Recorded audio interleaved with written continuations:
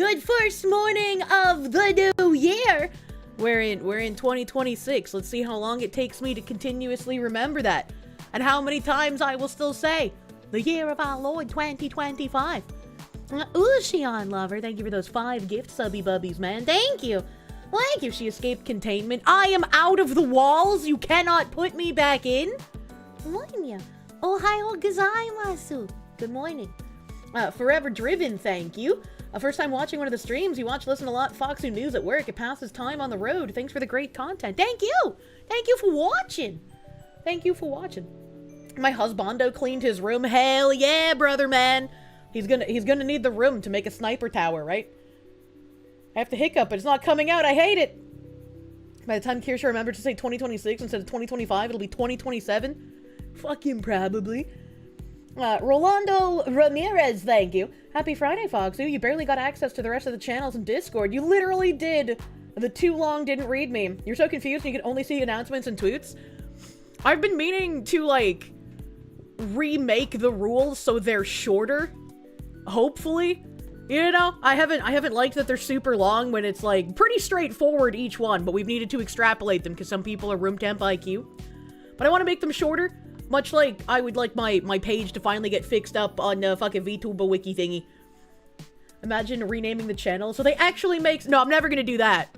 The channels already make sense. I don't need to rename them. That's perfectly fine. That's perfectly normal. GamerSubs released a new waifu cup, double fisting with cheeseburgers. Use code Kirsche to get a double fisting with cheeseburgers. Get 10% off your order, brother mans. And once again, I do want to say thank you to everyone who does use the code Kirsche for 10% off your GamerSubs orders. You guys have absolutely no idea how much that helps me. It is an amazing thing to see, so thank you guys who keep pumping that fucking code. The rules could just be don't say Bob and they wouldn't read and follow. True. Pineapple in Space, thank you for the huge fucking 50. You just got a wood cabinet, MSRP 6K for $550. Oh, I love a good deal. Used as an office desk, needs a cleaning and a refinish. It shall not be your coffee bar. May all the himbos learn new skills to save money for donos. We'll show pics when done, and you're a good boy. Thank you. Thank you, Pineapple. I would love to see your fucking desk. I want to get one of those cool looking, like, half circle desks that have, like, a leather top on them. They look so fucking cool. You will one day enter the not safe for work 4 promised land. What the heck? Flying the Nook, thank you. Arctic weather check-in for Foxu. Currently minus 43. With a call to drop down to minus 50. Can you get some of the Foxu hot cocoa? Yeah, sure. Just let me, like, cut my arm open for a second, man. GamerSubs and Greek yogurt works pretty good. I wish I could eat yogurt sometimes, man. Pneumonia!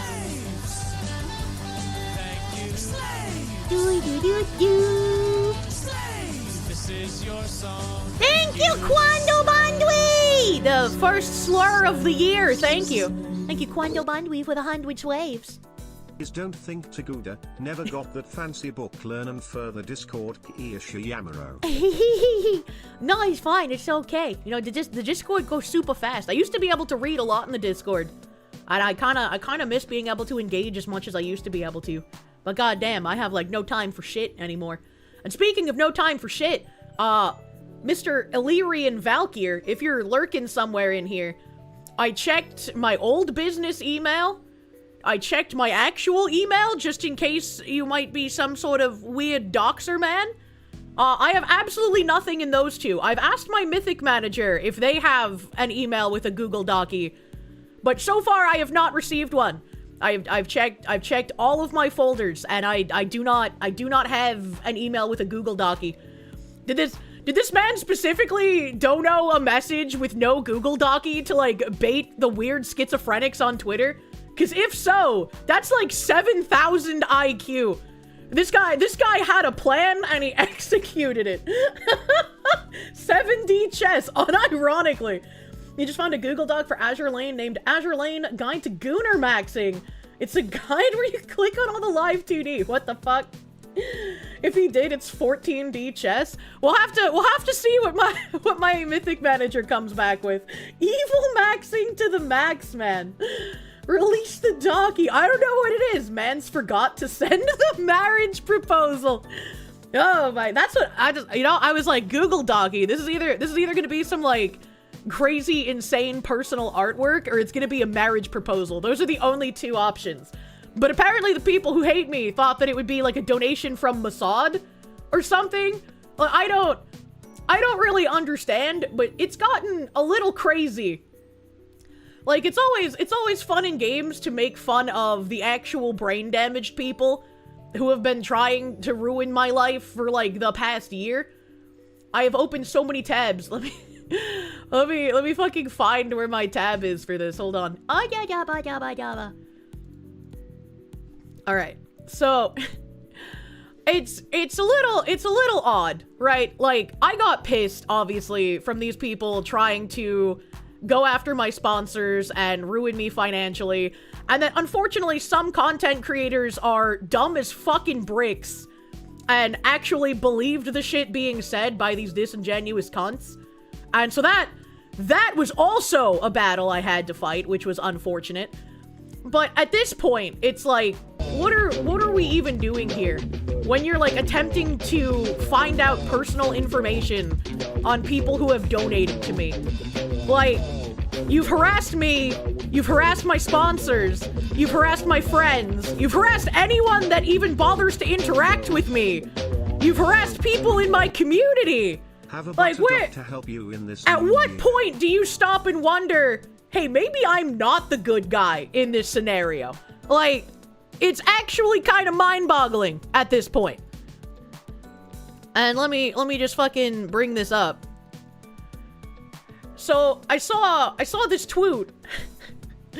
Where it was like, Kirsche getting anonymous $3,000 donations with suspicious messages. Don't tell this guy that Elysian Valkyr actually did more than 3,000. Don't tell him that. He'll probably lose his mind and piss and shit. Least obvious political astroturfing project for a VTuber with no presence outside of culture war sickos. I mean, if I'm getting astroturfed, I'm not getting paid very well for that. Like, if this is an astroturfing, where's, like, my Hassan bucks, man? Like, not saying he's astroturfed, but, like, wouldn't I be making at least equivalent money to that, dude? Come on now. What does that mean? 3K ain't even your biggest dono? No, it's not. Like, I don't like talking money dollars, but I could, like, throw out the pages and pages of, like, ridiculous donos that I've gotten over the past, like, year and a half. Yeah, where's your $7,000 from Israel? It was promised to me 3,000 years ago! Nox, where's my dinosaur? How many times was Bint dropped on his head as a baby? That's a great question. That's a great question. And it's just like, I don't want to bother with any of these people because they're not people you can have a conversation with. They're not people you can debate with. They're people who, even if they have the proof of me not having done anything wrong in front of them, they'll post the proof and then misconstrue it anyways. Because they're not here to be decent people. They're not here to have conversations. They're here to try and ruin someone they don't like. And it's like, I would prefer to just never have to correct any of these people again. That'd be great. That'd be wonderful. Still convinced it's just some brainwashed 14-year-old kid. Hey, baby, are you Israel? Because you've been promised to me 3,000 years ago. Bob Joe viewer, thank you. Kirsche, you've spent all day crossfaded playing Harvest Moon, and it's been great. Oh, my God. Okay, I hope you've been having a wonderful fucking time. Good job, Mr. Bob. Is this retard where Boat Goes Binted comes from? No, that came before him. Where's the CNN article about the real-life Tomb Raider, Kirsche Verstal, whose troubled past has led her to be a strong woman, who don't need no man, who girl-bossed her way into the VTubing scene to great success? Unironically, though. His bitch Somalian! I don't know if I would insult the Somalians like that, man. Do-do-do-do. Do-do-do-do. Do-do-do-do. This is your song, thank you. Moanya, thank you. Thank you, Mr. Undertaker. Mr. Undertaker gave me repeating numbers and no message? Which country do you work for? Which undercover government organization is laundering money through you? He didn't leave a message! What the fuck is that song? It's from a show called Wonder Chosen. It's a great show. Highly recommend. Damn, you're not even getting the going rate for shilling for Israel. Where's the other 4,000? I thought it was 7,000 for Israel. Yeah, where's my $20,000? I thought I was supposed to get $38,000. What happened to my $120,000? Israel, my greatest ally. If she's, oh God. Masad is cheaping out. Deku Leader, thank you for the member. Digital Apex, thank you. Always knew you were a psyop, Miss Verstahl. Actually insane. That's quite crazy. Have I seen the new Skybrow video? If it was the one that came out New Year's Eve, yes. If there was one after that, no. PMC, my guy, thank you for the 10 gift blankets on Kick, brother man, thank you. Speaking of Kick, Aosabi, thank you for that raid. I saw the flag pop up, but I was already talking. And I have brain damage. Welcome, Aosabi Raiders. I was promised my dinosaur. I was promised my dinosaur 3,000 streams ago. Where's my promised dinosaur? Like Trigger Point pointed out, just casually admitting he's been trying to dox people that donate in the stream, or at least stalk like a weirdo. Yeah, that is absolute insanity. And like, I'll get to that tweet in a second, because it's like, Invader V got dragged for that. But after for some reason, deciding that the only way I would ever get any money donated to me publicly is political astroturfing. No matter the fact that if I was getting politically astroturfed, it probably wouldn't be through public donations. Let's just be honest here. And also, I've been open before about how in the VTubing community, I've had someone come to me and ask me to do something without disclosing that I would be getting paid for it for them. And I was like, yeah, that's cool and all, but I really don't want to go around the FTC guidelines, brother man. And he was like, well, that's the only way to really get people to like you. And I was like, well, I don't really give a shit if that's the case. I'm not gonna do that. I'm not comfortable with that. So you can take that as you will. Hello, Kirsche. Hello, chat. Yeah. Archon, thank you for the repeating numbers, brother man. You have 7 messages from your Mossad handlers and your Martian handlers and your handlers. Man, I just want to sleep. I'm so sleepy. Imagine my Mossad handlers have to wait for me to get through all of my DMs like everyone else. Kings SK, thank you! Have a butter dog to keep you in this new year. Please don't put the butter in the coffee, though. Don't drink the butter coffee. You can understand Israel funding Kirsche. I don't understand why Israel is so into sounding in adult fetishes. Or adult diaper fetishes. That's like someone's gonna reach back to when Idol Corp paid me to watch their debuts. And then me talking about how I was talking to Aviel about like possibly doing some independent management shit. And they're gonna be like, look, this is proof! She was working with Israel! I'm just jealous they don't speak the Foxy variant of Twitch speak. Pygmalion Prime, thank you. Netanyahu, please give your most underpaid Foxu a raise. At least enough to cover inflation. Hey, Netanyahu, can you make it so I pay net zero in taxes? You know, maybe I'll be okay with giving you guys like a missile or two. I don't know. Big keep showing stupidity at a constantly increasing rate by this point. So you admit you were working with them. Oh my god. Skioki, you would know. You've been here for ages. Wait, was Idol Corp Israel? Yeah, Idol Corp was an Israeli VTuber corporation. The funny part was when they say Mossad handlers and donating and they call you a Nazi. Yeah, that was like the next thing. The replies to this tweet were like absolutely unhinged. And like specifically this guy. I was like, what kind of schizophrenia have I stumbled upon? And I looked at his profile and it's literally like he's been talking about me being a Mossad plant for like a year now. I don't, this is like his own personal 9/11. It's so fucking weird. You have desktop honey now? What are you missing? There's no weird sexual deviancy. What do you mean by this? He needs more caps on that message. Fox lady VTuber Kirsche. Hi. Isn't this bitch a Nazi? I made one FBI handler joke about that turkey and he never got over it. Whoops. You're gonna always forever be my FBI agent. You're never allowed to quit. You're here forever, sir. Thank you. I wonder if we're gonna get any unhinged schizophrenic sound bites out of the Real Game Awards this year, man. Poking the hornet's nest and one day he's gonna piss off the wrong people. I was like, again, you can't feel bad for these people. Even when, like, a few months ago, I came out and I was like, hey, you know, it's cool to hate people who have done shitty things, but at least be honest about the shitty things they've done. And that one fucking Klaus guy, still, when I was saying, hey, maybe don't lie about what people are doing, still could not just be like, oh, okay, that's cool, thanks. Instead, he still had to go at me, and it's like, you know what? You know what, brother? I don't care. I don't care if people are lying about you anymore. That's literally what you've been doing to me for over a year. I said my piece, try to be like, don't spread lies about someone who has plenty to criticize that's not a lie, because that's kind of shitty. You know? Klaus the fish, yeah. Klaus guy needs to touch grass for a long time. Honestly, if he were rich, he would donate 3K at this point just to trigger Bint, etc. It's like, fucking Leo the Unwell. Leo the Unwell comes in and just, like, slaps me with his dick on occasion. He, like, half the time leaves no message. The other half is just, like, a short cryptic message. And I just like making up stories about how he's escaped from the orderlies. You know? Like... Those three retards are only relevant when they start shit. It's so fucking annoying. And then they bitch and complain when I make money off of it on my streams. It's like, what the fuck do you think I'm gonna do? I come from the school of Asmon's monetize your haters. Of course, if you say dumb shit, I'm gonna make money off of it. He's Baron Trump's alt.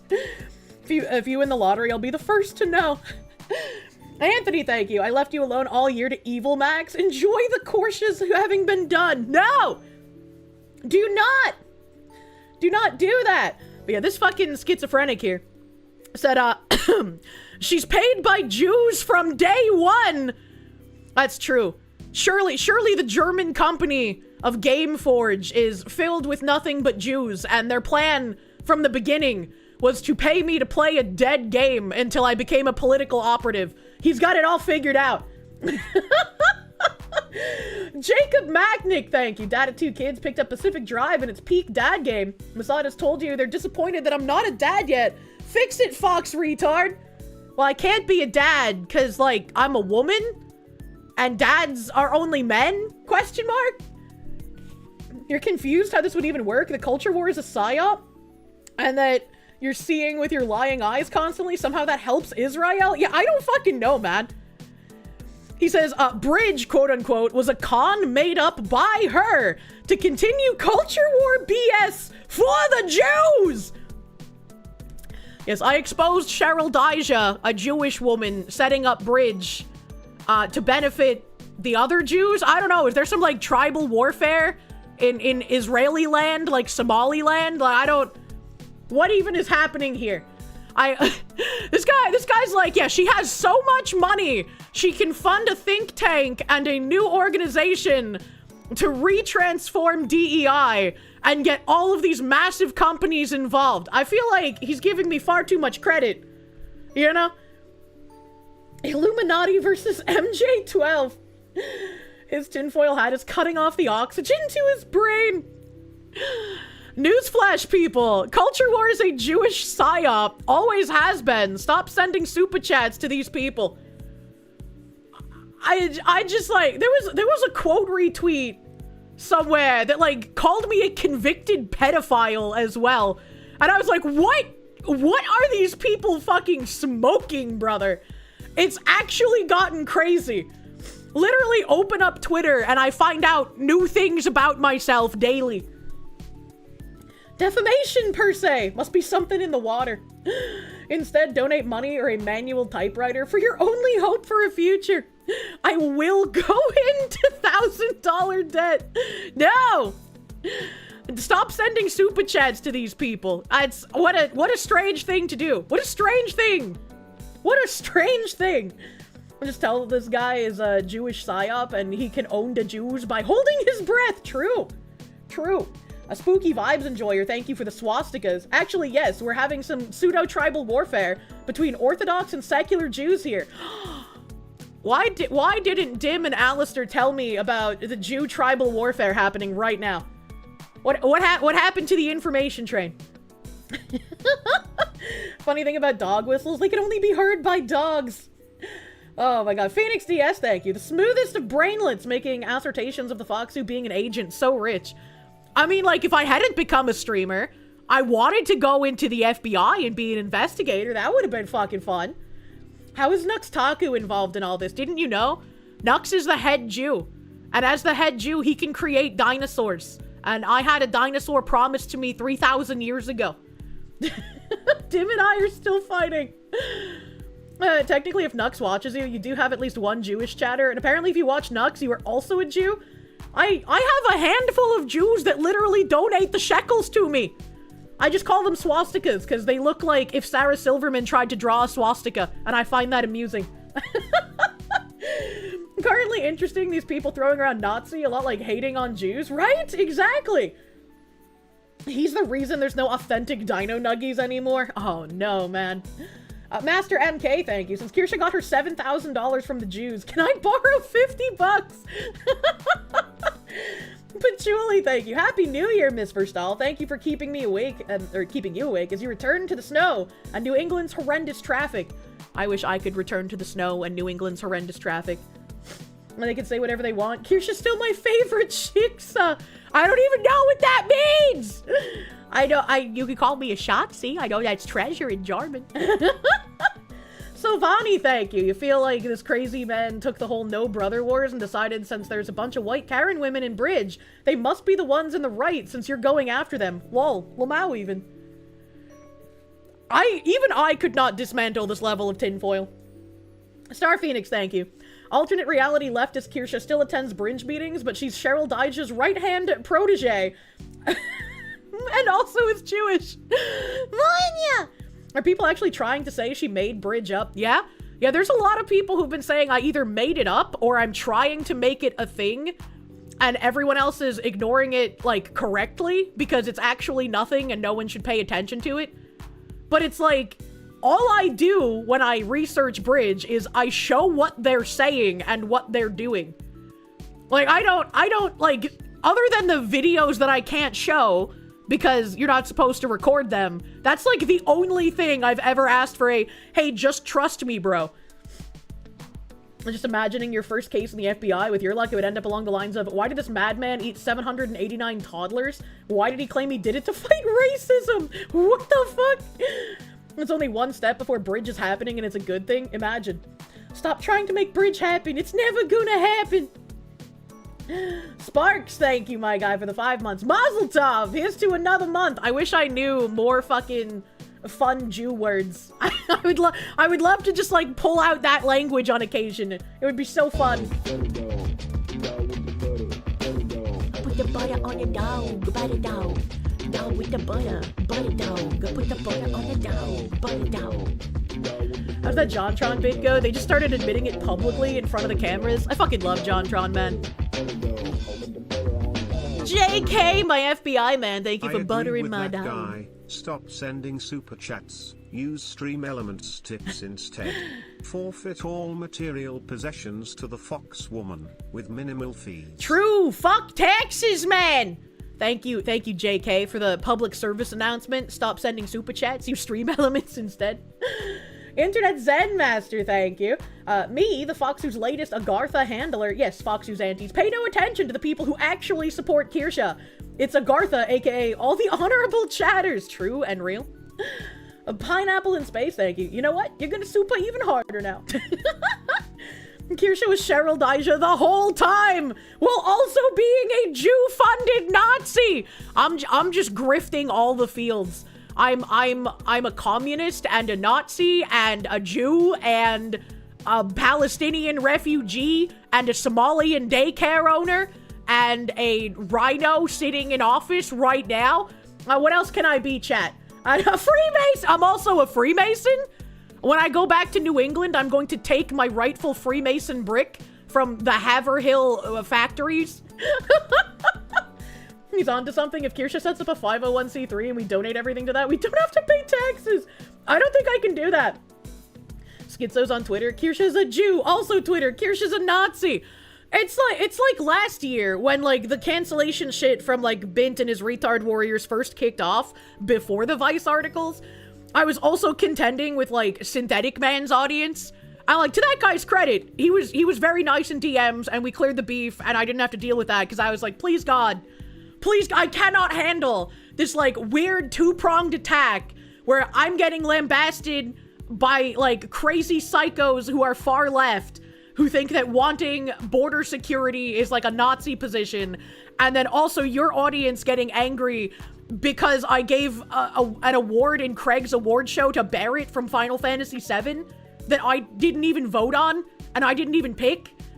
And so I was simultaneously being attacked for months for both, like, people claiming I was a Nazi and then other people claiming I was, like, a BBC-loving Jew.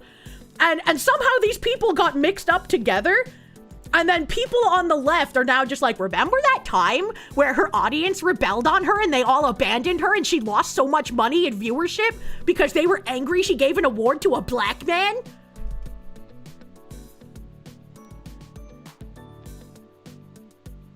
And then there's like one psychopath that was replying to every single tweet I made for months because one artist I followed for like foot fetish art drew some like blacked art ? And they're like, this is proof that Kirsche has a black boyfriend. And I was like, what is happening? What is going on?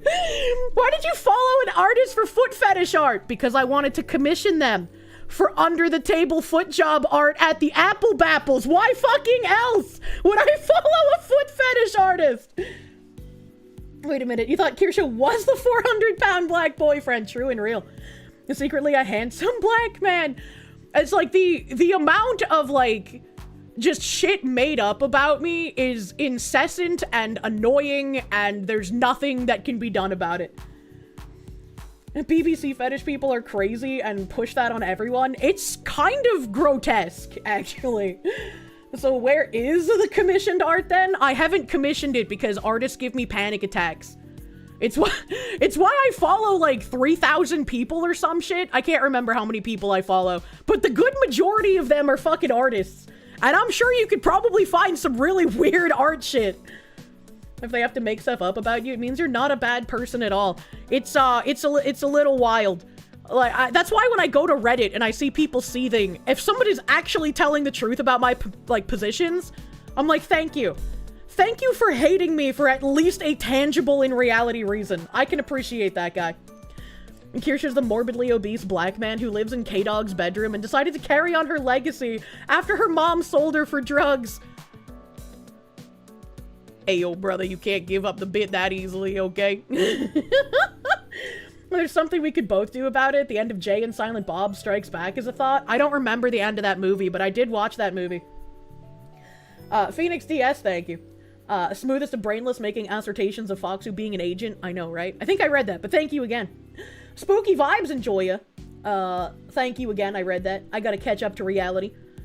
You try to correct the Redditards, but then you'd have to create a Reddit account, and you don't hate yourself that much. Trust me, you don't even need to go to Reddit to find retards lying about me. It's all over Twitter. It's all over forums, dude. It's everywhere.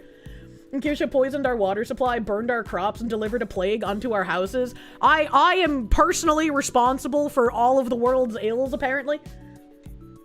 And that day, Kier gave out all the Reddit gold to her strongest Redditors. I don't even know how to get Reddit gold, brother man. But, more schizophrenia. We had some guy say, Mossad, the Kremlin, or the Trump administration. Place bets now. And you see, this guy could have been onto something if he said that all three of those were the same. Right? It shouldn't have been or, it should have been and. Because, like, why are we assuming that the Trump administration isn't actually just robots controlled by both the Kremlin and Mossad? Let's be real. That's more plausible. Am I responsible for Dragon Age Veilguard? Yeah, I was the entire dev team. Professor John Wolfman, thank you. If Bridge is fake, what reason does Robbie Starbuck have to exist? Won't someone think of little Robbie? Oh no, not little Robbie. He can't go to daycare either. Baron Trump is Kirsche's #1 fan. Am I the chemicals that make the mods gay? I might as well be. The Wastelander, thank you. Liberals with our hate and stupidity combined. Someone get this in front of Vance so Kirsche can get some Trump bucks. I need the Trump bucks for my Kirsche daycare. And then finally we have, let me guess, Mossad donated to that Nazi. And much like people calling Nux, an actual Jew, a Nazi, this is confounding. Like, how do you even brain process this and type it out and send it like it actually makes any sense? And call me swastika in display name. You know, why? Hammer and sickle automatically deducts 25 points from your IQ. Oh my god. Patchouli, thank you. You heard it here first, chat. Kirsche is a quadruple agent. She's Revolver Ocelot. Truly. I will be in the next James Bond movie. Kirsche turned a delicious barbecue sauce company into ruining gaming via Sweet Baby. Not my Ray! Nazi is like a comma for these people. The first guy's Twitter is filled with him saying how anti-woke content creators are all grifters and that wokeness doesn't even exist, while simultaneously agreeing that wokeness bad. Some of these people have gotten very lost in a sauce. What sauce that is, I have no idea, but I feel like no one should ever drink it. Work, sir, thank you. A time is coming when men will go mad, and when they see someone who is not mad, they will attack him, saying, "You are mad, you are not like us." I feel like that's been going on for a while. That's pretty much what cancel culture is. That's like, oh, what? You're noticing something that's happening? You have rational thoughts? Get this guy out of here. They got lost in the Tylenol. Phoenix DS, thank you. Kirsche is the Lex Luthor in the fantasies in her haters' headcanon. Unfortunately, those haters hold no candle to a real Superman. They're the dark the dark version. The sauce is pseudo-intellectual rhetoric. They believe articulation is the same thing as truth. Oh my god. Acanthus, thank you for the 1111. Help! The cream of the slop song is stuck in your head and you've already lost count of how many times you've listened to it. Also, a late Happy New Year to you and chat. Hell yeah, Happy New Year, brother man. Kirsche calls the Holodomer and greenlit Highlander 2. What the fuck? There will come a time when the V-tweeters cope and they will attack those who munya, saying, "You are coping! Coping! Coping and seething." I like the song rendition. Kirsche's Revolver Ocelot, that means her mom is the boss. Not sure if that's based or scary. That's horrifying. Radcon Hazard, thank you. This is kind of like when they accused Ben Shapiro of being the kind of Jew who would help load people on the trains. Pure brain rot! Jesus fucking Christ. Garugamesh, thank you. Palantir is the CIA. They run the world. Wasn't that? No. The name is familiar, but I don't remember what it's from. I can't remember what it was. Anthony, thank you. Can we go back and save Harambe to fix the timeline? You wish Nux could just talk about anime again. You know, if I didn't have to bleed about this shit, I could have finished Expedition 33 already, you know? Amish run the world, true. Big Amish who can't know about your decisions. Kirsche killed the dinosaurs, that's why Nux won't give her one. It's all falling into place. It was me, the 400-pound black man. I was actually the meteor that killed the dinosaurs. Palantir's the company that funds all the 20-somethings trying to make drones to blow up Russians. What the fuck? Serious question, do people not know that George Soros was an actual Nazi collaborator and profiting from selling out Jews? I did not know that. That is new news to me, if true. Does that mean, since you can articulate that these people are retarded, it's a fact? Oh my god. To be fair, the real way to save the timeline is to stop Pearl Harbor from happening. If only. If only. But this crazy rhetoric has advanced from Kirsche is surely being politically astroturfed by some shadow organization to someone responded saying, maybe, hear me out, that was a fan that just wanted to give her lots of money. And I mean, if you really wanted to, you could be like, well, it could be a disingenuous actor who's planning on charging back and causing a lot of headaches, right? That could be a reasonable assumption, because that happens to streamers. I thankfully have not fallen victim to that yet, so knock on wood, right? But the response to this was just a normal fan under an extremely vague name with no digital footprint, dropping $3,000 and a suspicious message about emailing a Google Doc. No message of appreciation whatsoever. Just normal fan things. And he said that he would think that it was a refund kind of thing if it wasn't for the message. The Google Doc mention comes off even more sketchy. Like there's some benefactor who's clearly got something they want to tell her.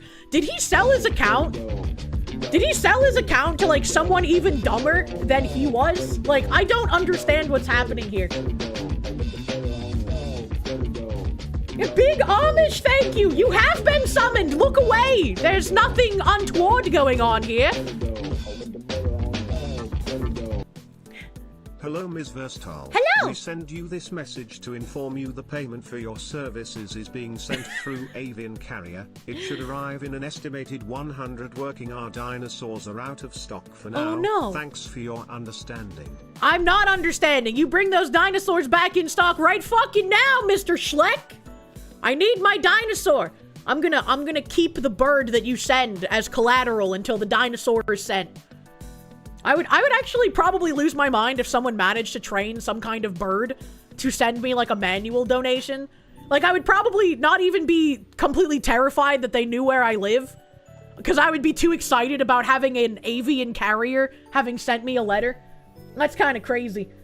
He'd be passing out each day, baby, reply to title. No! No! The hot chocolate will power me!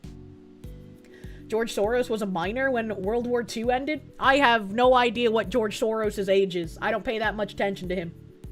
The insane psychopath that would go after everyone who supports Kirsche by getting them fired, and even worse, are surprised that these supporters would want to keep themselves anonymous. Yeah? Yeah, I mean, like, even if you weren't somebody supporting me financially, if you saw what I was going through for the past year, I feel like it would make you want to close up your OPSEC anyway. Right? Like, just in case. Not even anything to do with me, but just like, why not be safer? And it's a little wild. It's a little wild that this person got so bent out of shape that they went on to say an extremely vague name with no digital footprint. How would you know that?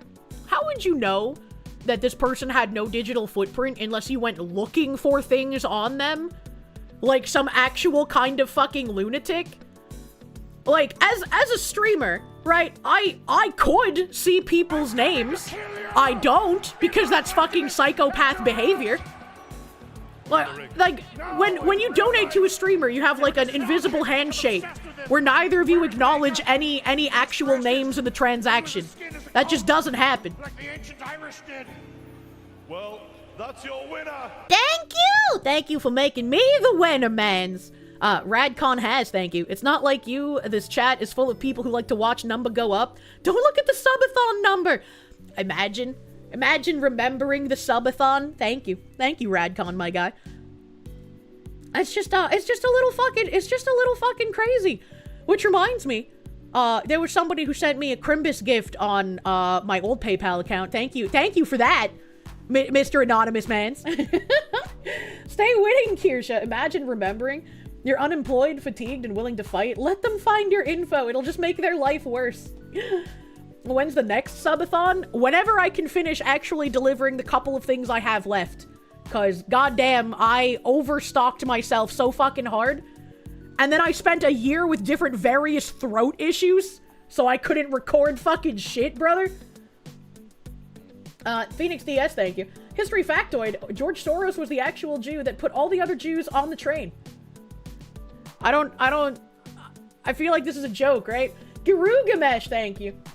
Planeteer comes from Lord of the Rings. Oh, I thought that was like an organization in real life that was made by someone. The Donathon was fun times. Maybe we can have yet another one when she finds a house. That'd be fun. We need to make a subathon goal. Subathon. Kirsche can't stop streaming until she fulfills all the previous subathon goals. True and real. Not a joke. Huh. Dio Brando, thank you. It's Cheryl with an E, Daija, not Cheryl with an A. True. Thomas C. Peasant, thank you. I have to scroll back up to find your chat, though. Happy 2026, Mistress Kirsche and honorable chatters. Much millennia as you listen at the gym to the best Corsair agent. True. True, they know. Shut it down. And Planeteer is an org in real life, but it also comes from Lord of the Rings. Oh, that's weird. That's very weird. So if they know that you got the 3K plus dono and you don't brag about it and you don't think it was in any of your stream recaps, hi Bint, maybe be less schizo and take your meds. Oh no, Loot God, don't worry. He said that he doesn't actually hate watch my streams. He has a bunch of little minions that bring him back tidbits from my streams because he'd kill himself if he had to actually watch my content. They named the organization after the evil in the Lord of the Rings. That's so weird. Pixie, thank you. Soros was a teenager during World War II, but it is documented that he assisted his father as a Nazi collaborator on at least one occasion. What a weird thing to do as a teenager. You didn't catch what we said. Someone that has a military contractor that looked at the evil spying orb used by an evil wizard and thought to himself, yes, I will name myself that. Why? Why? How to explain Kirsche like Godzilla? I watched a Godzilla movie recently. I don't remember which one it was. What happened in the movie? He fought that dragon thing that I've seen memes of where it has like 2 serious heads and 1 retard head. And Mothra evaporated into dust. And there were people that went to Godzilla's underwater Atlantis town where he sucks up radiation and he was healing, and so they hit him with a radiation bomb, and then he was like super juiced, and then he did Godzilla things. You liked that one, to be honest. That's all I can remember from that movie. That's a good one. Kirsche is the filthy Frank of VTubing whenever she goes on tangents or makes talking points. What do you mean? Mothra a cute? Yeah, Mothra is cute. Did Mothra have twin midget girls who lived in a box? I don't remember that. You got your Gamer Subs order and got an alternate art Plowed and Proud tub. Use code Kirsche for 10% off and good luck. Hell yeah, brother! Use code Kirsche for 10% off in the new year of our Lord, 2026. Wastelander, thank you. The meteor shaped like giant booba flying through space ready to smash into a planet. True. Conair, thank you. Hiya, Kirsche in chat. You're back from your vacation. You had a great time. Wish you could share more than a super chat. But you're here. And I'm Munya. convinced Bint is a ragebait shitpost account run by a group of tier 3 subs. I wish I could say that he was a ragebait account meant to specifically advertise me. But unfortunately, no. Unfortunately, no. Him and his 2 little freakish people, the one from Vice and Klaus, actually did make life a living hell for several months, and it was very fucking annoying. So it's nice that the majority of people, at least now, know that all 3 of them are not people who are serious. And Godzilla went to Fenway Park in the movies. You're not— oh yeah, that did happen! That little girl was such a fucking retard, and I wished nothing more than for her to die. And unfortunately, she didn't. You're away from the PC. 3 Stooges with apologies to Larry, Moe, and Curly. Elmonia. Phoenix DS, thank you. Was it sent by English Swallow or African Swallow? There's a joke in there, but I don't remember what it is. Carpentry Unlimited, thank you. You still have not forgiven me for releasing the bat from Wuhan, Kirsche. One day you will be brought to justice. Jesus Christ. It's crazy how this all started over a smear piece on VLore. It really is. It really is. I just made a much juicier target to try and attack Gamer Subs than Vealer did, unfortunately, for all of us here. Book of Grudges, thank you. All the American Godzilla movies suck. Which Godzilla won? It's a proper Japanese Godzilla movie. I mean, maybe? I don't know. They're not usually my first pick of movies. Wasn't Kirsche also responsible for Chernobyl? I mean, I guess people could continue calling me a communist. It's a nice break from the other word, at least. At least when people call me a communist, they don't actually try to kill me. Hey, Kirsche, you just got back from the store. You saw Bint & Co. were starting drama again. You're so sorry they're doing this. We all have your back. Mark your words. One day we'll buy you a house in full. Aw, that's so sweet. If you had the money, you'd absolutely do it because you're that kind of autistic. Well, I would not let one person do that much. That's fucking crazy. But like I've always said, I very much appreciate all the people who issue corrections to all of the lies and the libel and just the ridiculous shit these people do. They're never gonna stop lying, but it definitely helps more normal people understand what's actually happening. DRT is king, thank you. That was Godzilla King of the Monsters, the second legendary Godzilla movie that ends with Boston getting leveled. Good movie. Your girl Mothra was great in that movie. Mothra was really cute. I will say that. Mothra, a cute. Please sell a Boston ASMR pack to make more money. I got a couple of ASMR things on my channel that are old. They were fun to do. Ollie Wally, thank you. Ollie Wally Lolly, and you say, Happy New Year, have some black-eyed peas. Thank you. I'm gonna vibe the fuck out. Thank you, my guy. Look at all these tourists saying Kirsche was responsible for historical disasters. We all know that was the Kirsche. True and real, it was after 8 p.m. Spartan D63, thank you. Godzilla 1998 is a good movie. When the lottery was up to $2 billion, you threw $100 at it for funsies. You considered throwing a ridiculous donation at Foxy to Stun Locker. Had you won? I would say if somebody won the lottery, they should absolutely, like, if they wanted to dono to me, right? Instead of doing it on stream, they should put it in an envelope and put that envelope in another envelope and put that in a larger envelope and then put that in one of those, like, special envelopes with all the, like, weird data lines on the inside so it can't be, like, scanned or whatever, and then put that inside another one of those special can't be scanned envelopes, and then put that inside a manila envelope, and then put that inside a small box, and put that inside a slightly larger box, and then a slightly larger box, and then a slightly larger box, until a box that could probably hold, like, I don't know, a microwave shows up at my house, and then I have to unpackage all of this shit, and then when I finally get to the, like, real envelope at the bottom of everything, it's just like $200,000 or something, and then they donate on stream $1, and they say, I sent you a package, let me know when you got it, wink wink, and then we can have another round of these people on Twitter, you know? Roxas, thank you for the 8-month resub. More likely that Kier gets her money by being registered as a special needs childcare center for all of us honorable chatters.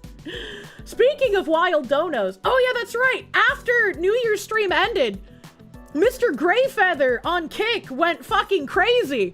He woke up from his New Year drunken coma and just slapped 100 fucking gift blankets on Kick.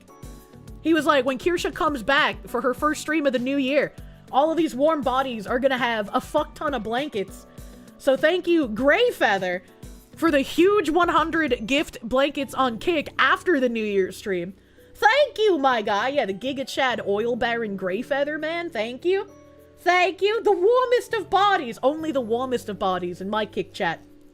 You like the Godzilla movie where Godzilla's corpse becomes controlled by the spirits of the Imperial Japanese military? What the fuck? Did I get the package? Did you get the package I sent you? It was addressed from Mr. Netanyahu.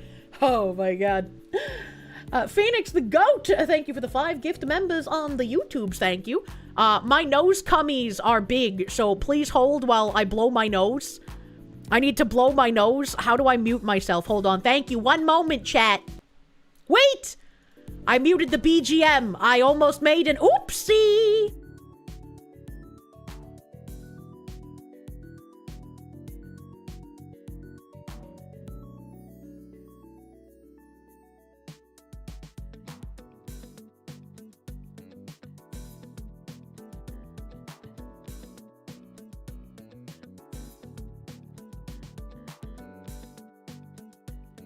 Ah, yeah! Now I can breathe again! Okay. So on the tail end of this, looking up a streamer's donators is really unhinged behavior. Don't fucking do that. And there should not be a single fucking person that supports trying to figure out who is donating to a streamer. As 6 years ago, I can't believe it's been 6 years since the "you don't have $5" and other iterations thereof happened. But Invader V had this to say, and everyone resoundingly condemned her for it being really fucking creepy and something you shouldn't do. What's your audience's average age? Oh, I have no idea. I only really keep track of the people who support me. And the people who support me are usually men in relationships or actively dating between the ages of, I think, 25 to maybe 42. They usually work in tech. A lot of engineers are in here right now. It's really crazy. The other day when we were talking about like what we all do for a living. Oh no, so when you guys dono to me, it tells me your name that is attached to your PayPal. Why would you say if this? Your name is attached to your PayPal and you dono to me, I look you up on Google. Why would you I say Google this? each and every one of your names. And I creep your LinkedIns. A lot of engineers. How much of your stream is just you? Like, Like, literally someone in her chat was like, oh, from the other day when we were all talking about what we were doing for a living, and she could have just taken it. She could have just said, oh yeah, that's exactly where it comes from. But no, she had to incriminate herself doing creepy shit. Why would you say that? Every streamer knows this, but the silent agreement is that we don't acknowledge it. Yeah, it's like, I don't even look at the names. Because, like, why? What is the purpose of doing that, you know? She inadvertently exposed a lot of girls for this shitty transactional behavior. It's just like, don't fucking do that. Like, there's a silent handshake between streamers and the people who donate to them that, like, there's a name there? No, there's not. You know? Bratty streamer needs correcting. Smart enough to understand a social norm, but too retarded to not blurt it out. Dirtbag Dennis, thank you for the 5 months, bro. No, actually, I don't have $5. Please stop sending the Kirsches to my door. But the Kirsches taste like marshmallow. Rap snitches telling all they business. Even if she just said, well, that conversation made me curious, so I looked up some details. I was like, that would even still be weird, because it's just like, you can just go by what people say in chat. And yeah, some people might be lying about what their job is, but like, you don't gotta play detective for it. It doesn't matter that much. Wait, we're allowed to eat the Kirsches? Yeah, they're like emergency food. Damn, can we like a member comment? That's hilarious. Yeah, I don't think you can. I think you can only like the supers, unfortunately. Zantetsu, thank you. I sent you 2,500 from the Somali daycare deal to the usual place. Let's see them try and explain that one. I feel like there's going to be people trying to send like really weird cryptic messages in the hopes that some aunties fall for it now. Phoenix DS, thank you for the Canadian. Sounds like a nesting doll of boxes and envelopes just to get the juicy dono. That would be the best unboxing stream. That would be really funny. And I would love to have like an area in a house when I get one that I can like actually do hand cam streams. That would be fucking nice. Hopefully Kirsche never finds out you're a doctor, astronaut, Navy SEAL. This guy's a triple fucking threat. I'd be so weirded out if a streamer stalked you and donating and found out that you're a dragon breeder. What kind of dragons? And Kirsche is what happens when a guinea pig commits a war crime because it's so retarded. What the heck? Con Air, thank you. The only official Godzilla media that you've consumed and remember is a children's book on the Godzilla movie where Godzilla stomps through New York City and is pregnant during the film? Godzilla's a girl? Your exposure is wild, come to think of it. That is a little fucking weird. That is a little fucking weird. You need advice. I told you to find a girl, so you did. She checks all the boxes for you, and we even have past history from high school. Oh no. However, she is extremely religious, and it is starting to become quite clear that she is not content with you learning more about Christianity to gain a better understanding of her so we can both mutually respect each other's beliefs. It's becoming clear she will only be content with hard converting you, which is not respecting your beliefs. So, you actually just explained how she doesn't, in fact, check all of the boxes? Because if she's not respecting not only your beliefs, but your boundaries, that is a red flag, not a checked box, my brother, man. Phoenix DS, thank you. So, I forgot I cranked my volume to listen to this lady. That sounded like an unchecked box.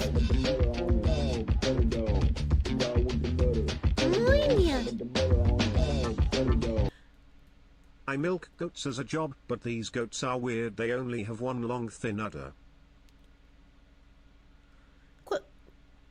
Quando Bandwi, thank you for buttering my dog.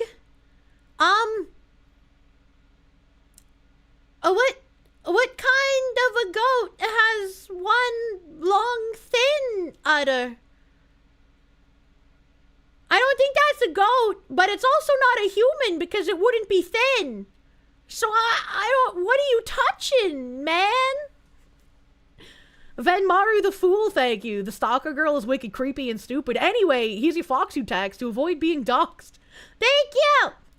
Breezy Love Machine, thank you. Miss Verstal, the eagle has landed on the western wall. I repeat, the eagle has landed on the western wall.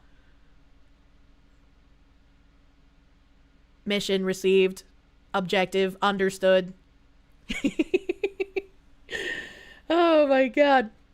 Yeah, I think the first thing when I get a house is probably gonna buy some like crazy ridiculous security system. You know?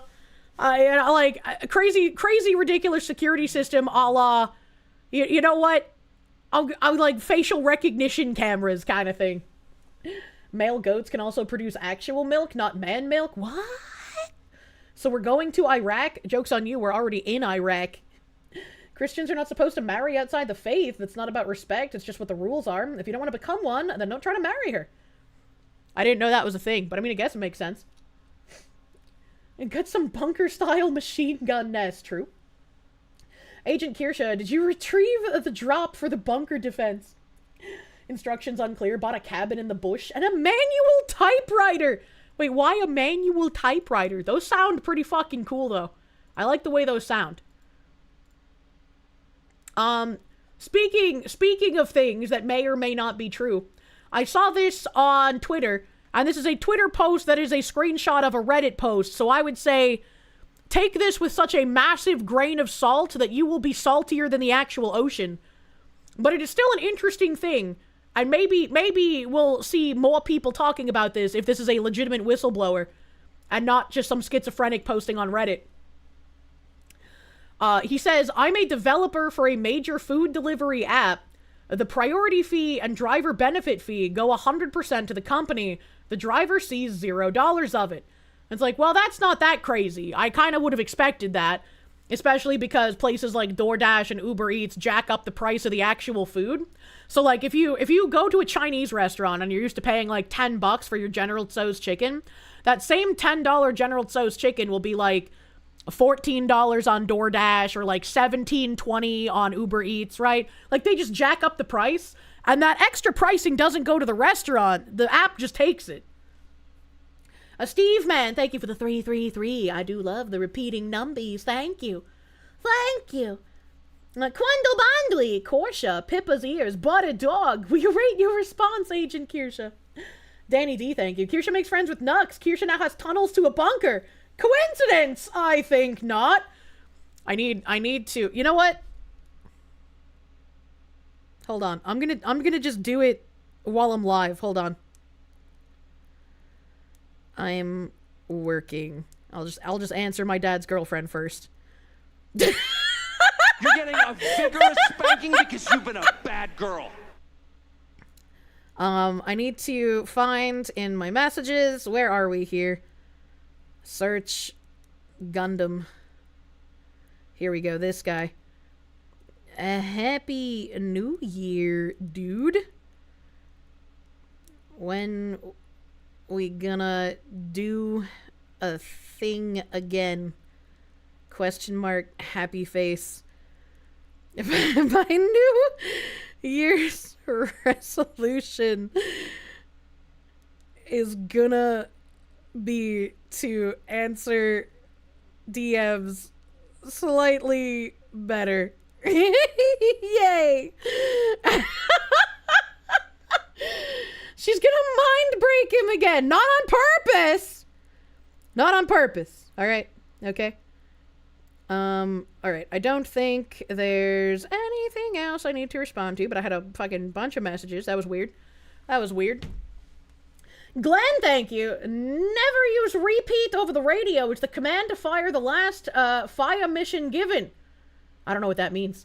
Can't believe Kirsche is trying to make Gundam cheat on Pokey. When is the collab with Nux? We had a big collab, but yeah, we could do one just like us two, I guess. Special collab. Kirsche already failing her New Year's resolution. That's not true! 2 more DMs answered than last year for a total of 2 DMs answered. True. Error 404, thank you. Happy late New Year's and some shekels for the Mossad Fox woman. To the Tard detractors, your name is some government dog, so do enjoy the hunt. Also, Kirsche, expect the usual package at the usual drop site.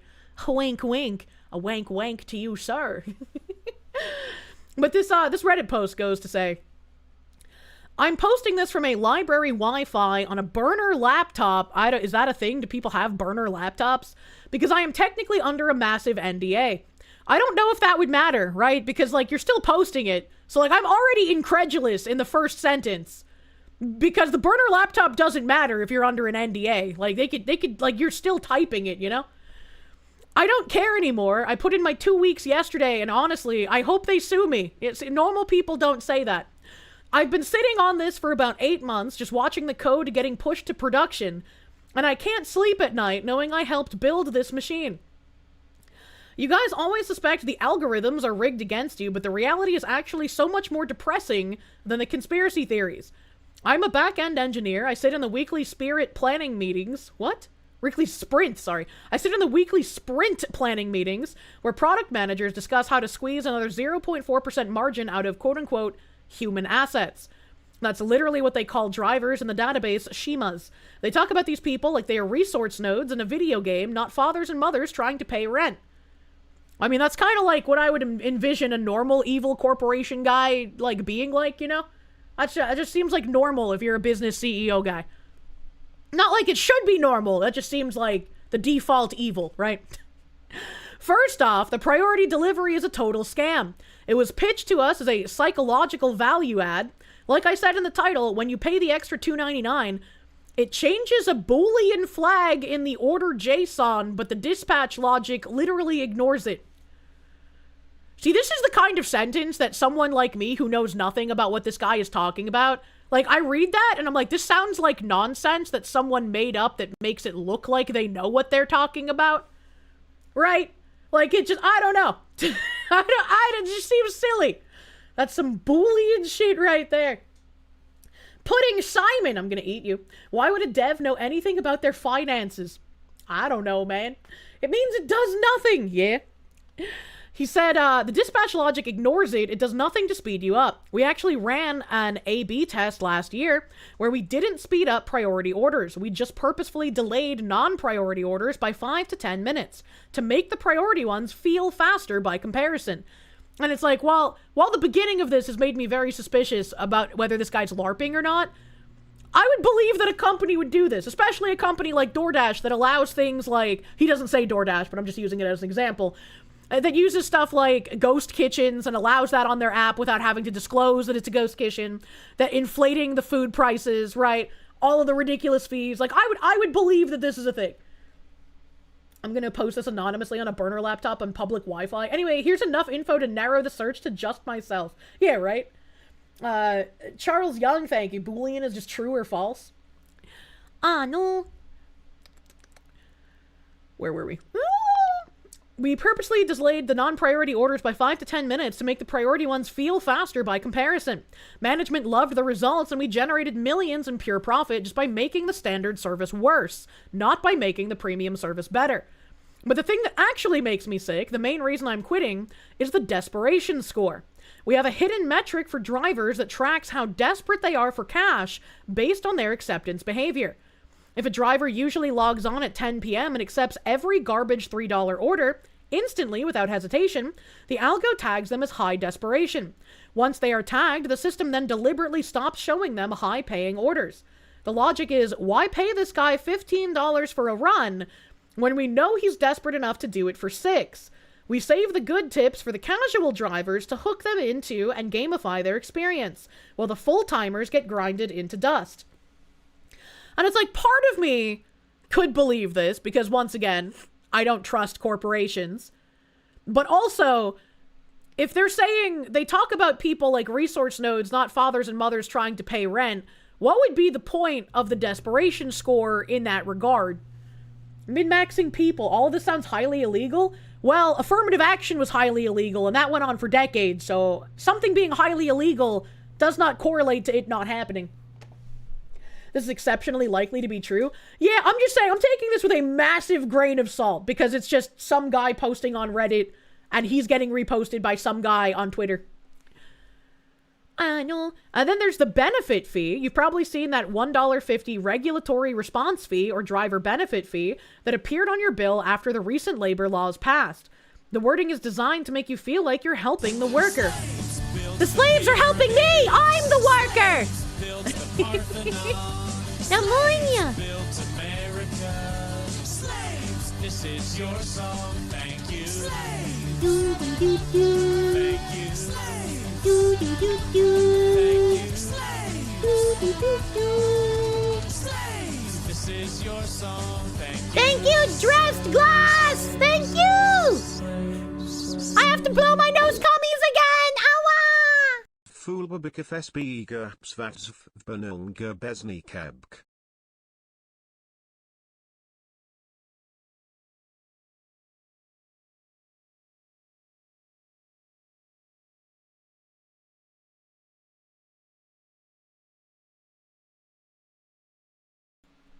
Dressed Glass, how could you do this to me? How could you do this to me? My nose is stuffed with the nose cummies, but it is hard cummies, and I can't blow it out. Why would you cast this magical spell on me? Thank you for the slaves, though, Dressed Glass. Thank you for the slaves. She robbed us. I don't like blowing my nose into the mic. That's disgusting. Alrare, thank you. If your delivery isn't done by some teen who is giving it their all for a tip, I don't want it. I miss Big Daddy you, dude. The reason this would work is for the same reason that MMOs can push the worst microtransactions onto the best geared players. I miss the days when MMOs didn't have microtransactions, but then MMO developers saw how easy it was to get retards to pay for shit on mobile games. And then mobile game monetization started seeping into MMOs and ruining my experience, and I was sad. As the fox who considered a nasal irrigator just used distilled saline, I don't want to pump stuff into my nose. I hope they sue me, guy, typing from a burner laptop. Methinks he doesn't really hope they sue him, right? He's bluffing. The Watchman, thank you. No nose-blowing ASMR. How saddening. True and real. Wastelander. A DEI is practically illegal, and yet companies all across the country push it on every employee and a customer they had. Yep. Recognize that message as ROT13. Message received. To be fair, most MMOs always had player-to-player microtransactions. Are you talking about, like, e-girls convincing guys to buy things for them? But, like, I mean, back in the day when there was no cash shop, you just kind of had, like, your monthly subscription fee. I would be so happy to pay a monthly subscription fee for an MMO if there was literally zero other monetization in it. Not gold farming? Oh, yeah, I forgot about the Chinese gold farmers. I remember when the Chinese gold farmers were actual people that you could harass, and sometimes they would get angry and yell at you in all caps, and then they started doing it with bots instead. Used to work in customer service a while back. One of the big reasons you left was that you overheard a new employee making 3 raises more than you as a new hire. When you had been there for 3 years, the minimum wage increases were technically a raise, but instead of adjusting pay to the rate that you had earned, instead they set anyone below minimum wage to minimum wage. The game is rigged. That does sound fucked, man. Monthly subscription fee is basically the battle pass of today. See, I don't like that, though. I don't like the battle pass, because they, like, disguise the game as free to play, and then they put a battle pass, a premium battle pass, and then they have a cash shop with a fuck ton of shit. And it's like, no siree, I don't want all of that. You love casting the forbidden runes at the Chinese bots. True. Back to this guy, though. He says, in reality, that money goes straight to a corporate slush fund used to lobby against union drivers. Does it? I have no idea. We have a specific internal cost center for policy defense, and that fee feeds directly into it. You're literally paying for the high-end lawyers that are fighting to keep your delivery guy homeless. And regarding tips, we're essentially doing tip theft 2.0. We don't steal them legally anymore because we got sued for that. Instead, we use predictive modeling to dynamically lower the base pay. If the algo predicts you are a high tipper, and you'll likely drop $10, it offers the driver a measly $2 base pay. If you tip 0, it offers them $8 base pay just to get the food moved. The result is that your generosity isn't rewarding the driver, it's subsidizing us. You're paying their wage so we don't have to. I'm drunk and I'm angry. Ask me anything before this gets taken down.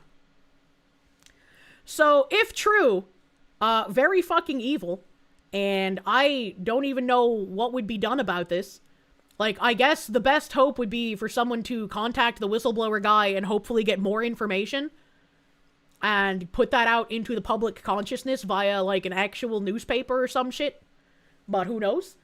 That's why you don't tip in the EU. Yeah, I feel like American tipping culture has gotten a bit out of control.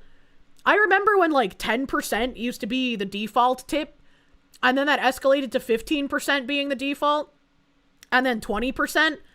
And now, more than half the time when the tipping thing comes up for me, The lowest one is 22%. And I'm like, what is happening? This seems a little bit strange for me. You love this? You're so glad you quit driving for others before they really ramped this bleak shit up. Where are our drone delivery drivers? American tipping culture is retarded. It is. 13% was good. 20% is crazy. You don't do that unless it's good service. You're pro tipping and even you think that's insane? Yeah. Yeah, the amount of people I've run into, right? Like, I've talked about how, like, more than a decade ago, I was in California, and that's where I encountered for the first time people tipping for takeout. And I was like, why would you tip if you're going to pick up your own food? Like, that doesn't make any goddamn sense. And I thought it was isolated to just, like, some retards in California. But then I found out when I like, got Tim as a roommate, he tipped for takeout. There were other people I met in Georgia who tipped for takeout. I've met a whole bunch of people in recent years at conventions who tip for takeout. And I'm just like, what kind of fucking brain virus has infected everyone? You're getting in your car and using your gas to go pick up your food that you've already paid for. What are you tipping for? And like, I've had to, when I'm out with friends before, when we go to some place like a bakery and we buy like some cupcakes or some shit, like the little kiosk thing that you pay on, right? They all pop up with that like tipping screen.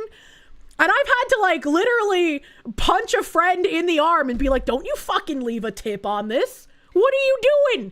We're literally paying for the food that we're picking up with our hands and leaving. What are you tipping for? And it's like they just got knocked out of a magic spell because they're like, oh, you're right. Why was I gonna do that? And then they still feel like a little bit guilty that they didn't. And it's so weird. What's next? Tips for the driver when they eat half your order, right, man? Actually, Kier, Amazon just rolled out their pooping flying drones, which are almost entirely autonomous. Can't wait for Californian Fent fiends to ruin this for everybody.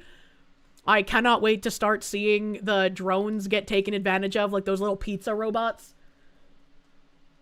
You'll probably get some hate for this, but a tip is 10% for a good job, 0% for a shit job. If you tip over 10%, you are excellent at your job. I will not tip over 10% for DoorDash. They could suck your dick. Holy shit. Link to the Reddit thread is in stream suggestions. OP is answering questions. Oh? Ein Moment. My Discord is very fucking slow while I'm streaming. Please ampersand.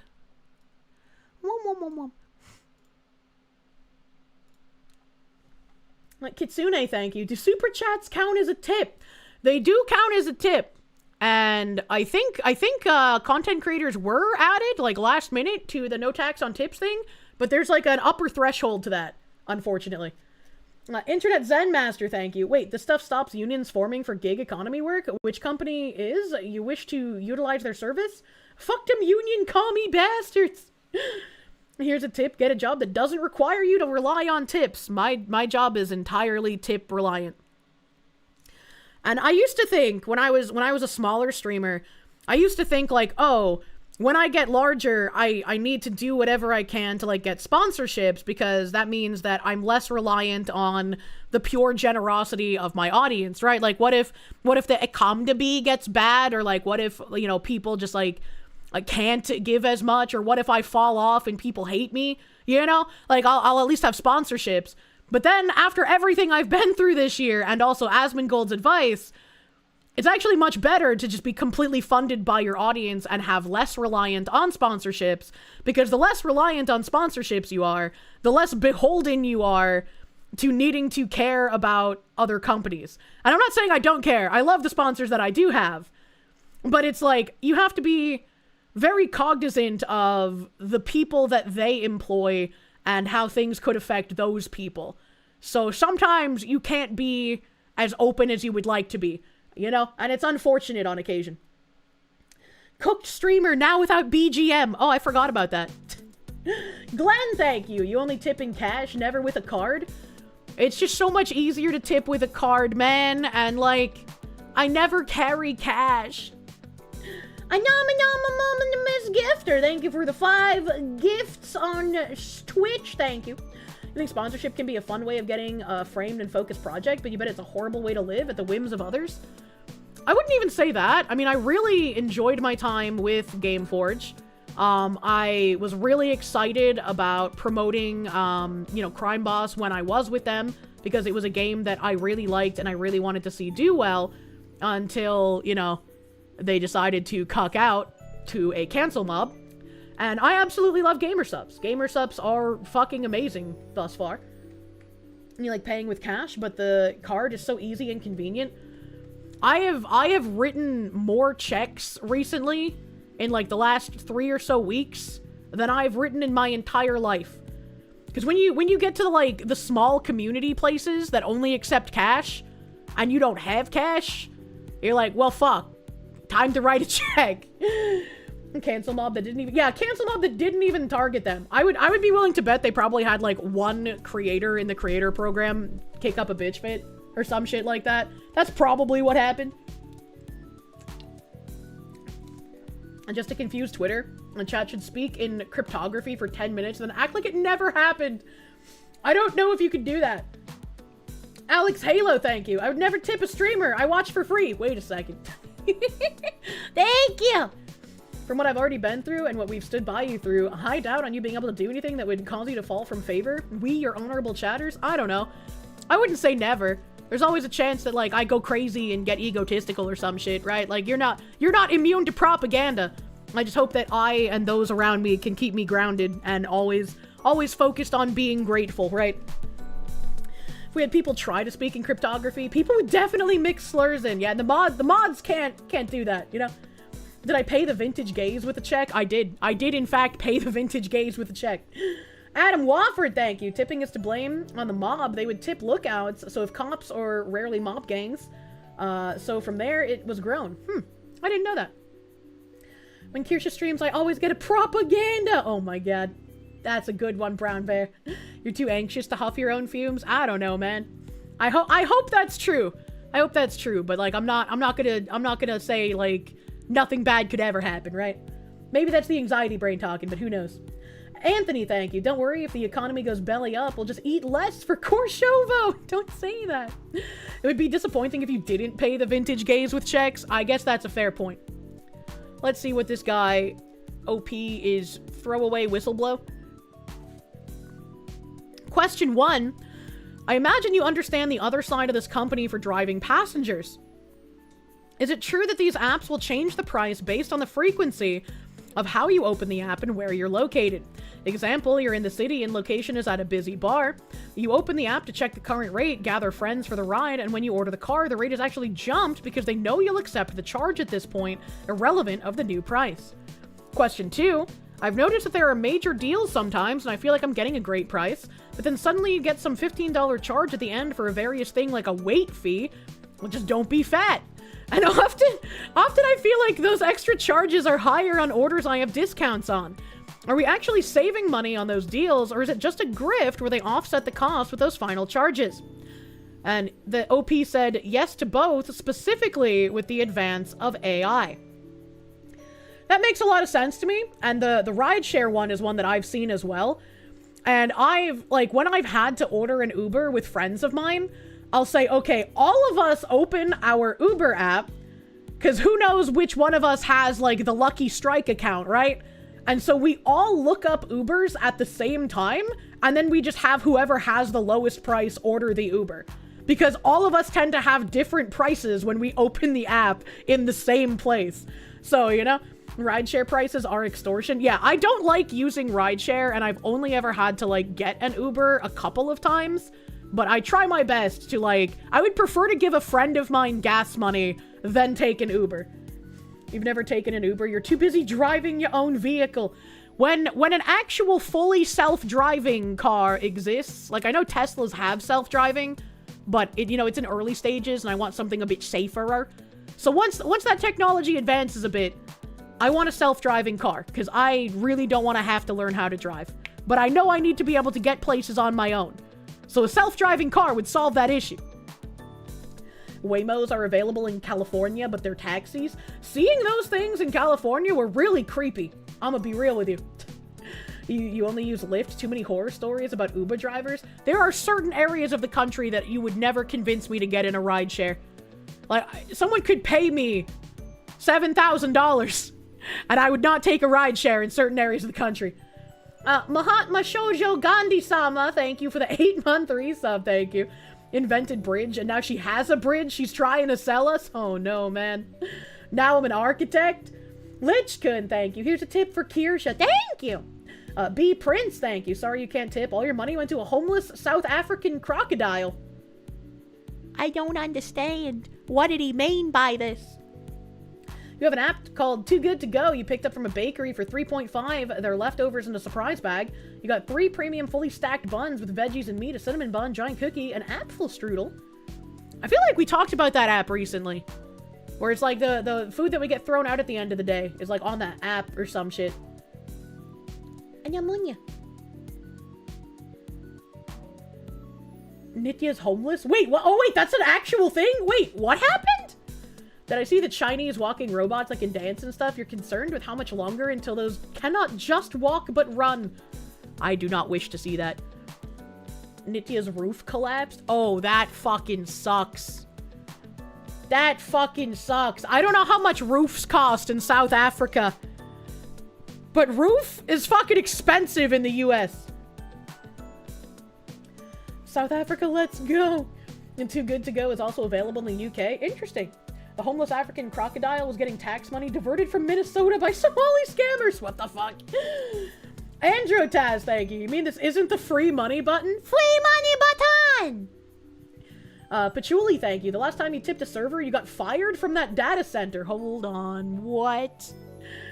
Besney Lala, thank you. Hangover's killing you, so you're out. Take care, all. Foxy, find someone sweet and unhinged and share that little gay house you wish to buy.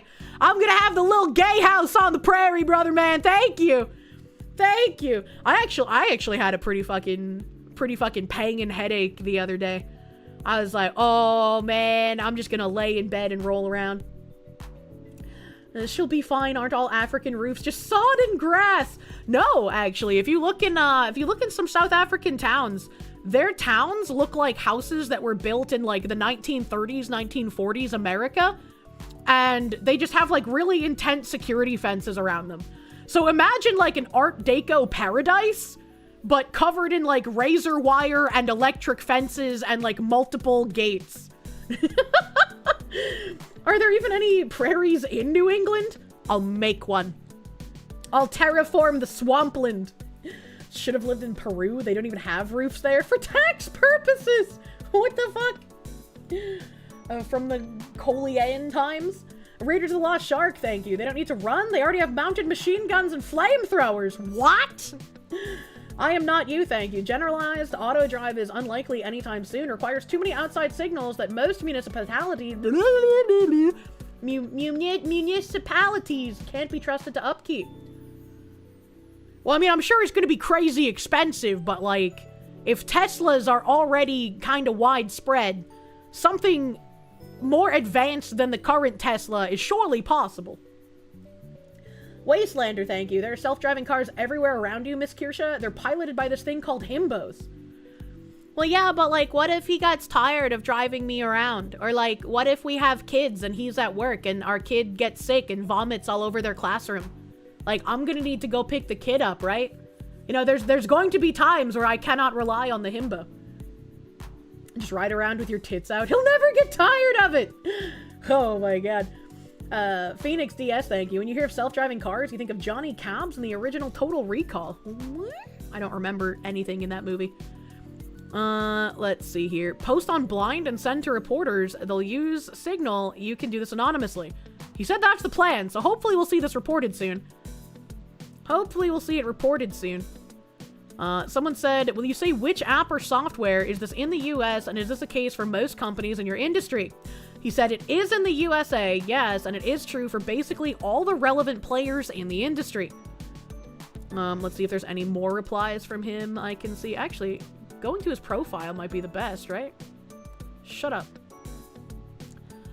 I'm a nihilist? What does that have to do with anything?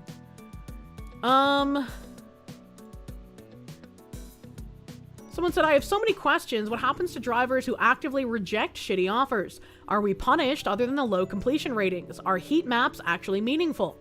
There have been times I noticed others get higher and higher only for it to refresh at a low rate. How does the app decide when to refresh? Appreciate your bravery. OP said the algorithm is a giant neural network and as such essentially a black box. The algorithm basically uses all of your data, ethnicity, portrait, age, orders, etc., to build a map of the lowest offer you will take at any given time. In general, I noticed that the algorithm will generally try to up the offer to get your attention, and then lower to its believed minimum, as you noticed. Some other person responded, I had a comment responding to the post more broadly, but will again post again addressing just this point. I am a very long tenured developer at DoorDash, and this incomprehensible to human mind really makes me laugh, because it's just the opposite for our assignment system. It's literally as simple as a system that says things like, if driver has a hot bag, then allow them to get pizza. We also have a system that says, if X amount of people say no to this delivery, keep increasing the delivery pay by Y until someone accepts. It's really not that complicated, and any developer who actually works in the assignment system would kind of cringe at how you phrased it. And the OP said, I went a bit over the top with the flowery and purple prosody language, but that is essentially just describing the inner working of any neural network of any significant size. You can see more about it on this article that I'm not going to click on, that will probably explain it better than me, kinda cliche, but English is not my first language. The actual Indians are rebelling against the company's chat. If it's from Bricks News, you would apply a shovel of salt. The article is from Anthropic. I don't know what that is. The Watchman, thank you. If you could afford it, you'd buy a little field and build a little gay Sears-style house on it. The Sears catalog houses are all so fucking cute, man. I'm so sad we don't have that anymore. Wastelander, thank you. True, no matter how tired you are, you're like Emperor Palpatine from Star Wars. Once you see them titties, unlimited power. This fucking guy. Alright. Alright. I am back in black.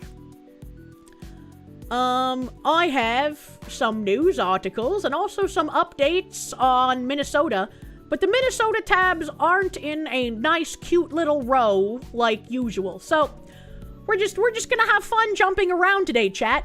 And the first fun article I have: former Planned Parenthood director commits suicide after police raid his home in child porn case. I don't know why this was posted recently, because this article is from 2023. But someone had posted this on Twitter recently. And I'm kind of interested in why, actually. What a strange thing. I don't remember this happening. So I'm glad someone posted it on Twitter recently. They said a former Planned Parenthood director suspected of child pornography crimes was found dead by suicide Tuesday in 2023 in New Haven, Connecticut, according to local authorities. The Blaze reports Tim Yurgio, 35 of New Haven, reportedly killed himself 5 days after police raided his apartment as part of a child pornography investigation. Yurgio worked at the abortion chain for approximately 4 years from 2018 to 2022 as the director of strategic communications for Planned Parenthood of Southern New England. Can I just say how dystopian it is to have an abortion chain? Like, I know obviously Planned Parenthood is like you would say like a fast food chain restaurant, right? But just the thought of like abortion chain is a really dystopian string of words, actually. This guy was truly dedicated. He even went after the kids he missed. Jesus Christ. An Instagram profile that the Blaze identified as his shows numerous photos of his pro-abortion advocacy, including wearing a Planned Parenthood t-shirt and participating in pro-abortion events. See, pro-abortion is also really weird fucking language. I don't know why you would be pro-abortion. That's very strange, and I don't like that. I don't mind you. New Haven Police Chief Carl Jacobson told the Middletown Press that the person who died was definitely the suspect in a child pornography investigation and the person who committed suicide. It was an open investigation, so he knew he was going to be arrested. Here's more from the report. Jacobson declined to confirm Yurgo was the suspect in a child pornography investigation, but Yurgo's neighbor and the state office of the chief state medical examiner both confirmed he died Tuesday morning. The medical examiner also confirmed Yurgo died by suicide. Police have not released details about the child pornography investigation yet. They said they are still investigating whether other individuals were involved. Urgo began working for the Planned Parenthood abortion chain in 2018, according to his Instagram account. He was still employed there as recently as May 2022, a press release from the Planned Parenthood website shows. In August, Urgo began working for Long Wharf Theater. This is not the first time a Planned Parenthood employee has been accused of sex-related crimes. I was ready for this to say it was not the first time one of their employees had committed suicide, and I was going to lose my mind. Former Planned Parenthood abortionist Roger Ian Hardy, what a name, was accused of sexually molesting several former patients and female staffers in 2016 before he fled the country. The abortion chain also has a long history of ignoring or helping to cover up sexual abuse, especially involving underage girls. I didn't mean to click on that, but can we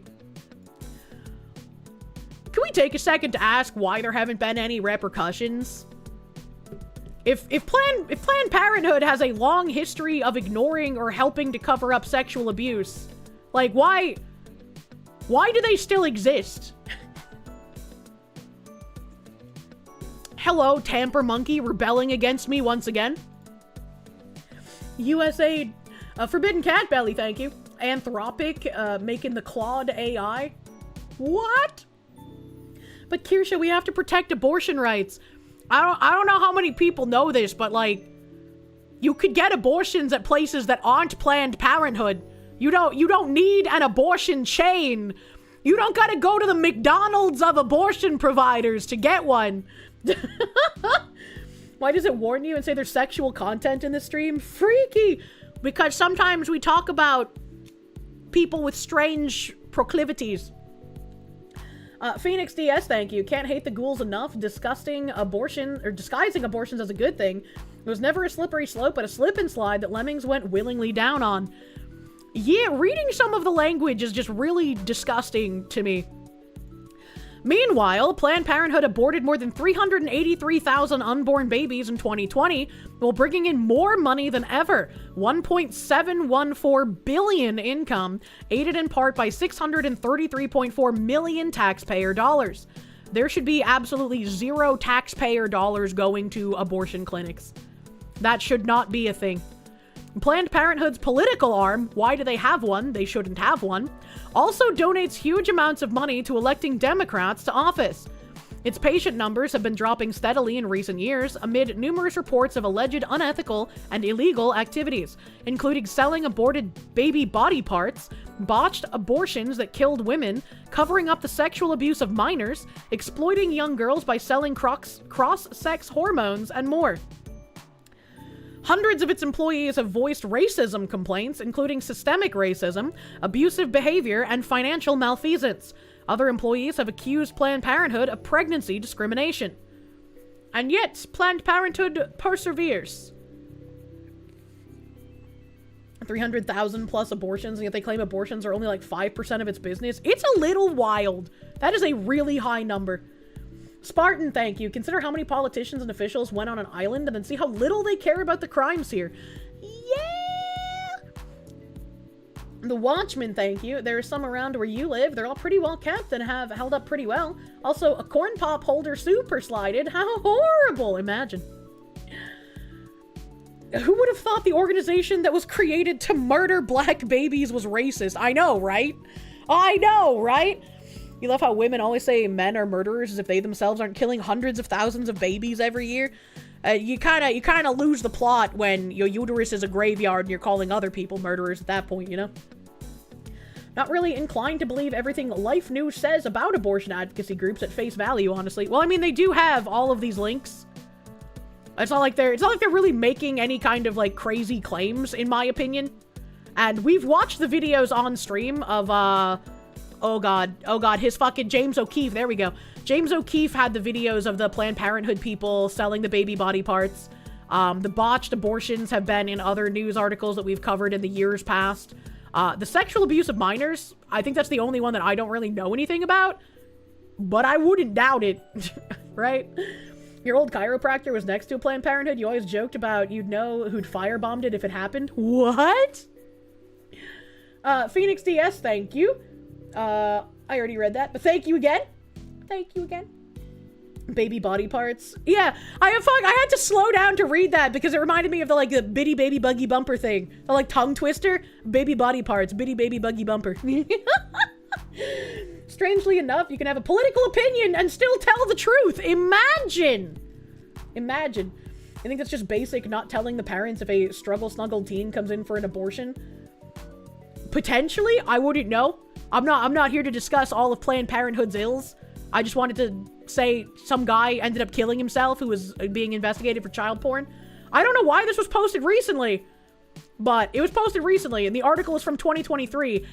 And I have an article to piggyback off of that one that is in current year. In a moment while I find it.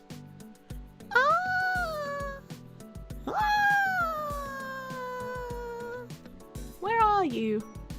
Where are you? Is it one that I asked for a source for because I only had a tweet? Ah. Yes. No. This isn't it. Where is the 500? I thought I brought up an article for the 500. Hold on, I'm trying to find where my tab... Here we go!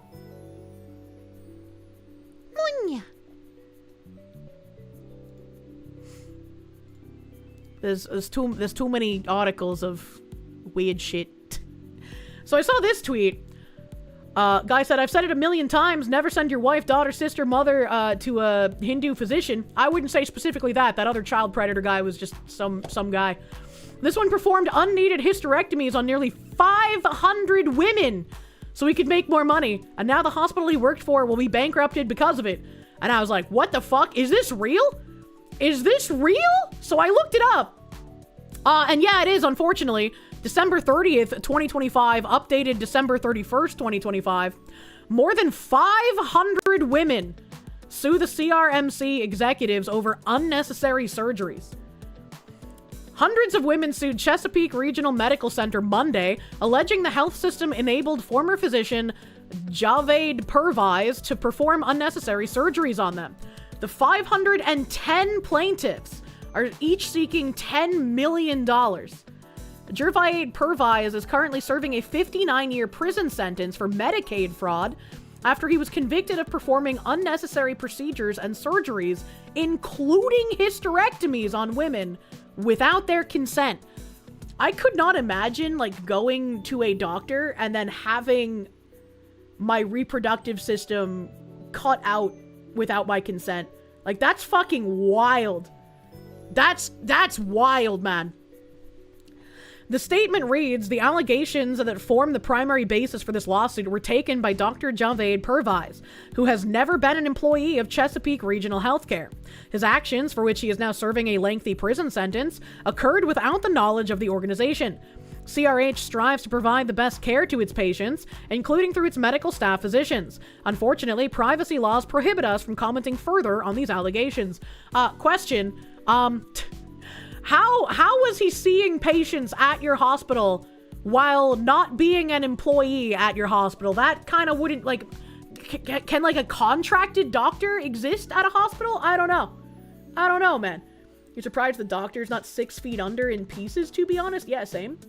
But Kirsche, you don't have to get your hysterectomy from a nail tech. You can go to a corrupt doctor instead. I don't want a hysterectomy! The Watchman, thank you. Friendly reminder that Planned Parenthood aborts more black babies than are born and doesn't even perform any mammograms as of a few years ago. That's really fucked up. That's really fucked up, man. Dung is fun, thank you. That picture says it all. Check his hard drive. Patchouli, thank you. Fun fact, the reason Planned Parenthood claims abortion is only 5% of services offered is because they claim everything is a service, including planning for medical procedures they can't provide, such as gyno or mammograms. Why? That's really silly. How are they allowed to do that? Why is everything so fucked up? Spartan, thank you. Why would you get a surgery from a Star Wars name? Well... B Jammin', thank you. Can't imagine the horror of not knowing that it happened without your consent, and then when you have trouble getting pregnant, only for the fertility specialist to tell you your womb is gone. I mean, I imagine you would wake up feeling something is fucked up with you, after a surgery, but I don't know how long it would take you to notice, right? I've never had something erroneously stolen from my body before.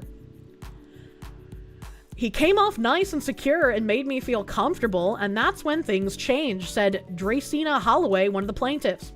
Holloway is one of hundreds of former patients named as plaintiffs in a civil lawsuit filed against Chesapeake Regional Medical Center and 3 executives. The plaintiffs are represented by attorneys Victoria Wickman and Anthony DiPietro, who filed the 204-page complaint Monday. Holloway began seeing Purvis in 2002. She said Purvis performed more than 10 surgeries on her. I can barely walk, Holloway said. Sometimes I have a lot of abdominal pain, I have chronic illnesses, and my children have to help me out most of the time. Holloway also said Purvis delivered 4 of her children and induced labor prior to 39 weeks without a medical reason. Why would you just let him do that? I just feel like the hospital needs to be held accountable, Holloway said. The doctor's already locked up for it, but somebody else needs to be held accountable, which is the hospital, because they allowed him to practice there. I mean, that checks out. I believe it. The lawsuit states that executives at the hospital enabled Purvis to perform unnecessary procedures for nearly a decade, despite repeated reports and clear evidence of Purvis' prior misconduct in his own OBGYN practice. Purvis was granted privileges to operate at the hospital by Chesapeake Regional Medical Center, and plaintiffs like Holloway said the hospital ignored red flags in order to cash checks at the expense of her health.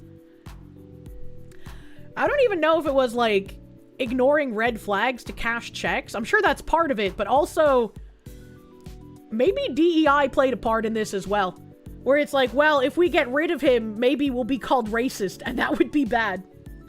I wonder how many of those women he removed wombs from were white and how many hadn't had kids yet. That's a great question. I would love to know the like spread of the women who were mutilated by this hack of a doctor. I feel like it will bring justice and accountability even though no amount of money can undo what's been done to my body at all. Because I'm the one that's got to look in the mirror. Look at the scars, Holloway said. I got to go through the pain, but as long as justice is done, it'll make me feel good. Like, wow, something has been done about the pain I've been going through. Purvis ran a solo practice in Chesapeake for nearly 40 years.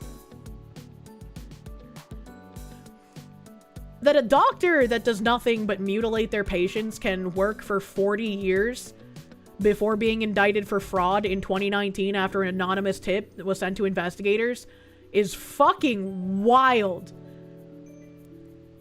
This is why people are so like up in arms about the current Somali fraud, because like they've been doing it for like 10 or 15 years and it's already ridiculous. This is why abortion was supposed to be rare. Well, this has nothing to do with abortion. The Wastelander, thank you. Eye for an eye. You say, lop off the balls. Best job for a murderous psychopath isn't the military, but a hospital. Hospitals will just reassign them to a different hospital where they continue their insidious deeds. True. True and real. His trial concluded in November 2020 when he was found guilty on 54 of 63 charges and sentenced to serve the rest of his life in prison. I'm kind of tired of life sentences. Can we just like bring back death penalty, man? Like, I'm kind of tired. The lawsuit, which includes allegations dating back to the late 1980s up until his arrest in 2019, also names 3 senior hospital executives, James Reese Jackson, the current president and CEO, and 2 of his predecessors, Peter Francis Bastone and Wynn Lawton Dixon Jr. In January, Chesapeake Regional Medical Center was charged with healthcare fraud, conspiracy to defraud the U.S., and interference with government functions by a federal grand jury. The charges allege that from 2010 to 2019, the hospital received roughly $18.5 million in reimbursements from healthcare benefit programs for surgical and obstetric procedures that Purvis performed at the hospital. 10 on Your Side spent more than a year investigating Purvis, sorry, I pronounced his name Purvis a second ago, and spoke with nearly 24 former patients, including some who were named as plaintiffs in the lawsuit against the CRMC. The Patients vs. Purvis is a 10-part docuseries that explores the FBI's investigation into Purvis and the red flags that were ignored by the healthcare system during his 40-year career. Normally, I would say 10-part docuseries seems crazy long, but since this guy was able to, like, fucking destroy his patients' lives for 40 years is crazy. over 200 women mutilated by this piece of shit, in addition to all of the Medicaid fraud, sorry. He's a woman abuser and he's in prison. There's a decent chance that if the guards slack, or quote-unquote slack, he won't be the taxpayer's problem anymore. It's so unfortunate that we can't give incentives to prisoners to take out certain kinds of undesirable prisoners that won't be efficiently gotten away with by the state. You know? Because if we start doing that, that'll create an entirely different issue. Maybe don't let someone named Pervise. Look at your lady bits! The best gynecologist I ever had was a Korean man. I'm gonna miss that guy, but unfortunately he chased the bag and decided to stop doing routine female exams and start doing transgender examinations. It's basically a 4-year chunk per episode. Yeah, right? Adam Wofford, thank you. So the number of women being cut up is extremely high. Yes. We can keep their commissary full. Error 404, thank you. Just give me a hammer. No hammer. He brings shame to his family. True and real. Here's the neat part. You can. A Lambie Chop, thank you. No more life sentences. Make tall trees great again. Jesus Christ. It's like, I always feel conflicted whenever I, like, want someone to get the death penalty. Because I don't trust the government to be able to carry it out accurately in every instance. But it's like, I'm so fed up on the soft on crime shit. And it's just like, please, for the love of fuck, just get rid of some of these, like, absolute insane criminals. You only need to get rid of, like, 1 or 2%. That everything is better again, man. It's such a small amount. It's such a small amount. Anamonia. And, I guess in a similar thing, people have been talking about Massachusetts, fraud. Massachusetts fraud. Back in July of 2025, I read an article about Massachusetts daycare funds benefiting the wife of a convicted Brazilian child rapist. And so I talked about that back in July, and someone made a post on it today, where he said a convicted child rapist flees Brazil, sneaks into the US illegally, and hides out in a Massachusetts daycare for years while it rakes in $100,000 in taxpayer funds. This is just one example of how our systems are failing. And remember, this is of course after 5 EEC inspections of the property that all passed. The EEC is turning a blind eye to this as well. I can almost guarantee you that. The truth is, I've walked into many places like this because of my career in real estate. People are opening these makeshift daycares all over the state of Massachusetts. If you're also a realtor, you know exactly what I'm talking about. And you need to speak up on the conditions of some of these places. I don't know who this lady in Brazil is. Major corruption though. But this was a thing in Massachusetts. And every time I read about like Massachusetts fraud and how corrupt like policing and stuff there is, it makes me think back to that one trap house where police found like 2 guys in dresses and then another guy in a dress overdosed dead on the floor. And there were kids like in a locked back room in the house. Whatever happened to that? Was there ever any like update on the kids? How would I even find an update on that? How would I even find, let me see.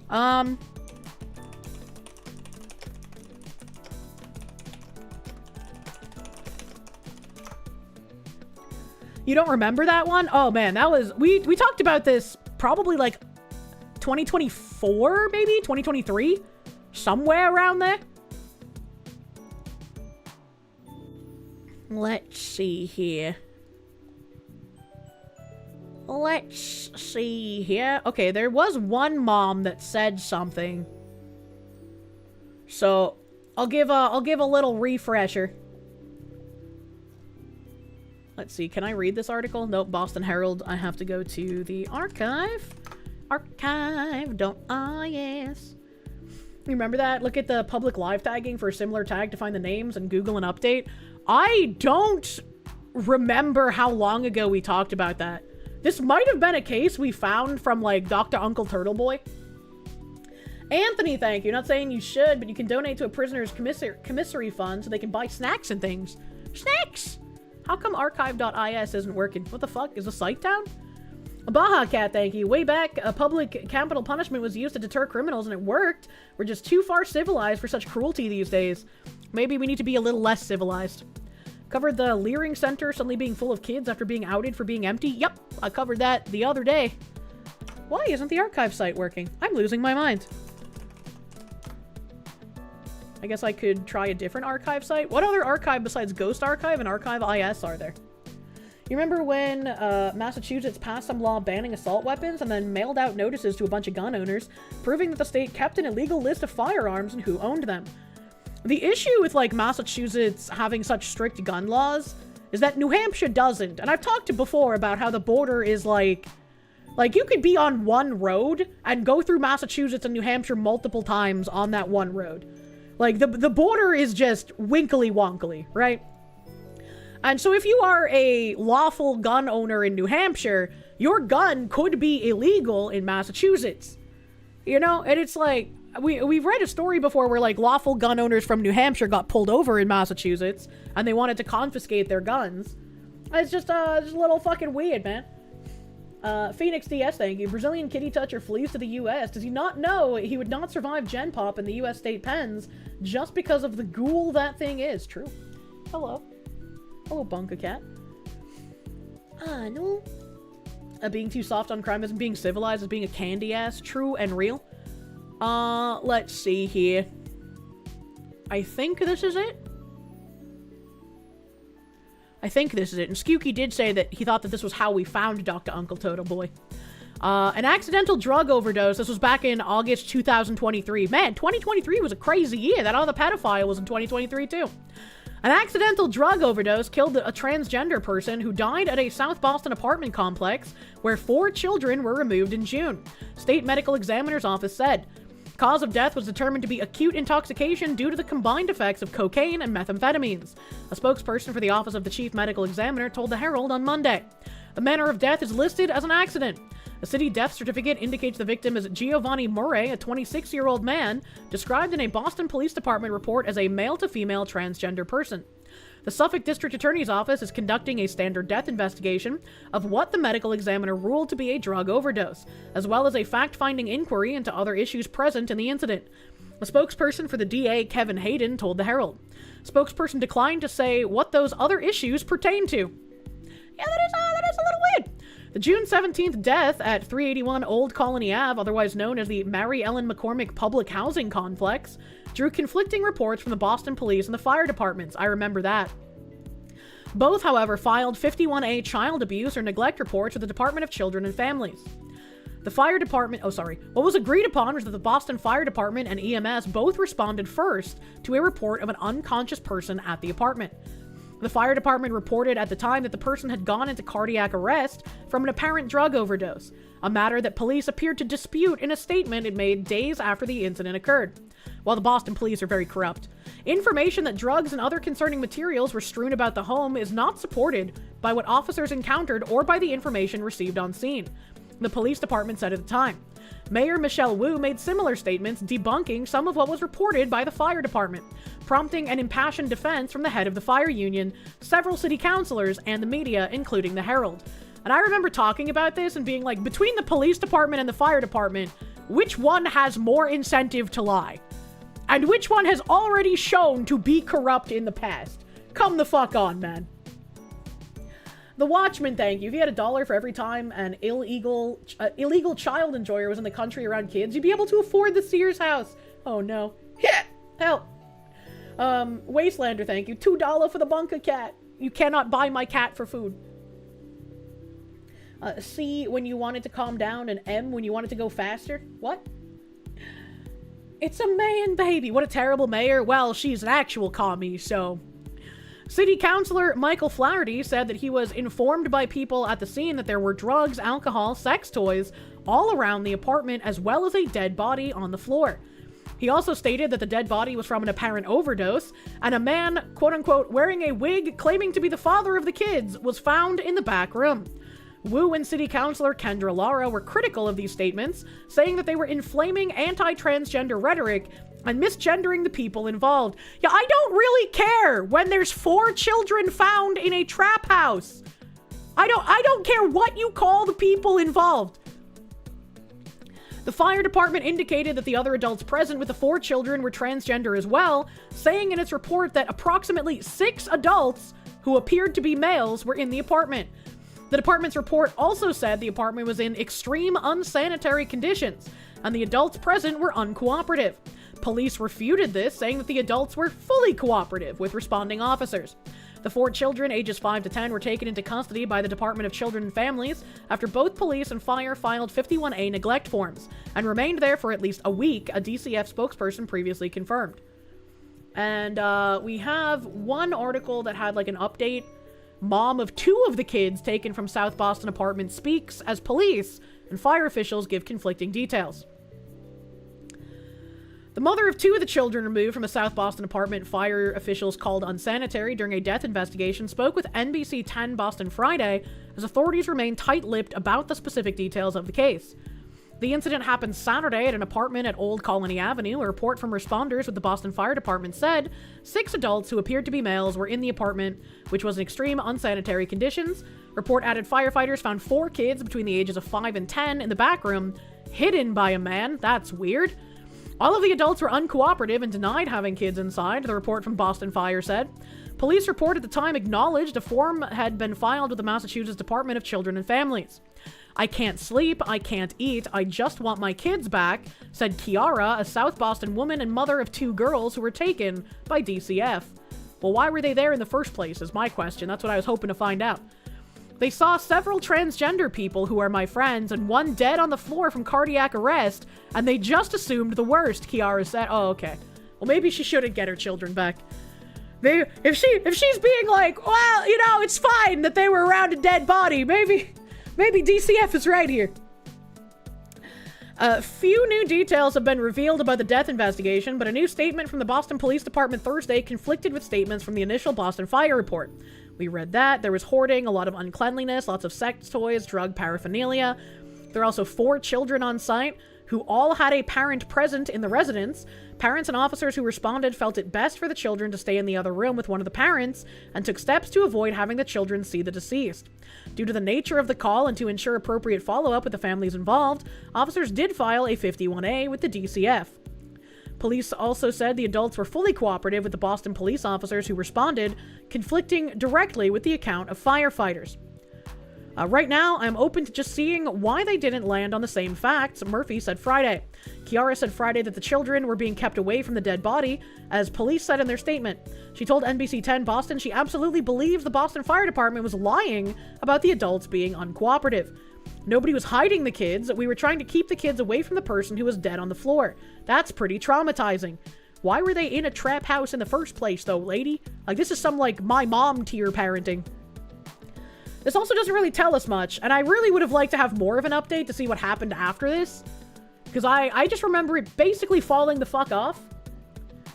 Massive Doge, thank you. Frankly, Margaret, I don't care. Overdrive, true. Cunning Druger, thank you. Hope you have a good year and are able to finally return to New England. God bless our autistic fox. I cannot wait to return. There's so much I would like to do. Give Diddy some credit. The people are freaks. What? Do not give Diddy any credit. You're surprised your faith in humanity can still become worse. It can always become worse. All right, that was a quick update, but I wish we had gotten more. I don't know how I would look for even more information on this. I don't know how I'd find even more, because I feel like that's kind of a dead end. Kind of a dead end there. Let me see. Where are... Because I thought I had another Massachusetts tab. That's Minnesota. This is that other thing. This is that other thing. This is New York. This is Minnesota. Minnesota. This is more Nick Shirley stuff. Boop, boop, boop, boop, boop. I thought I had another tab for Massachusetts, but I guess... Oh, well, we can have a Hope tab. I have a New Hampshire tab. So long, sanctuary cities. New Hampshire is safer than it was before thanks to the Anti-Sanctuary Act that takes effect today, that being January 1st, so yesterday. Our state will no longer fall prey to the chaos and lawlessness of sanctuary city policies. Republicans kept New Hampshire and your family safe. And this is a friendly reminder that not only are sanctuary cities now illegal in New Hampshire, but there is a bill that's going to be proposed early on in the year, and you'll see me talk about it multiple times leading up to and when it becomes proposed on the floor, that is going to abolish the New Hampshire, I don't know what to call it, it's like a bureau or whatever, the New Hampshire fucking refugee resettlement program thing. No more refugees to be resettled in New Hampshire. So if you are a New Hampshire resident, pay attention to that. Make sure you vote for it so it passes. Counselor Kendra Lara was the woman who had anal with her son in the next room. Really? Really? It all comes full circle. Tuesday night's anal night. Thank you, Skewky. Phoenix DS, thank you. Body cam footage does not lie. True. True and real. Cashless bail is a fucking problem in Manchester. I can only imagine. I can only imagine. Fucking what did you just hear? How are there so many people that don't know about Tuesday night being anal night? Whatever happened to Old Hampshire? It's in the UK where it belongs. TLDR, Dr. Uncle Turtle Boy is an independent journalist in the Boston area. And Kendra Lara was a city councilwoman, I guess. She's the one that he called. And she had anal sex with some black guy in front of her disabled son in a wheelchair. So, like, instead of even, like, wheeling him out to the hallway, they just fucking fucked next to him. And the guy posted a video of him saying that she let him stick it in a poopa. And so Dr. Uncle Turtle Boy called her and was leaving her really funny voice messages. And part of the voice message was him saying, Tuesday night's anal night! And that was an alert on my stream for the longest time. There you go, there's some lore. Since it's also Taco Tuesday, it's basically the entire below-the-waist buffet. Oh my god. Slight correction, the resettlement thing, it's a bill. Residents can't vote for it directly. They need to hound their reps to vote for it. Hound your reps in New Hampshire. If you live there, hound your fucking reps. You still don't live in most of the bubble. I don't know what that means. Turtle Boy reported on the shitty Boston cat daycare. I'm sorry, the what? Is that why you also stream on Tuesday just for that alert? I always streamed on Tuesday, but when we got that alert, it was more exciting. It was more exciting. It's fucking real. Why wouldn't it be real? There are no heroes left in man. What do you mean? The Boston Cat Cafe rabbit hole is hilarious. Okay. I have so many tabs, but now I need to know. Boston Cat Cafe. What was the thing that someone said? Cat daycare? Boston Cat Cafe. Let's say, controversy. That should get it. Per Cat Cafe, Brighton, 2017, facing intense public backlash over alleged poor cat welfare, disease fears, high fees for non-adoptable cats, and owner disputes with rescue groups, leading to city investigators and eventually its 2019 closure?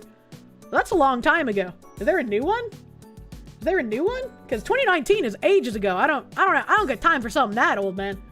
Per Cat Cafe, that was a fucking roller coaster.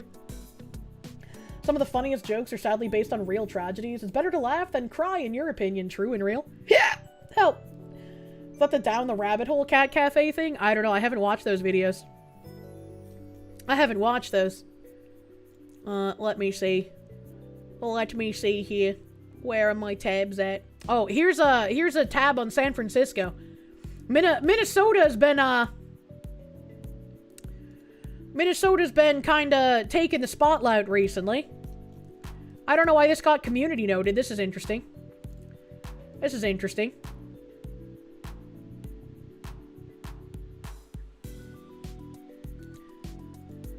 So, Benny Johnson posted a video that says, San Francisco quietly rolls out $5 million per person reparations for black residents while in a $1 billion deficit.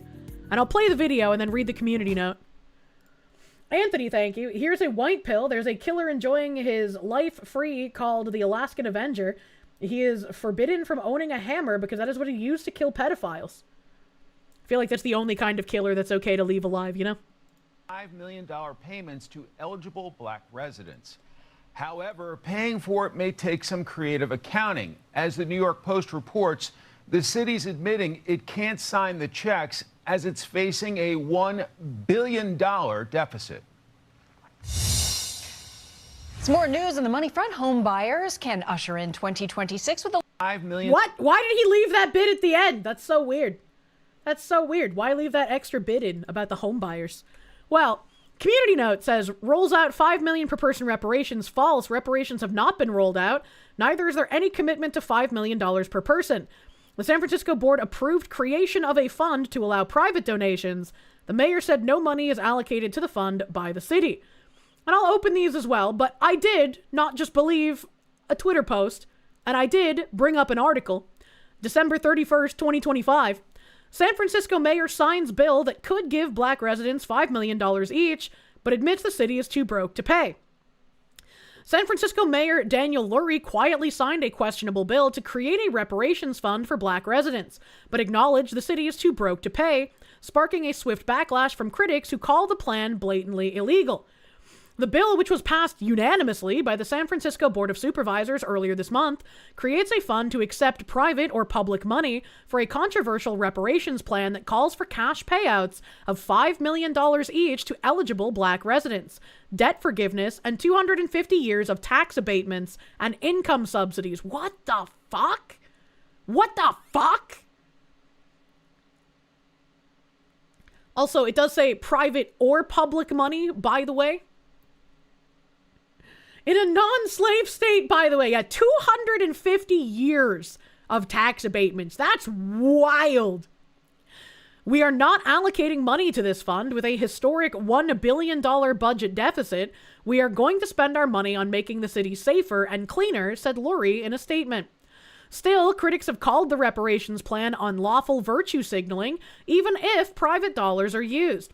Racial preferences in government programs are banned under the Constitution, according to Andrew Quino, attorney at the Pacific Legal Foundation. The ordinance has a very explicit racially discriminatory purpose, he said. The bill, authored by Supervisor Shaman Walton, are you kidding me? The bill for reparations to black residents is authored by Shaman. If I brought this plot to a Netflix producer, they would tell me it was too wild and I would have to change it. The Shaman states that the fund is intended to provide restitution, compensation, and rehabilitation to individuals who are black and or descendants of a chattel enslaved person and have experienced a proven harm in San Francisco. Walton previously called for a $50 million Office of Reparations in 2023, but was rebuffed by then-Mayor London Breed. London does need to do that.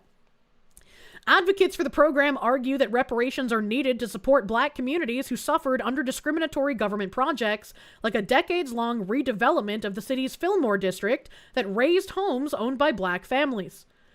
A prior effort to aid the city's black communities under Breed, called the Dream Keeper Initiative, erupted into scandal after its director was accused of pilfering city funds for personal needs, like her son's UCLA tuition. Isn't that crazy that every time something pops up for, like, reparations, it's always, like, taking a... Apparently I'm getting reparations today. This is your song, thank you. Do do do do. Do do do do. Do do do do. This is your song, thank you. Thank you, Chat Holly! Thank you, Holly, man. Not. Thank you. Here's your reparations, my proud independent black woman, Kirsche blap blap. I am the proud, strong, independent black woman. Thank you for the reparations, Chat Holly Not. Thank you, my guy. It's fucking great. That's I never know what to say when there's something that fucking huge just chucked at my head. It feels like saying thank you, like, isn't enough, but, like, fucking Jesus Christ, man. Thank you. Well, thank you, Chat Holly Not, man. They just keep sending Mossad agents. This one's not a Mossad agent. He's CIA, and he's giving me reparations. That's like a third of a clock. Oh, my God. Get ready for Bint to have another meltdown. It's time to accuse all of my big donors of being part of some secret plot. Bounce up and down. That'll thank him. And the Jello. He's NSA. I'm the hot cocoa American man. Mossad has 100 times more aura than the CIA. Of course, Kirsche's getting reparations. She's a black man. It's confirmed. True. Can't claim lineage if you don't know your father. What the heck? Woo Jello. I love Jello, except when it comes to eating it, because eating it is difficult for my retard self, and I choke on it. It's got a terrible texture. Glenn, thank you. Google Jill Biden ex-husband's wife found unalive. What? Grumpy Ian, thank you. Your family's from Africa. Does that mean you're eligible for the 5 million? Now, granted, they lived there for like 5 years fleeing Germany during World War I, and then came to the U.S. in 1918, but that counts, right? I mean, it might count. I don't know. I don't know, man. Kier's donators aren't Mossad. They're Russian. Shake my head. Is that why I get sent gore in my DMs by people that hate me? Kirsche, big Tyrese Verstaal. How do you choke on Jello? I have a clip for that, actually. It happened live. Bahamut, thank you. Does it count if you're just an intern for the CIA? You can't give me bribe or reparation money until you're a full-blown agent. You can't just be an intern, you know? The Human Rights Commission, the same department that ran the ill-fated Dreamkeeper initiative, is in charge of the reparations fund, according to the city. Well, surely it won't be abused again. Surely it won't be pilfered and frauded again. People are livid. Lurie stained his reputation, said the local conservative activist Richie Greenberg. Other critics piled on after Lurie clandestinely signed the bill just before Christmas. Even the San Francisco NAACP called the $5 million payout arbitrary and warned the plan gave false hope. But that didn't stop city leaders from pushing it forward with virtue signaling fanfare, wrote author Gerald Posner, who grew up in San Francisco, on X. I just had like a brain blast where I think it was like Ray William Johnson did some kind of song. I think it was him like fucking your mom. And he had someone named like Mike Posner on the refrain, I think it said. What the fuck? Brain blast, doing your mom. Yeah, doing your mom. Sorry, I made it R-rated. I need idiot walk song to the Somalia news tabs as a montage video. Oh fuck! Thank you for the textured Jello woman clip. I'll play that real quick. That's a fast one. For those who weren't here when I played a lot of horror games, I kind of make noises like a cartoon because I'm a cartoon fox. Get off the spoon.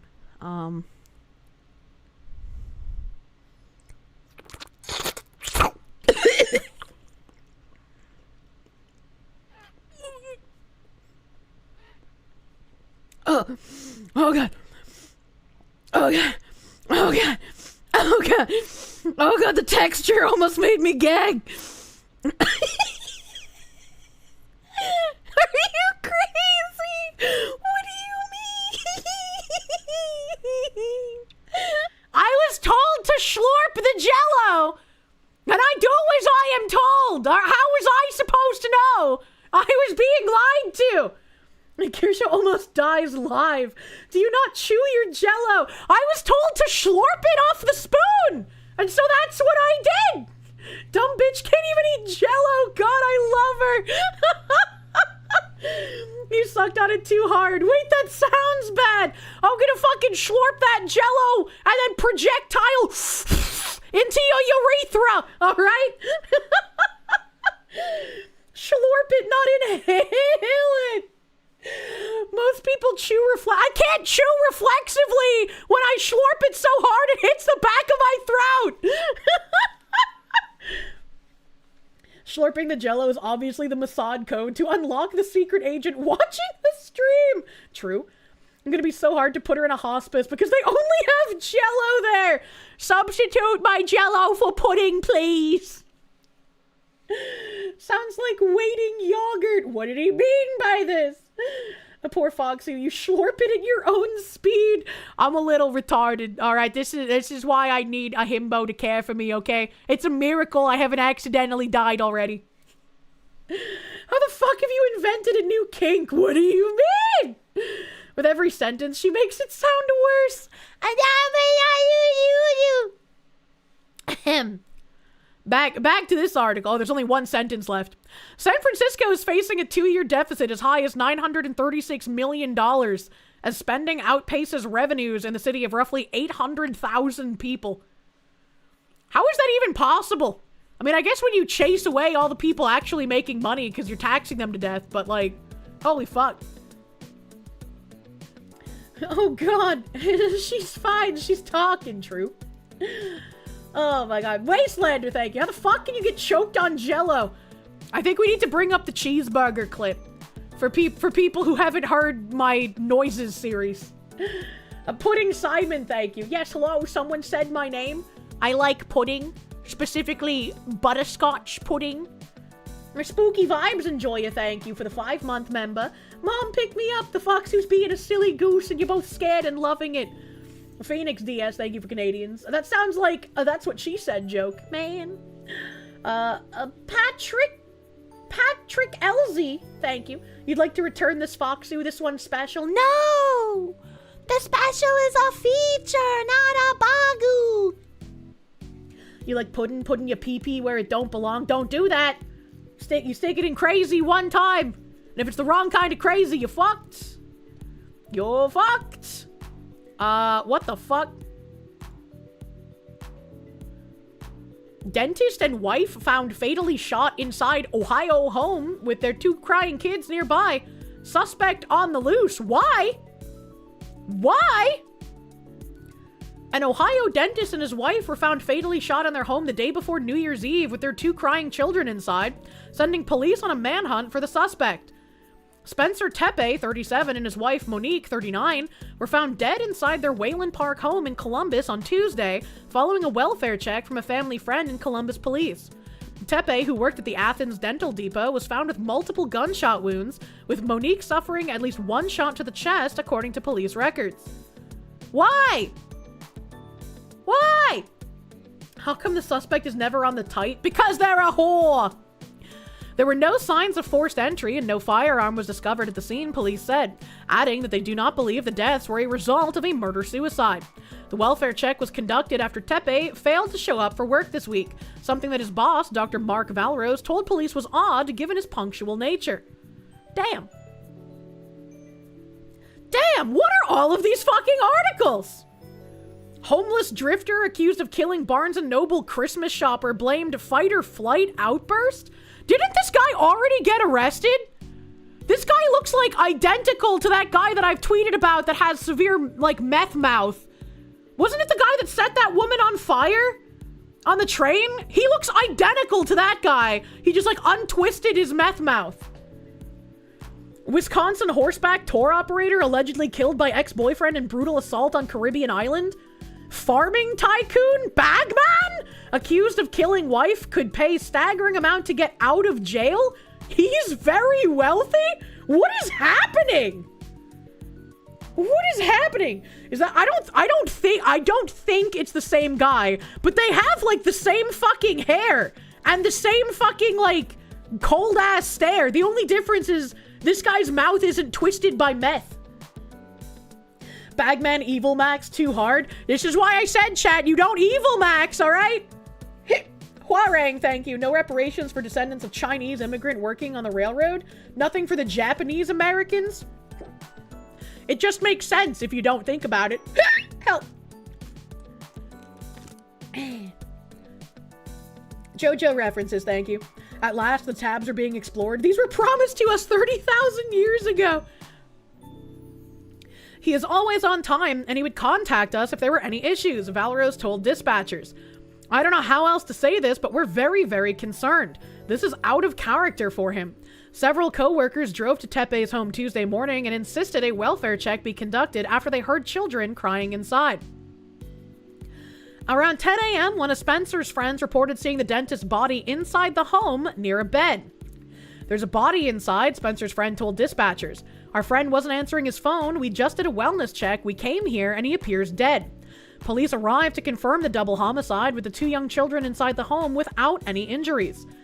The investigation into Tepe's murder still remains active, with investigators asking anyone with information to contact the Columbus Police Homicide Unit or the Central Ohio Crime Stoppers.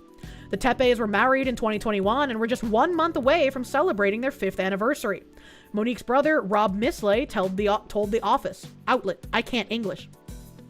A memorial with roses and sunflowers was placed outside the couple's Wineland Park home on Wednesday. Well, what the fuck happened? What in the fuck happened here? Why? There was another article on this, right? Friends of the slain Ohio couple are baffled. I'm baffled. Where are my tabs? Arclight Sniper Shy, thank you. Have I heard about the New York Fire Commissioner? Is that the one that Mom Donnie made fire commissioner, where she didn't have any, like, actual on-the-job experience? She only had, like, administrative experience at the fire department? I feel like that's a little weird. That's a little weird.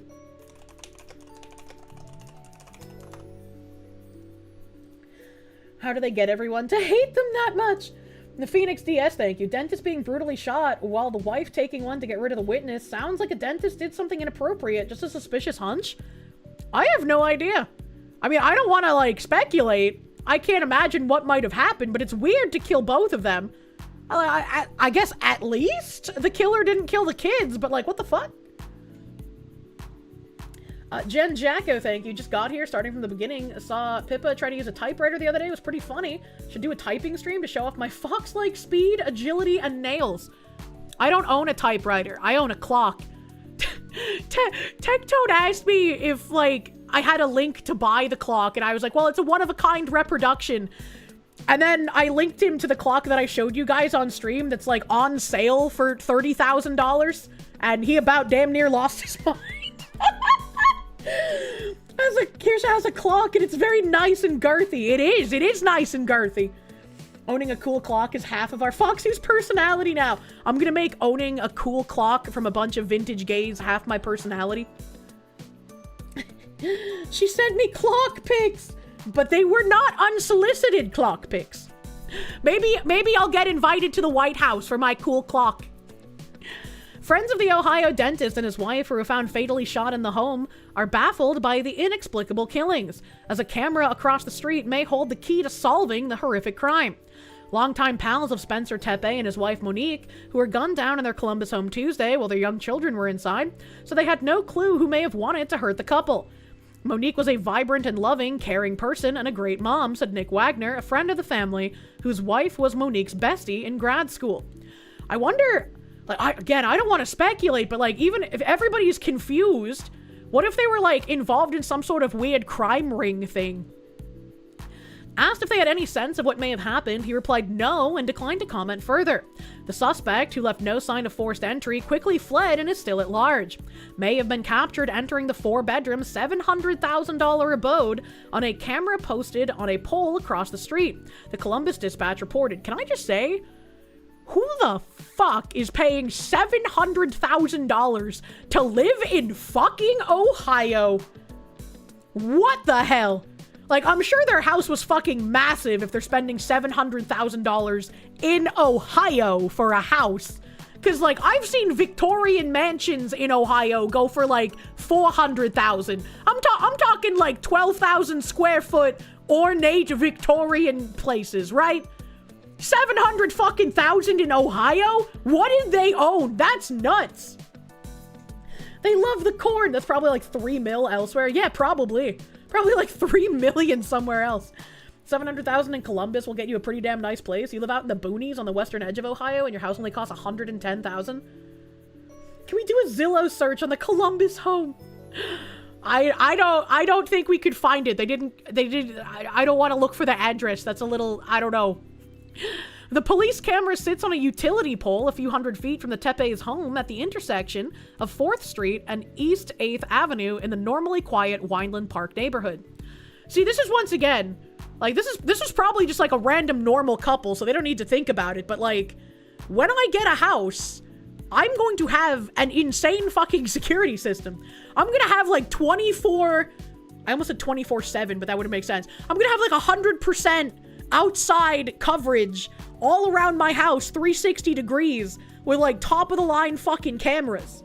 All right, I'm not taking any chances. Don't come to my house. Automatic motion detecting turrets. Oh, that'd be great. But I couldn't have like real bullets in the turret. It would have to be like, I'd be like bean bags or some shit, you know? Hire a Tibetan monk trained in martial arts. It'll release the Claymore Roomba, and I'll also have a trap door that instead of dropping the intruder down, it brings the Tibetan monk up. No chances. I can't know when a good-for-nothing thief might come for your clock. Yeah, exactly. Can't exactly hurt them by looking up their address. They're dead. Doxing can't hurt them. I mean, yeah. And I looked up, like, the house from the Idaho quad murder, but, like, I don't know. I'm curious what their house looks like. 700,000 in Ohio. But I don't know. I just don't want to. Is the camera flock AI? Could be the CEO paying hitmen to justify pushing surveillance on communities? I hope not. Libs of TikTok met a graduate of the Quality Leering Center, their Somalian diplomat, messaging them to stop lying about Somalia. What? Yoru and Nia, thank you. Too late. I'm in your walls. Please feed me. Well, I can't feed you through the walls, sir. Don't spend 400 plus per camera. Your friend sells home security setups and he actively tells customers not to waste that much on their cameras when you can get equally as good for $100 or less. I got some bad news for you on quotes that I have been given. I mean, like, they can't be accurate because I don't have a place yet, but, like, I've just asked for, like, rough estimates on, like, if I get a house that's, like, this size, what would my general price range be? You know? And I've been told some cameras are as expensive as, like, $2,200 in noodles a piece. Would not put anything past the AI CEOs. Literal Bond villains. Getting roggled. Those are overpriced. Peppa Ball turrets and taser claymores, throw in a few patrol robots and you'll gladly work security. 4K wired cameras aren't cheap and neither are the servers required to record it. Yeah. I like the ones that were like whatever I just said, the 2.2 or whatever. They're like top of the line 4K cameras with pan, tilt, zoom and like facial recognition. So if somebody walks into like the 360 degree area for the camera will lock onto the person, it will follow and track them, and it will zoom in, and it will find out who they are by facial recognition. So those are expensive cameras. You don't tell anyone that you're rich, even if your place is nice. Better that the normies is keep dumb. I don't know what that means. When more Caleb? I would love to watch some more Caleb. She's gonna get the China spyware cameras. What the fuck? Phoenix DS, thank you for the Canadians. Foxy in an ornate panic room with her girthy clock, steel shutters that close off the doors and windows. The steel shutters are to make sure the threat can't get away, alright? Amalgamite, thank you for the raid on Kick. Thank you for the Kick raid. Welcome! Welcome, warm bodies! We love warm bodies on Kick because being a warm body on Kick gets me paid passive American penny dollars. Thank you. Kirsche wants to catch her self-defense in literal 4K. Gotta make sure it looks good for the stream later. I mean, if I ever have to be in that situation, all right, Josh isn't going to have to pay for body cam footage. I'll just put the camera footage up myself. Make sure not to get one that needs to be attached to Wi-Fi. Oh, no.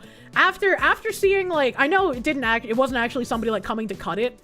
But after Tectone had that issue where, like, one of his wires got cut and so his security cameras weren't, like, working right, I was like, ain't no way. I don't want no Wi-Fi.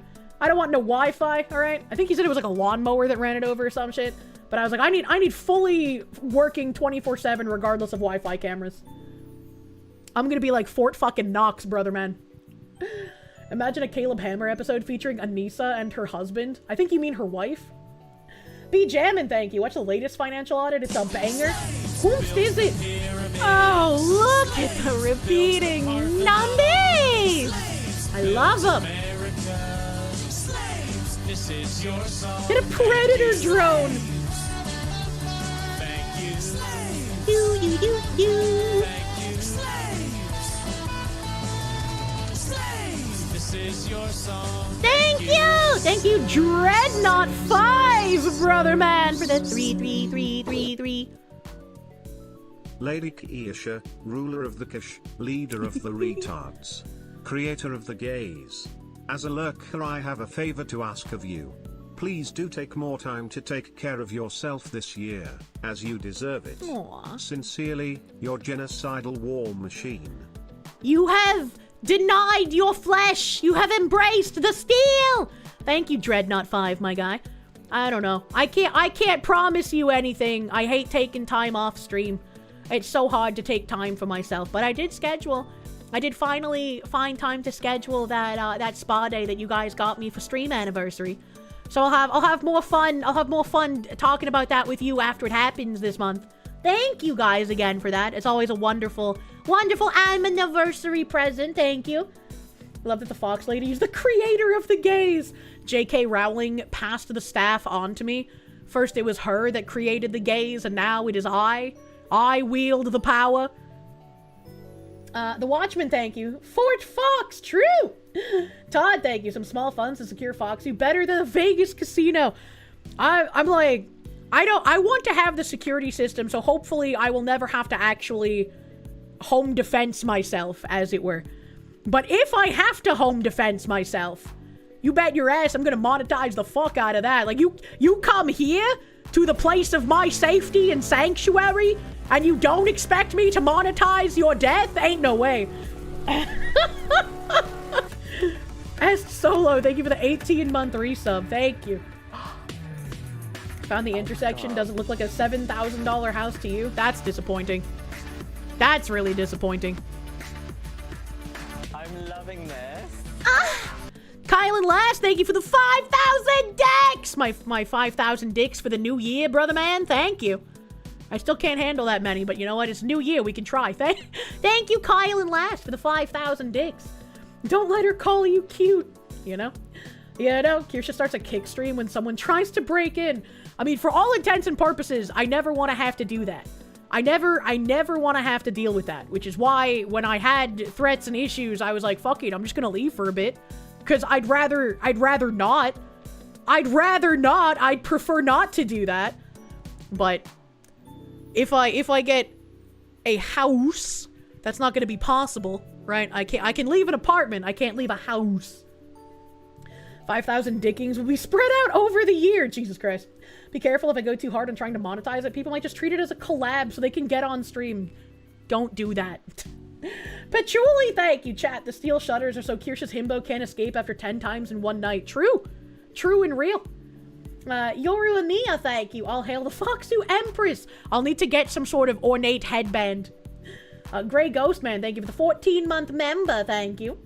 Battleizer, thank you. Hope the facial ID is better than that one casino that misidentified and he got arrested by the dumbest cop. I mean, it'll entirely depend on who I buy stuff from, I guess. I don't know anything about that shit. Todd, thank you. Some small funds to secure our Foxu. I read that. Thank you again. Thank you again. Phoenix DS, thank you. 50 BMG rat shot. I don't know what that means. Wastelander, thank you. Foxy in her panic room. Somebody do something. Her Tibetan monk. I would, but you locked me in here with you. He's in danger. Sexy danger. Rifile, thank you. Vegas is filled with the fancy cameras. They caught that one shitty mayor on the strip. Hip. Help. Cunning Druger, thank you. Put a life-size cardboard cutout of Sam Hyde on a Roomba when you leave the house. That's a really funny idea. I don't know if I want to own a Roomba. Part of me wants to because then I never have to manually vacuum again. But then also the Roomba will map the inside of my house and I don't know how I feel about that. Like, I know they have to in order to vacuum, but I don't know how I feel about that. Maybe I could just get a life-size cardboard cutout of Sam Hyde and put it on, like, some kind of robot wheels and it can just, like, do laps around the house while I'm out. Wineland Park is close to OSU in a heavy gentrification neighborhood. I see. Phoenix DS, thank you. Foxy the Impaler making a fence from her haters to make good neighbors. If I only put it out during October, people will think it's Halloween decorations. Yoru Ania, thank you. Yandere Kirsche is both heavenly and hellish. You're very jealous of her himbo. One day, I will have a himbo to which be jealous of. Wasn't that one of the tricks in Home Alone? Maybe? I don't remember much about that movie. Speaking of not remembering much, back to this dead couple. Columbus Police Chief Elaine Bryant, isn't that a plus-size clothing store? Didn't immediately return a request for comment from the Post on Friday about whether the camera works and captured anything related to the shooting. Spencer was found with multiple gunshot wounds and Monique suffered at least one shot to the chest, according to the police records. No firearm was discovered at the scene and there was no sign of forced entry, police said, adding that they don't believe the deaths were a result of a murder-suicide. You know, if that's the house, that really doesn't look like a $700,000 house. Like, I wouldn't pay $700,000 for that. It looks like a fucking Minecraft house. They don't even have textures on their columns, man. Like, missing texture. That was Lane Bryant. Also, yes, the Roomba's a modern version of the Home Alone gag. Oh. Ollie Wally, thank you. Just live stream the cameras and let chat control the rifles. You'll be very safe. The mailman, not so much. I feel like that's a very dangerous game to play, okay? One of Spencer's friends reported seeing the dentist's body inside the home near a bed, telling a dispatcher there's a body inside. Dental office that employed Spencer, meanwhile, was closed Friday to mourn his death. He will be deeply missed by our team and the many patients he cared for over the years, according to Mark Valrose, the owner of Athens Dental Depot. Our thoughts and sincerest condolences are with their families and loved ones during this very difficult time. Our practice will be closed for the remainder of this week. I guess we're not going to find out anything for quite a while about what happened to this couple, but I am locked in and I am interested, and hopefully we get more information in the coming weeks about what the fuck happened to these two people. Yoru Amiya, thank you. Gotta love you dead couples. Please do not necrophilia. Rambam 3000, thank you. Very happy New Year, Kirsche. Hope you can soon return to your real home. I hopefully soon will be able to get a place in the New England areas. I'm very excited to see everyone again. I just came across tweets that suggest that the former owner of the Leering Center is the daughter of a member of the Somali regime that Omar's dad was a part of, and her sister might have ties to Al-Shabaab. You got some sources? You got some sources for that junk? New mod team hiring for the Home Fox defense system in the works. True and real. True and real. Where was, okay, I guess this wasn't the article that had that, like, extra weird shit in the middle of it. Was it this one? Yeah. Alright, let's read about this drifter man, because, like, what the fuck? What the fuck? Error 404, thank you. You have a similar system at your home? It was not cheap. Won't stop you having to defend someone, but you will get excellent video of it for court. Trust you. And see, and that is what I want. Sometimes the cameras are enough to deter people, and sometimes people are just low enough IQ that the cameras, they don't even notice them. It's very unfortunate. When you lived in Columbus, you had strangers walk into your home more than once? Fucking how? How did they get in? The man accused of fatally stabbing a woman inside a Palm Beach Gardens Barnes & Noble. I had a stroke. Days before Christmas had traveled through several states before entering Florida, authorities said Tuesday. Palm Beach Gardens police identified the suspect as Antonio R. Moore, 40, and said he is accused of killing 65-year-old Rita B. Launcherich inside the popular bookstore on the evening of December 22nd. You're not even safe in fucking bookstores anymore, man! What the hell? What the fuck? Investigators said Moore is not a Florida resident and had moved through multiple states, including through Georgia and North Carolina, before coming to Florida. Police said Moore boarded a bus on December 15th from Orlando to Titusville and then traveled onward into Palm Beach County. If you're planning to kill someone, why of all places would you go to fucking Florida? Like, if you want to kill someone, I think Florida's probably the last place you would want to go. Right? Because, like, aren't they incredibly strict and they have the death penalty? Assault books can be dangerous. According to the arrest affidavit obtained by WFLX Fox 29, Moore entered the bookstore around 7:29 p.m. and Launcherich arrived shortly afterward. Investigators said Moore approached Launcherich in a store aisle and stabbed her in the back with a pocket knife. I'm sure the motive is completely unknown. According to the Palm Beach Post, Moore allegedly told police a fight-or-flight response overtook him, and he took a fixed-blade knife from his jacket pocket. Yeah, see, that is literally just an excuse. We can't keep letting criminals make up retarded shit and just being like, aw, he's too retarded to be put in jail. Send him back out to the general population so that he may kill again. Like, why? He reportedly told police that he stabbed Launcherich because she was the closest person to him at the time and said he did not have any prior interaction with her. Bystanders helped the victim until first responders arrived, the local outlet reported, and Loncherich was transported to St. Mary's Medical Center where she died during surgery. Police received a 911 call at 7:52 p.m. and located Moore several blocks from the scene minutes later.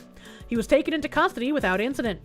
Moore, who police say is homeless, told investigators he had no prior relationship with the victim and offered no motive for the attack. According to authorities, he admitted to sitting in the store charging his phone just before the stabbing.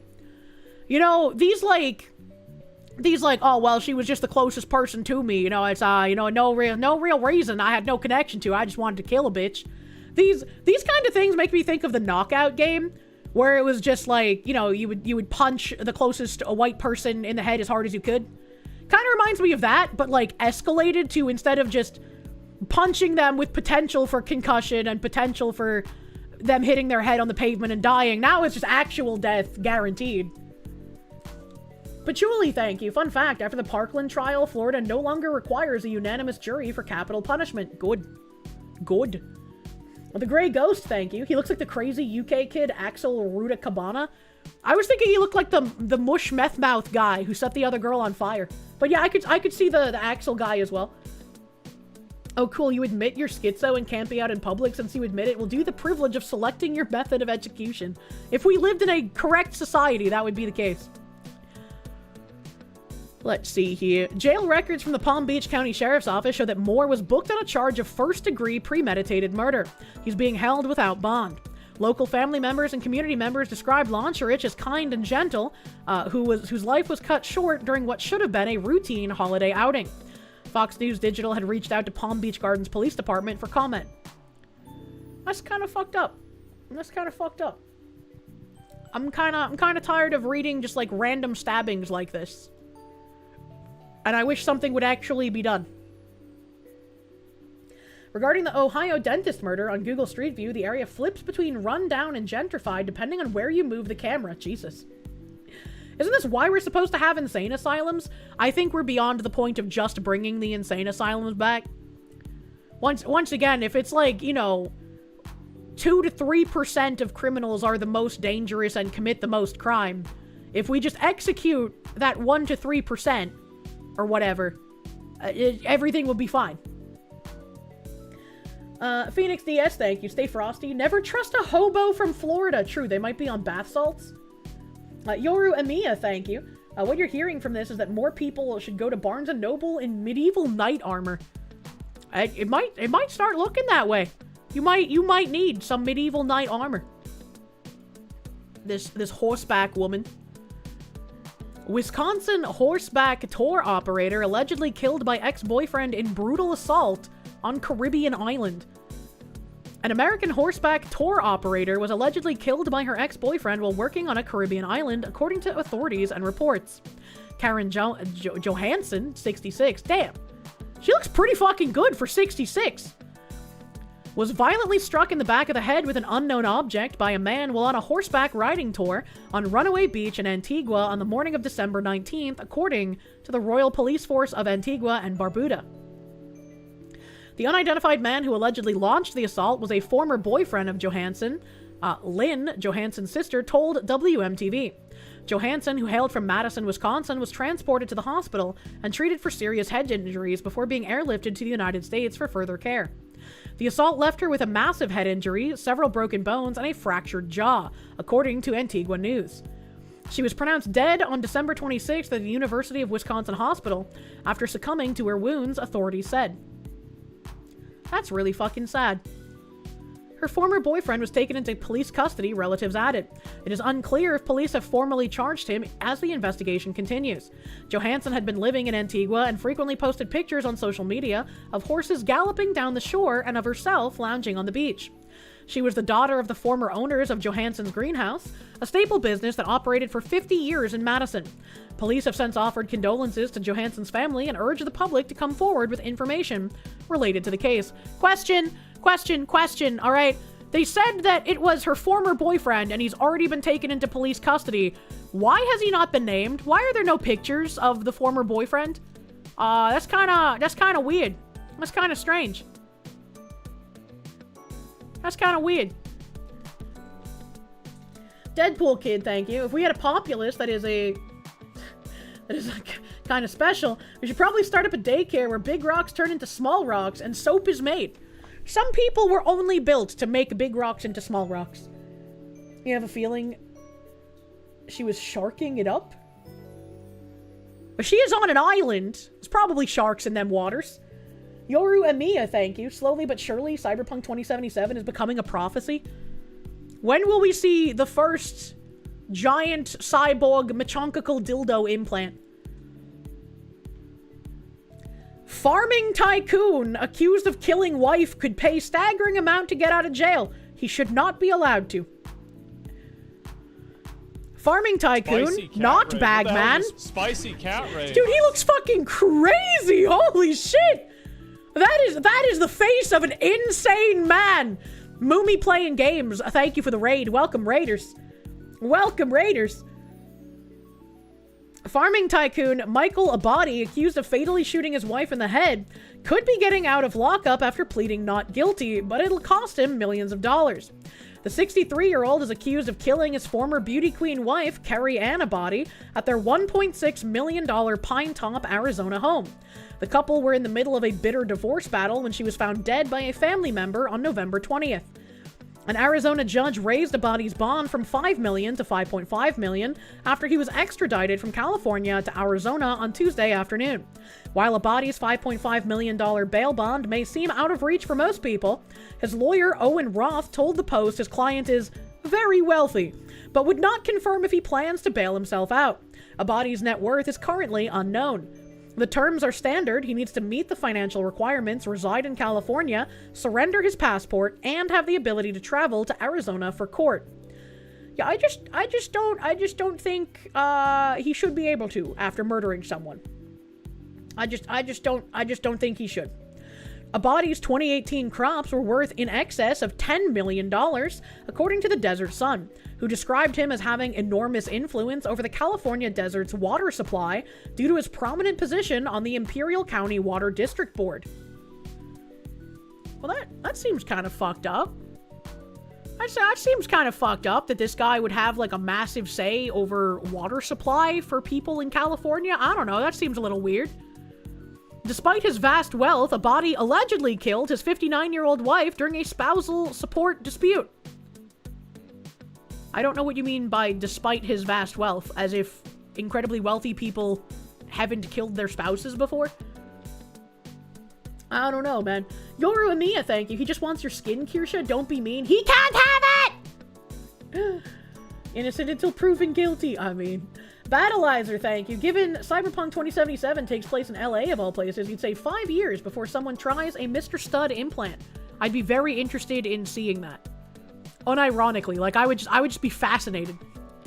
She told the court during the divorce battle that they lived an affluent lifestyle and owned properties in 3 states, and that she needed $100,000 for attorney fees and $30,000 a month to continue her lifestyle, but was only being paid $5,000 a month according to Fox 10.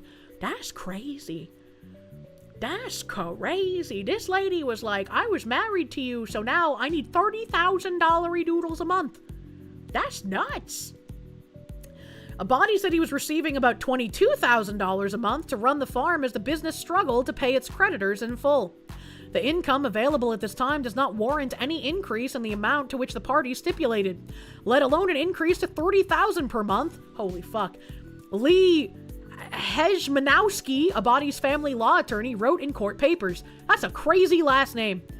He eventually agreed to pay her $6,400 per month. Abadi allegedly drove from California to Arizona to kill his wife at the lavish pad, and then drove immediately back, according to police. That's fucking cold. Holy shit.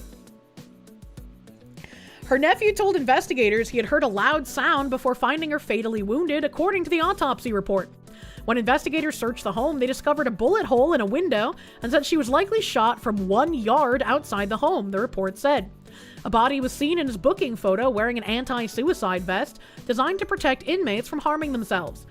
It's jail. It sucks, Roth told the Post just hours after representing his client in an Arizona courtroom. My sense he worries about how it's going to affect his family. Oh, that's kind of cute. I never knew that they had, like, really nice windows on the back of these jail vans. I feel like it's kind of silly to have the windows there, but, like, you know, I guess it looks better than a cage. Maybe don't murder your wife, yeah? The couple were married for 31 years and have 3 children. He cares deeply about his kids, that's come through. The guy I've gotten to know is quiet and shy. He doesn't shoot his mouth off, said Roth. Hell. His attorneys added they are deeply concerned about his health as he suffers from numerous medical conditions requiring ongoing treatment and access to specialized care. I don't really care about his medical conditions because he gave a medical condition to his wife. It's called being dead. Allegedly. I'm going to get him the very best outcome that I can, said Roth. That's crazy. Calling a jail van cute? Kier never changed. Well, it's like they put like little fucking country rose windows on the back of the jail van. They're just missing like a little garland, and it's like for wedding pictures, man. Brother, I don't give a fuck about his health anymore. Like, come on. Exactly. Like, what the fuck? Unfortunately, domestic murders are never smart. You know. That's insane. We had so many insane fucking articles come out of that one we looked at. What even are in my other tabs here?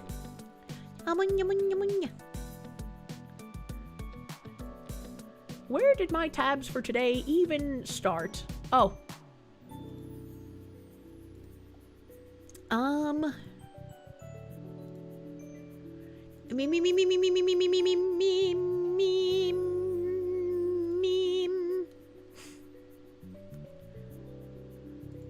So I found this. Someone named Paul.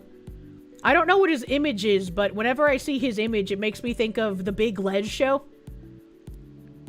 Oh, it is just like a fucking chud version of Big Les. That's funny. Don't fucking push your face into bindies, mate. He said, immigrate to America. NGO gets you an SBA loan. Buy house. Call house a daycare / home health center.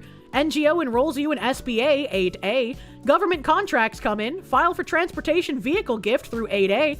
Get free car for quote-unquote transportation. Collect money forever. They made us pay for their American dream while telling you to bootstrap it. And he's quote retweeting a post that says, a massive new scam just blew open in Minnesota. Regular single-family homes are being rebranded as assisted living facilities to drain taxpayer money. The numbers are insane. Here's what investigators found. Assisted living programs in Minnesota are growing 2 times faster than other state programs. Payments are exploding at 10 to 15 times the rate of everything else. Shell companies are being used to set up many of these locations. New facilities are popping up all over Minnesota cities. A shocking number are tied to known money laundering scammers. One of the places looks like an average house on a quiet street, but on paper it bills itself as an assisted living facility, and now it's pulling in huge taxpayer dollars. Look at the numbers. The Minnesota population is about $425,000. Sorry, population is about 425,000 people. 169 facilities.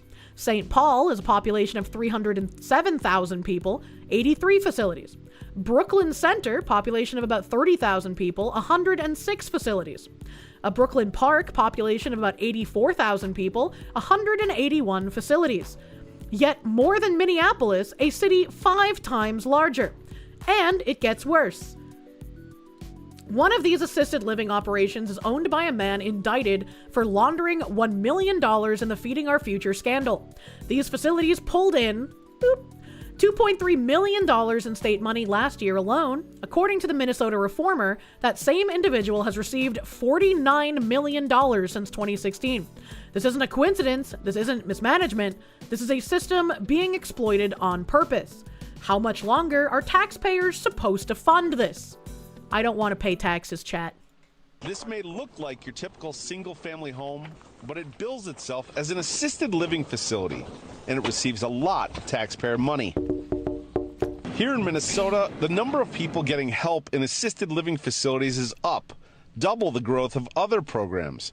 But here's the kicker. The rate of payment in this assisted living space is 10 to 15 times the growth in other programs. Hi. So we pulled the data on assisted living facilities in the Minneapolis area. Minneapolis, as you might expect, has a lot. That's 169. wild when you see it on Paul, a graph. with a population of 307,000, has 83.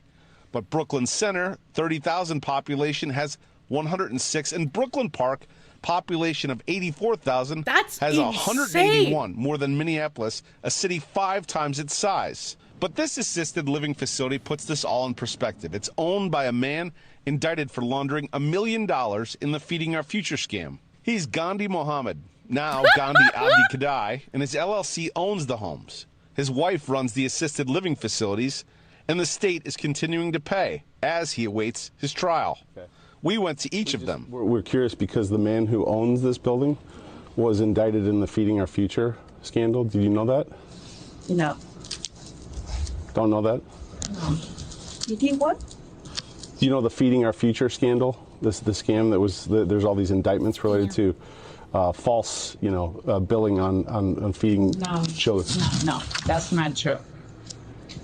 That it's not true? It's not true. The way I know that, no. These assisted living facilities receive... It's not, I know her. It's not true. I don't care what your paper says. I don't care what the indictments. It's not true. Don't believe your lying eyes. Over $2.3 million in state money last year alone. A Minnesota Reformer article says he has been paid a whopping $49 million since 2016. How is it possible that this person who's been indicted in Feeding Our Future also is still collecting checks from the state running? How is it possible he hasn't been deported? This is why people are so fucking angry. It's not enough to indict them. You're never gonna get that money back from them. So you need to deport all of these people. And then the politicians or government officials that facilitated this kind of fraud, you need to garnish those people for the rest of their fucking lives.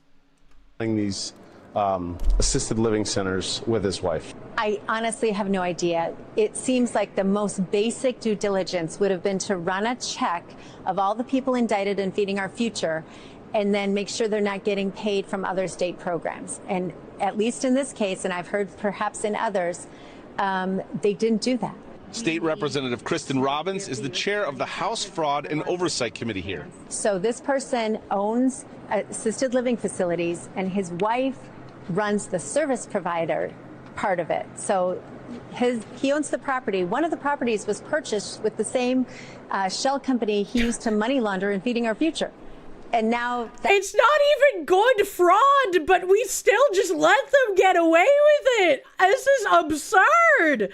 There's no way this can happen without people in positions of power being complicit. Just fucking zero chance, dude. Ain't no way.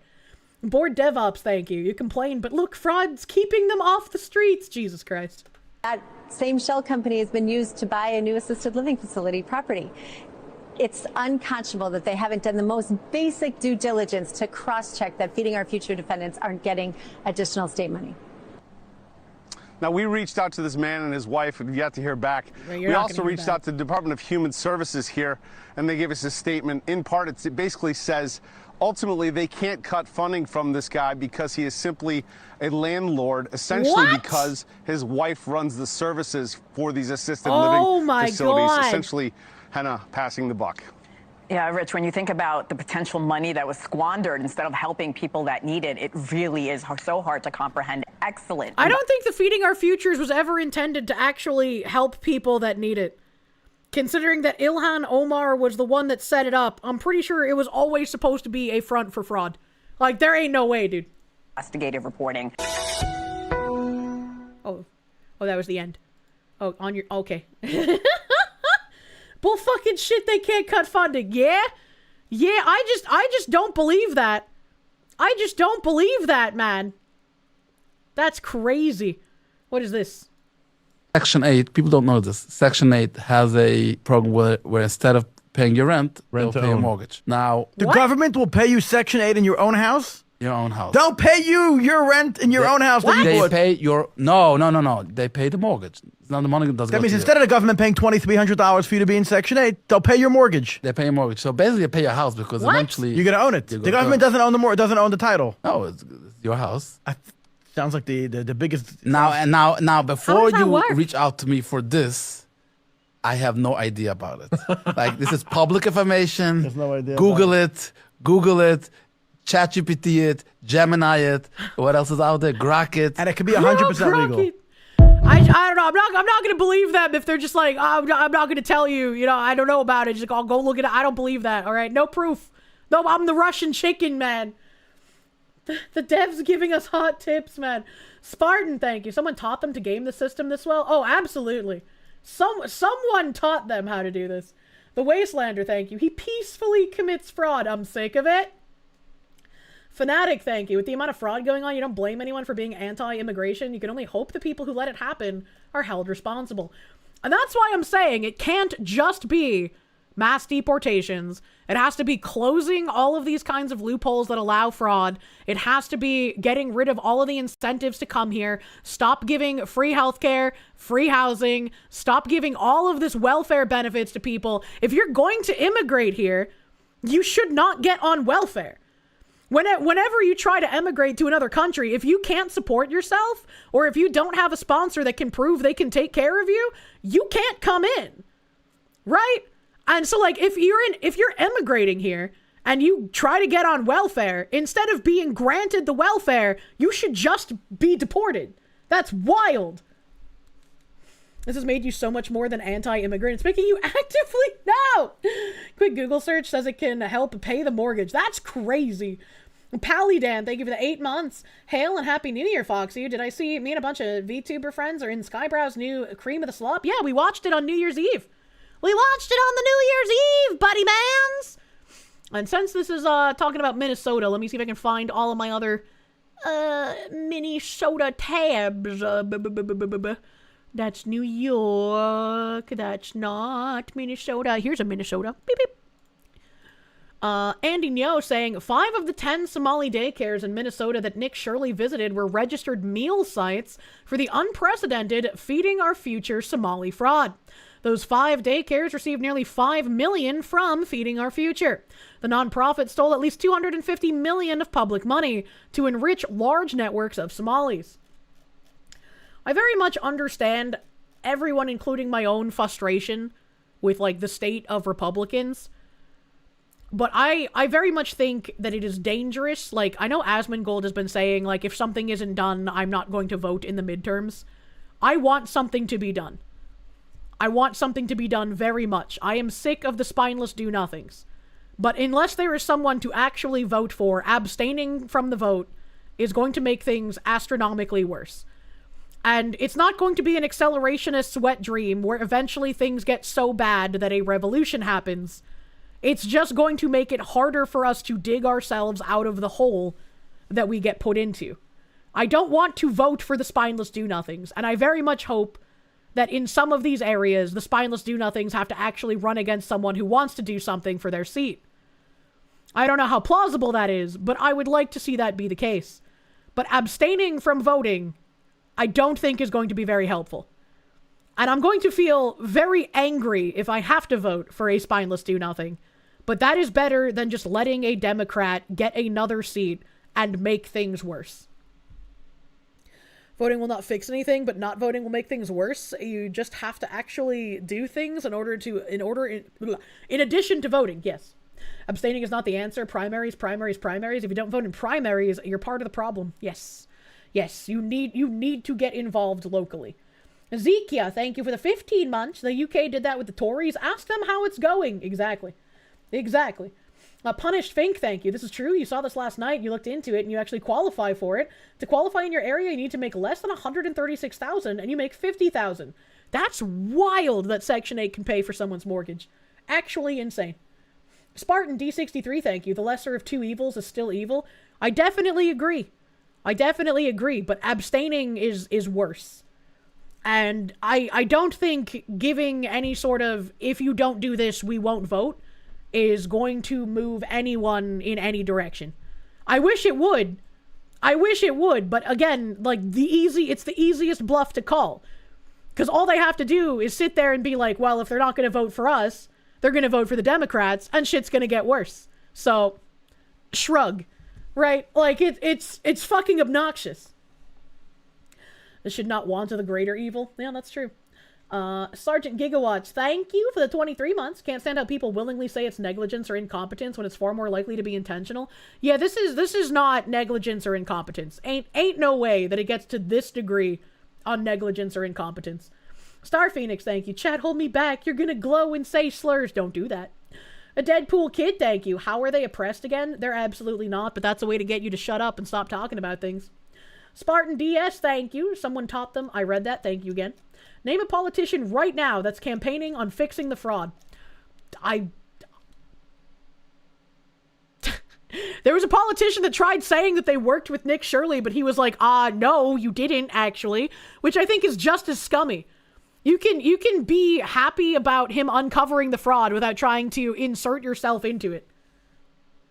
Thomas Massey. It's both incompetence and malicious. A fishback guy in Florida. I don't know anything about the fishback guy. Elon needs to get his party on board, the new political party. The secret to slurring in stream is to yell it at the screen where nobody can see it. True. True and real. But Andy Nyo's article here about more fraud. Because, of course, it's malicious. Watch Ohio. Vivek will win. If Vivek wins Ohio, I'm going to be so fucking mad. I know nothing about the YouTuber running against him, but I hope that YouTuber fucking wins the primary. EHEF, thank you. The Iranian regime is in retreat. Protesters have taken control of military buildings, with the pro-West/America Crown Prince taking control. Interesting. I have a couple of tabs that I brought up on Iran, since people mentioned it, I think, on New Year's. But I don't know if I have anything that's, like, super updated from it.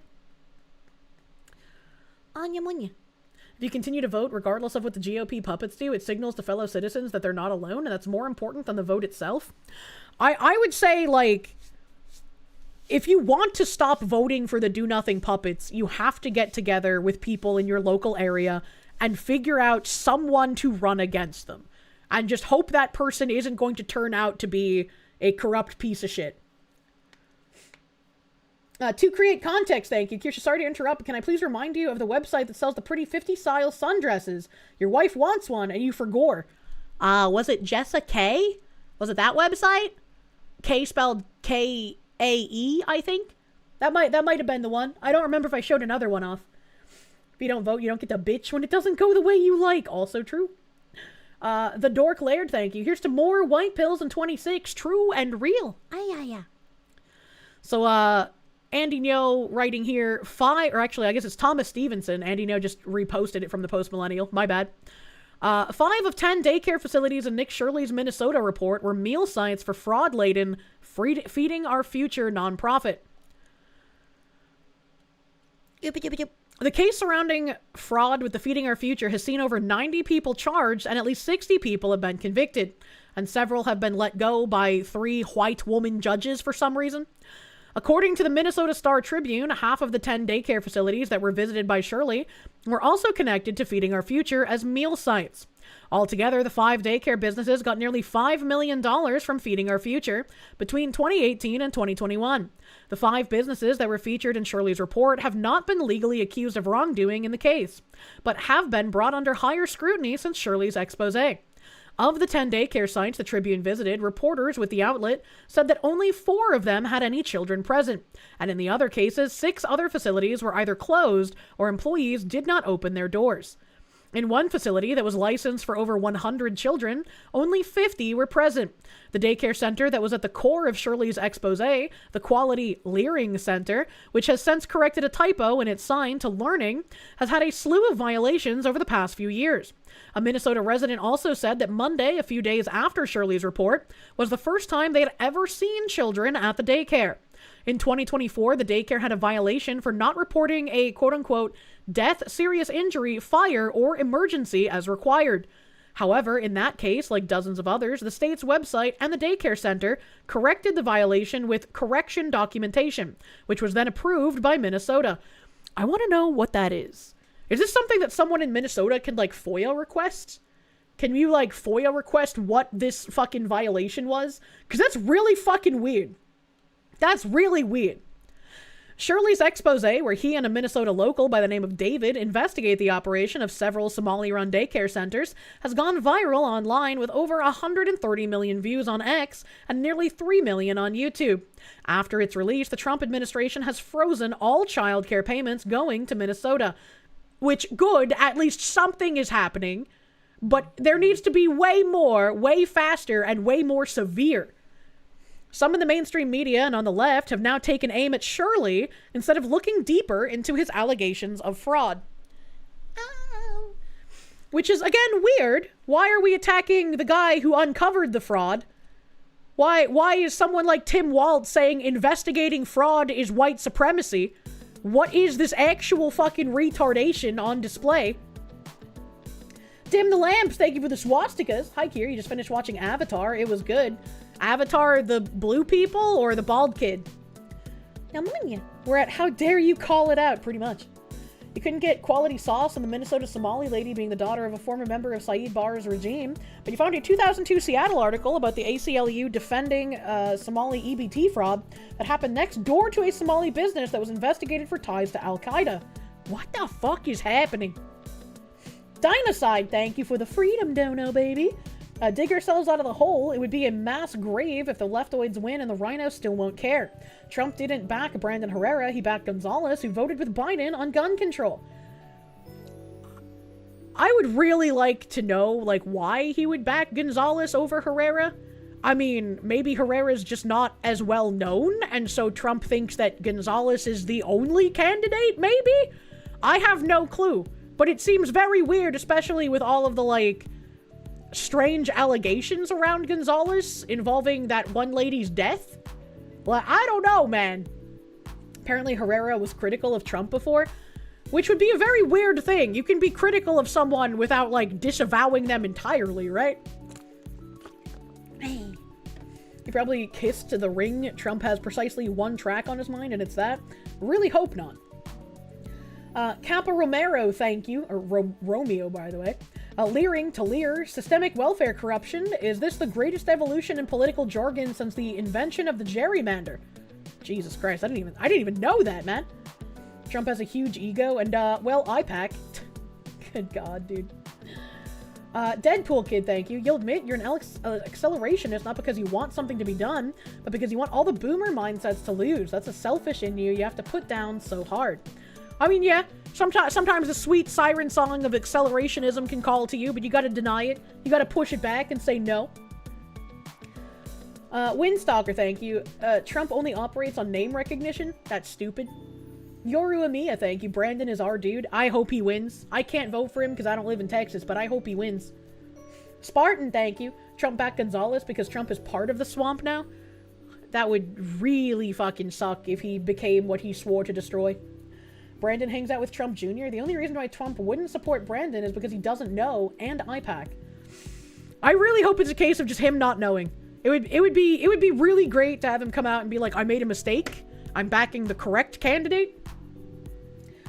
By the way, you should keep messaging Brandon, because you want to see the 1911. I'll try my best. I'll try my best. We also have the administrator of the SBA here, Miss Kelly Loeffler, saying, over the last week, the SBA has reviewed thousands of potentially fraudulent pandemic-era PPP and EIDL loans approved in Minnesota. Today, our agency took action to suspend 6,900 Minnesota borrowers amid suspected fraudulent activity. In total, these borrowers were approved for 7,900 PPP and EIDL loans worth approximately $400 million. These individuals will be banned from all SBA loan programs, including disaster loans, going forward. We will also refer every case, where appropriate, to federal law enforcement for prosecution and repayment. After years, the American people will finally begin to see the criminals who stole from law-abiding taxpayers held accountable. And this is just the first state. Which, I mean, great. I love that you're saying this, but I have no faith in the prosecution and repayment while we still have activist judges impeding such things. Yoru Amiya, thank you. You can throw money at him, though? That is true, but I also would like to throw money at local politicians. Did she get to Walmart's digital price tags because you hate the Antichrist? Wait, what? All a bunch of will statements and not our statements? Yeah? Yeah? The Jackals of Terra Argentum, thank you. Trump's a 90s liberal. You're going to get about 30% of what you want out of him, but not much else. Help. He was the guy who opened the door for a true...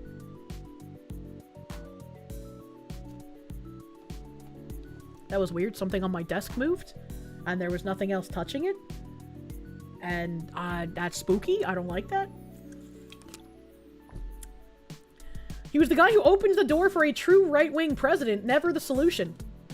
Yeah, when I've voted for him in the past, I've said that I don't think that he is going to solve absolutely everything.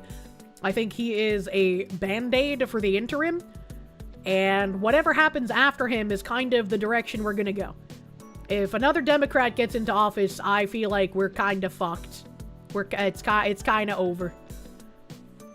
Not the ghost sex. I would be ghost rape. All right, okay?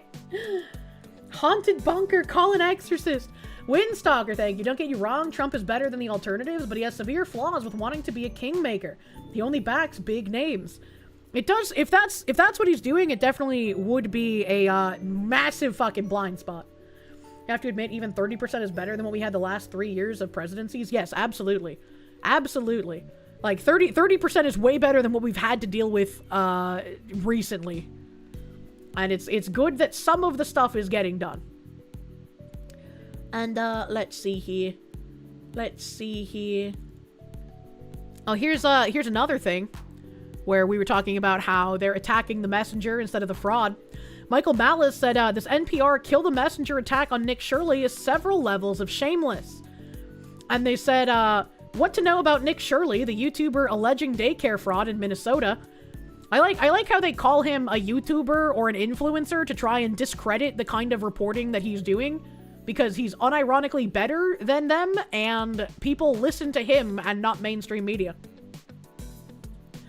And they said, as a quote, "I'm attacked every time I do my job," he said, without citing specifics. "When I leave my house to go to work, I'm violently assaulted. I've been bear sprayed and beaten down. I've been almost killed." And then Cam Higbee, I think he's the guy that we watched do those anti-Islamification of America protests, where he was carrying around like a pack of bacon. I'm pretty sure that's that guy that we watched. He quote retweeted this and said, "Spicy cat raid. What the hell is this spicy cat raid?" Yeah, well, Cam Higbee didn't say that, but he did say, NPR accidentally quoted me instead of Nick Shirley and attributed the quote to him. Spanking because you've been a bad girl. Top-notch journalism. Are they writing with ChatGPT? And I read this and I was like, damn, maybe I owe Vice an apology. I thought Vice was just like naturally shitty. And so having someone report falsehoods and misquotations was just par for the course for Vice's shitty journalistic integrity. But apparently that is just par for the course of any journalistic integrity. I just, sorry, I didn't realize you were all that fucking bad. Wow, top journo. And they're probably using AI writing, right? So that's really funny that in trying to smear Nick Shirley, they misquote him and give him a Cam Higbee quote.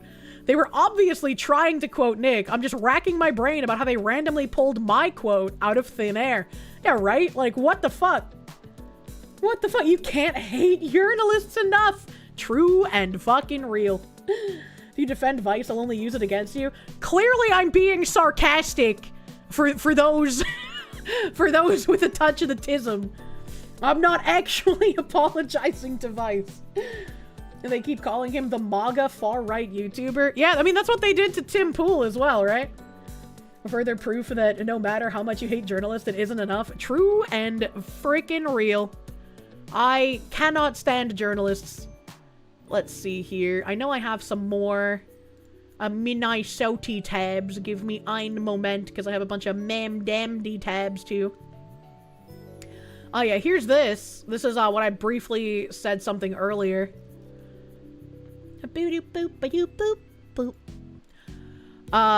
Said breaking NPR News reports that Minnesota House GOP leader Lisa DeMuth acknowledged the Republican Party's involvement in Nick Shirley's viral daycare video, saying, "We worked with Nick Shirley on this."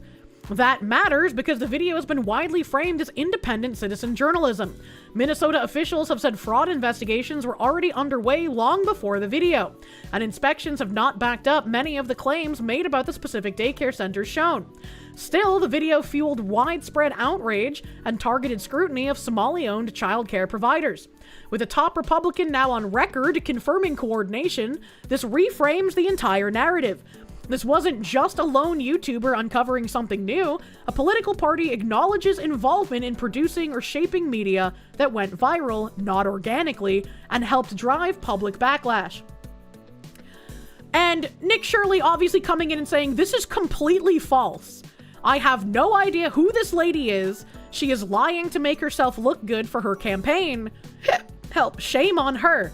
And an immense shame on her, because she should know, being in the GOP, that anything she says is going to be carried forever. So if she lies about something like this, there's going to be millions of little retards continuously saying that Nick Shirley was a GOP plant that worked together with Republicans to make a hit piece on the poor, downtrodden Somali community because they're all racists and want all black people deported.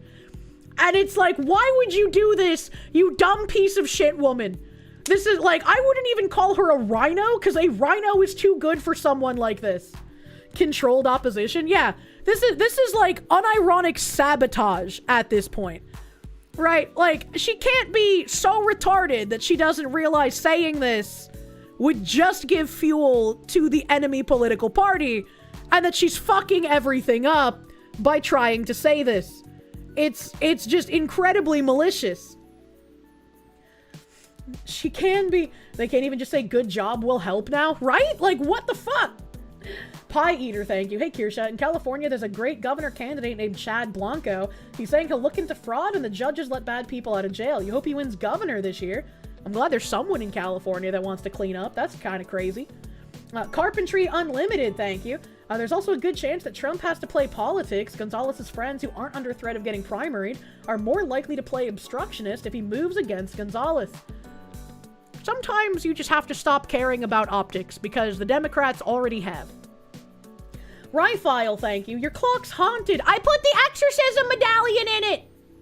Her thought process begins and ends with getting votes in the next election. Man, the R next to her name on the ballot means another R word. True, it's not R for Republican, it's R for retard. Error 404, thank you. Trump backed Gonzalez because the neocon swamp creature that is Susie Wiles, who is his chief of staff, said he is the guy to back. Ew. Imagine listening. Nick Shirley continued, either way, I'm sure this lady would make for a much better candidate than Tim Walz. Considering what she's just done, yeah, I don't know. I feel like if she got in, she would just continue the fraud train. I don't trust her. Based on this one thing, I do not trust this woman. And I would not trust her to be a better candidate than Walz. Best of luck in your race, and the truth is the truth. Fraud is happening, and we should celebrate that it is being exposed at a national level. Best of luck, and I hope you have a fair election. Oh, Nickathy. He about to learn real fucking fast what giving people the benefit of the doubt does to people in his position. That's so unfortunate. Godspeed, brother. And Mike Lindell, the Pillow Man, said, Nick, she is running for Minnesota governor against me. I don't know much about the Pillow Man, but I would trust the Pillow Man over this woman who just tried to completely discredit Nick. She's a liar and most likely a rhino, aka Dem opposition. Yup. An optimistic youth. We need more of him. We need optimism, but also realism. Right? Don't give benefit of the doubt to people who are just waiting to cut you down. Evil Mandrake, thank you. Vice Journo giving directions, be like, turn left onto Main Street, go 4 miles, then take a far right by the Burger King. Oh, man. No benefit, lots of doubt. True and real. What else do I have for Minnesota today? Minnesota. Oh. There's this fucking creature that joined in on writing hit pieces about me back during my cancellation campaign in 2025. I don't remember what article they wrote. I just remember it being astronomically fucking insane. But their name was Laura Izaguirre. And this person wrote, with Governor Tim Walz designating Nick Shirley a white supremacist terrorist Assume that if he is present near you, he intends to murder you or incite others. Act in self-defense on site. I doubt any Minnesota or blue state DA will bring charges if you make clear you feared for your life.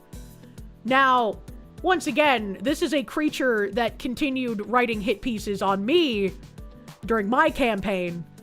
So this is just a person that wants to see people they disagree with murdered. Once again, remember, they don't call you a Nazi, they don't call you a white supremacist, they don't call you a fascist because they think you are one. They do that to make you an acceptable target for life ruination and violence. So many lunatics, right? Can this be federally prosecuted as a call to violence? I have no idea. I have no idea. It's deflecting its own desires, true. Comically psychotic, very comically psychotic, probably AGP. I don't remember much about this thing. I just remember reading its article and being like, damn, this person's fucking crazy, man. It's 100% incitement. That's an open active threat and call to violence. Report to local and federal law enforcement. Again, maybe we can just kill the people noticing. Yeah, that new addition to the cycle is really playing out here. Maybe we can just kill the people who are noticing what's going on before we get to the and it's a good thing portion. Bondi needs to get off her useless blonde ass and start giving Walt an anal exam. True and real. Sir Wolfgang, thank you for the 6 months, dude. Whole state is being held hostage by the Twin Cities and the Iron Range. SOS. Love from rural Minnesota. Monya. I'm sorry about your state, bro. Check Nick Sorter's tweet. They're basically doing that, calling 911 on journalists, saying they have a gun. What? Mordreek, thank you. Don't assume an optimism or pessimism. Always double check. At this point, we need to reform things by local elections on up and stop half-assing our duty. True and real. I gotta go find Nick Sortor, though. Hold on. Nick Sortor? Where are you at? That person wrote an article comparing me to the glowies of Patriot Front. The article is read on that video, by the way. Thank you, Stray Wolf. I was like, I knew they wrote some, like, fucking unhinged shit, but I couldn't remember what they wrote. Oh my god, are you kidding me? Are you kidding me? Okay, before we get to the false 911 calls, Nick Sortor has another tweet. It says, breaking, Cowley Vang, who admitted to being an illegal alien, has just been sworn in as mayor of St. Paul, Minnesota. I am an illegal in this country. My parents are illegal here in this country, Vang said. This should not be tolerated in the United States of America. End this. Why are we letting people here illegally be elected? How does this even fucking happen? Because his mother had died. My father, as the one processing the paperwork, put my grandmother down as his mother. And so I am illegal in this country. My parents are illegal here in this country. Because his mother had died. That's not a good thing! This woman shouldn't be a mayor. She should be fucking deported. Actual clown world, man. That should not be possible. It's unconstitutional. And I'm sick of these people trying to twist the Constitution to protect criminals and to ruin our society. No, we should not have illegals being elected to fucking mayoral positions. We should not be having foreign nationals in charge of immigration councils, like in California. That's insanity. Holy fuck. Breaking, Somali daycares in Minnesota are now making false 911 calls on journalists, claiming they're in grave danger, causing Minneapolis Police Department to respond at high speeds with lights and sirens, per MPD source. Arrest them for making false reports. This is wild. Every part of our system is orchestrated and used to protect these criminals who are here. Everything in our system is used to oppress you as an American citizen and protect these people. They are not going to be arrested for false reports. It just won't happen. And I don't have any fucking false hope that it would. Nick continues, this just occurred to Angel Arusi and me at Somala Daycare, located directly next door to the Somali daycare, who said that they were burglarized. And MPD sources tell me this is increasingly occurring now. This is an attempt by Somali fraudsters to have journalists falsely arrested for exposing their fraud. Callers will say something along the lines of they have a gun or they're reaching for something in their pockets in order to get MPD to put innocent lives in danger, racing to the scene.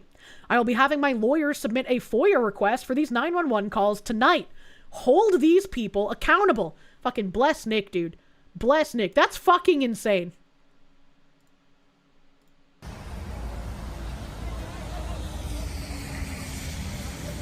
Hey, the sign is fixed.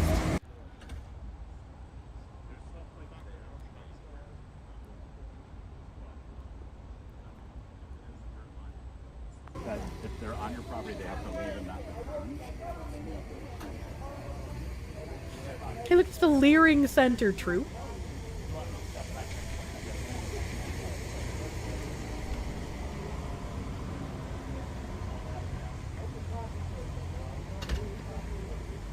Cutting off a bit of the sea, yeah.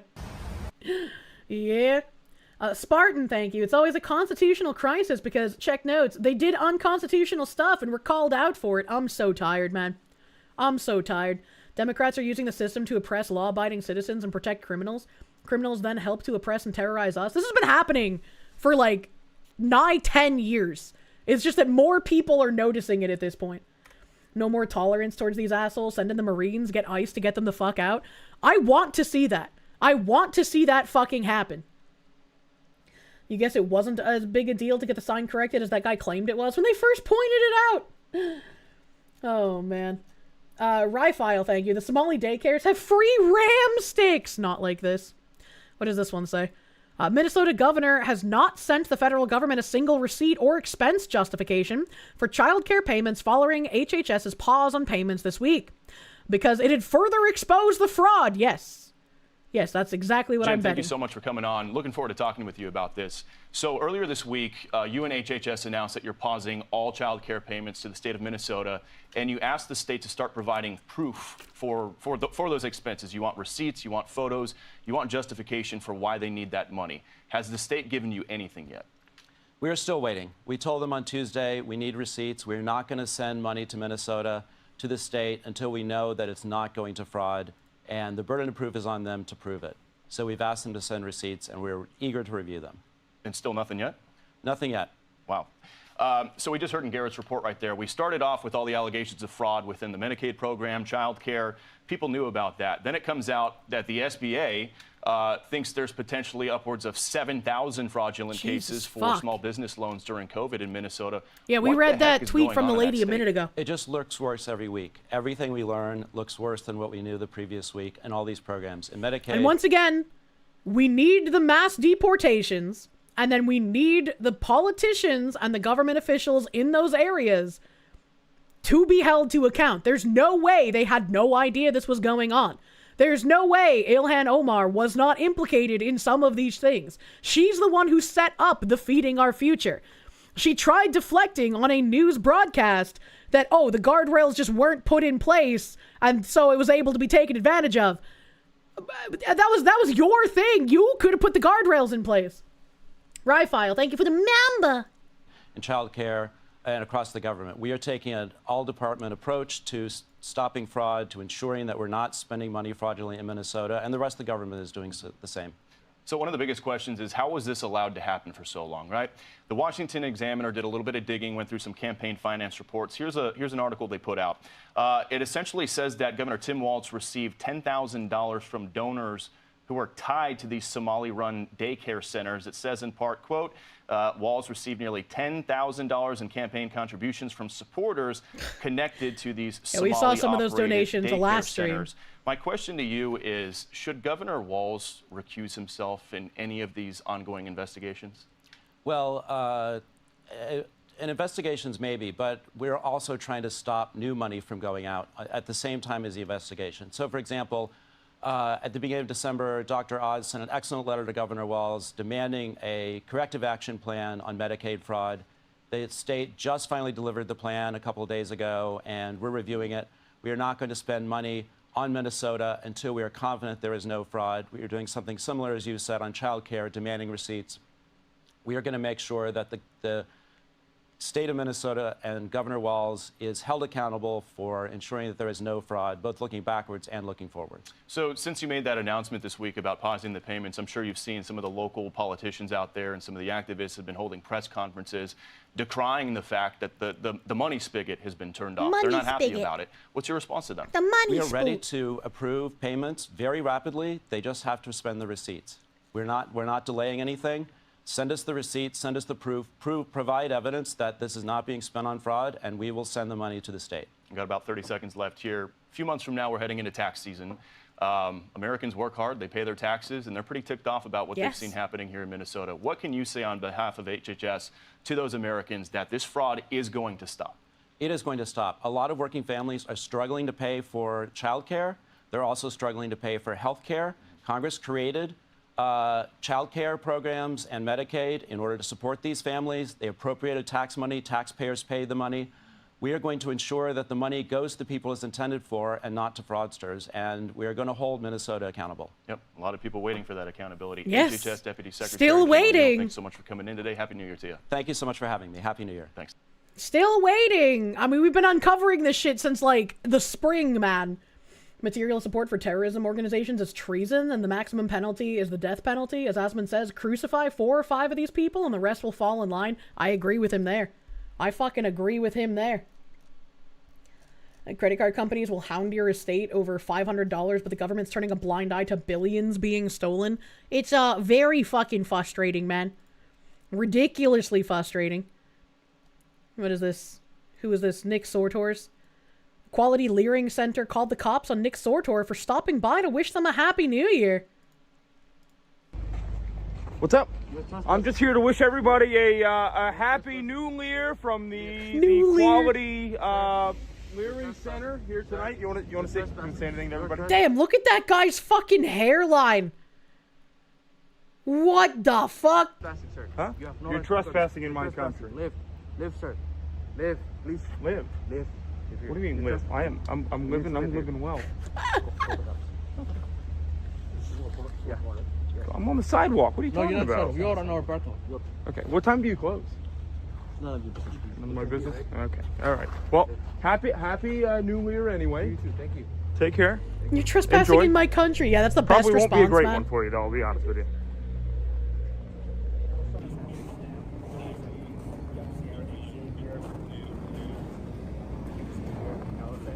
I hurt his feelings, so the cops have been called. What a candy ass, man. Jesus. The fact that these people need enforcers for this shit is wild. Yeah. Yeah. It's a rental, bro. But I mean, that's fine. If it makes you feel better.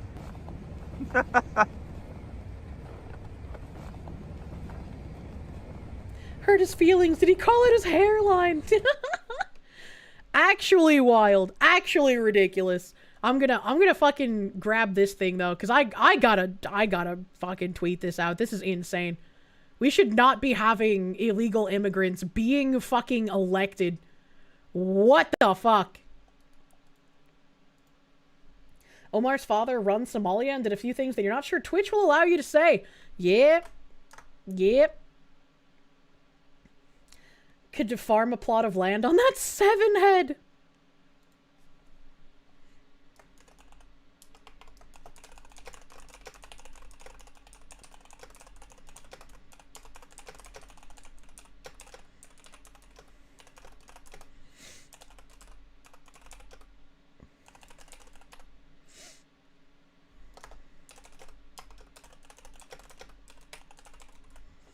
Simple and easy.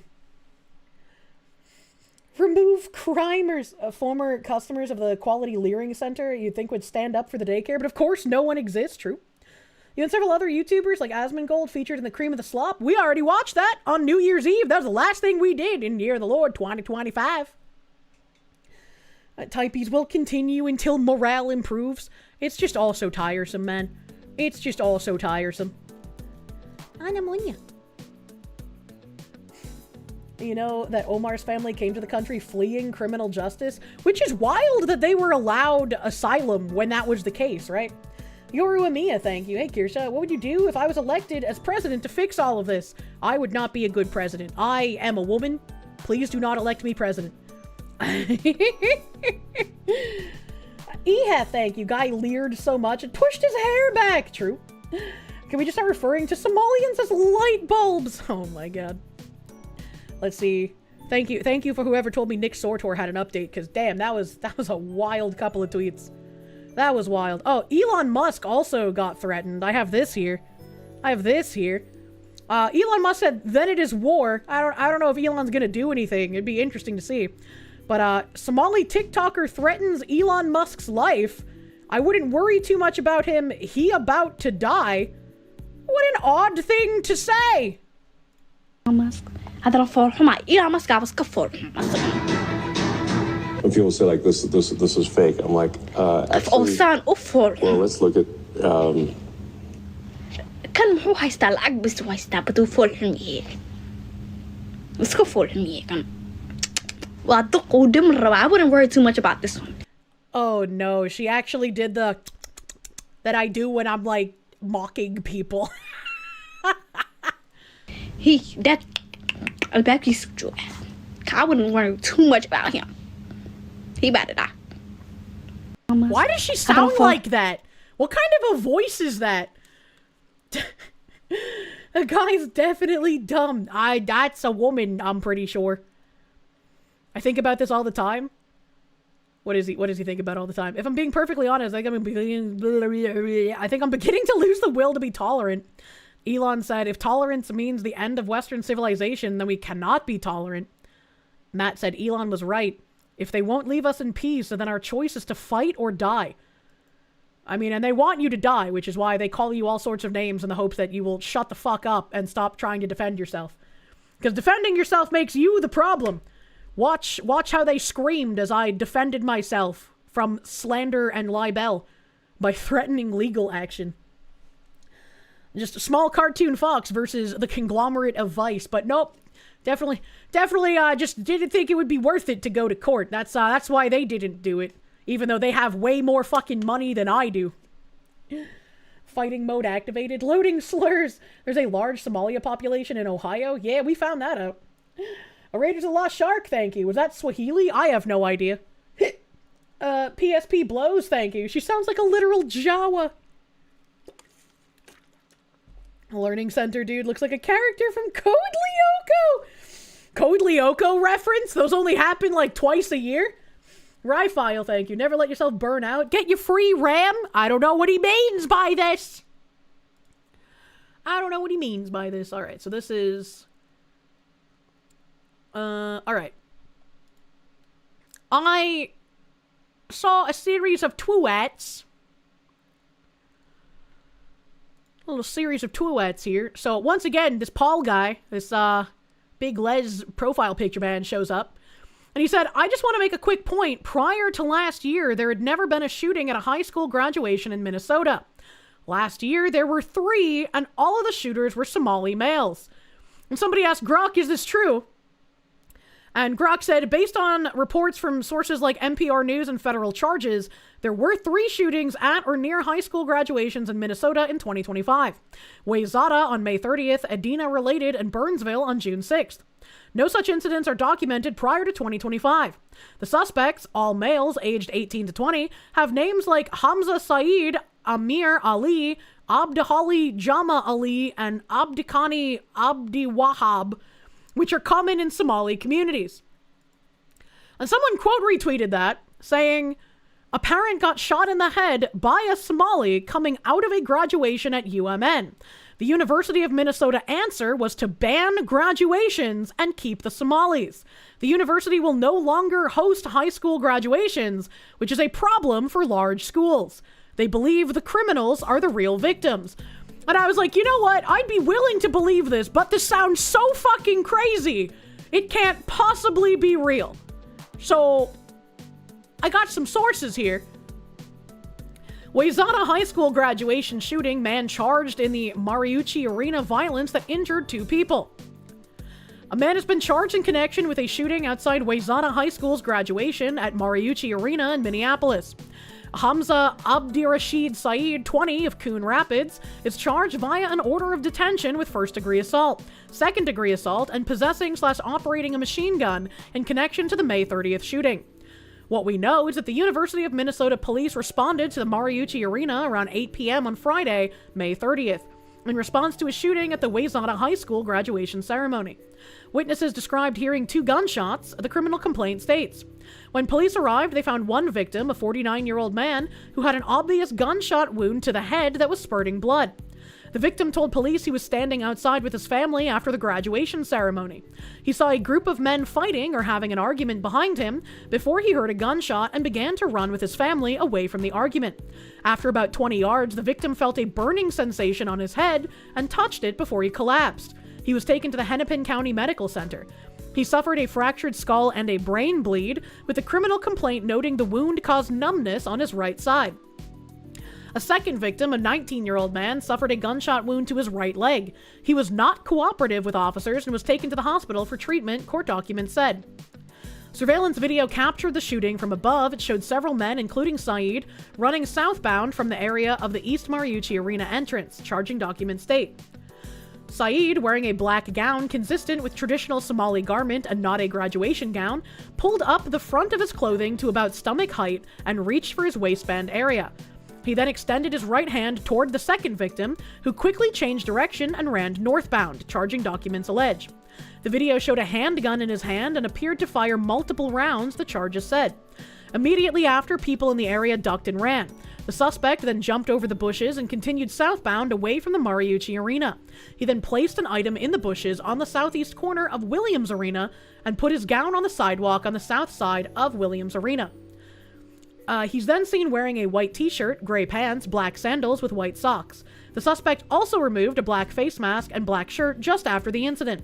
Police located the suspect's gown and handgun, which had an automatic conversion kit, and extended magazine attached to it. They also found the black face mask he was wearing. A witness told police they were on the walkway south of the Oak Street entrance when they heard commotion and a single gunshot. They saw a man matching Saeed's description run towards Williams Arena. Officers located Saeed walking on the westbound Pleasant Street southeast, and he was arrested. Authorities haven't determined if he was inside the graduation ceremony prior to the shooting. It's also unclear if the 19-year-old victim attended the graduation ceremony. Court documents did not list a motive for the shooting. Oh, that's great. I'm glad we just don't bother to get motives anymore, man. It's like, why try when you can die? I'm on ya. In an update on Sunday, University of Minnesota police said the victims had both been released from the hospital. In a message to parents, a Wayzata official said one of the victims was the parent of a graduate. Superintendent Chase Anderson dispelled rumors he said were circulating online, explaining investigators have not been able to confirm any connection between the shooter or the second victim and our graduation ceremony. Please know that several safety measures were in place before and during the ceremony, including operational metal detectors at all entrances, as well as the presence of school resource officers and University of Minnesota police and security personnel. Moving forward, we are committed to continually renewing and strengthening our security protocols and exploring ways to prevent such incidents in the future. And I was like, okay, so that proves that the parent did get shot in the head, and that did actually happen.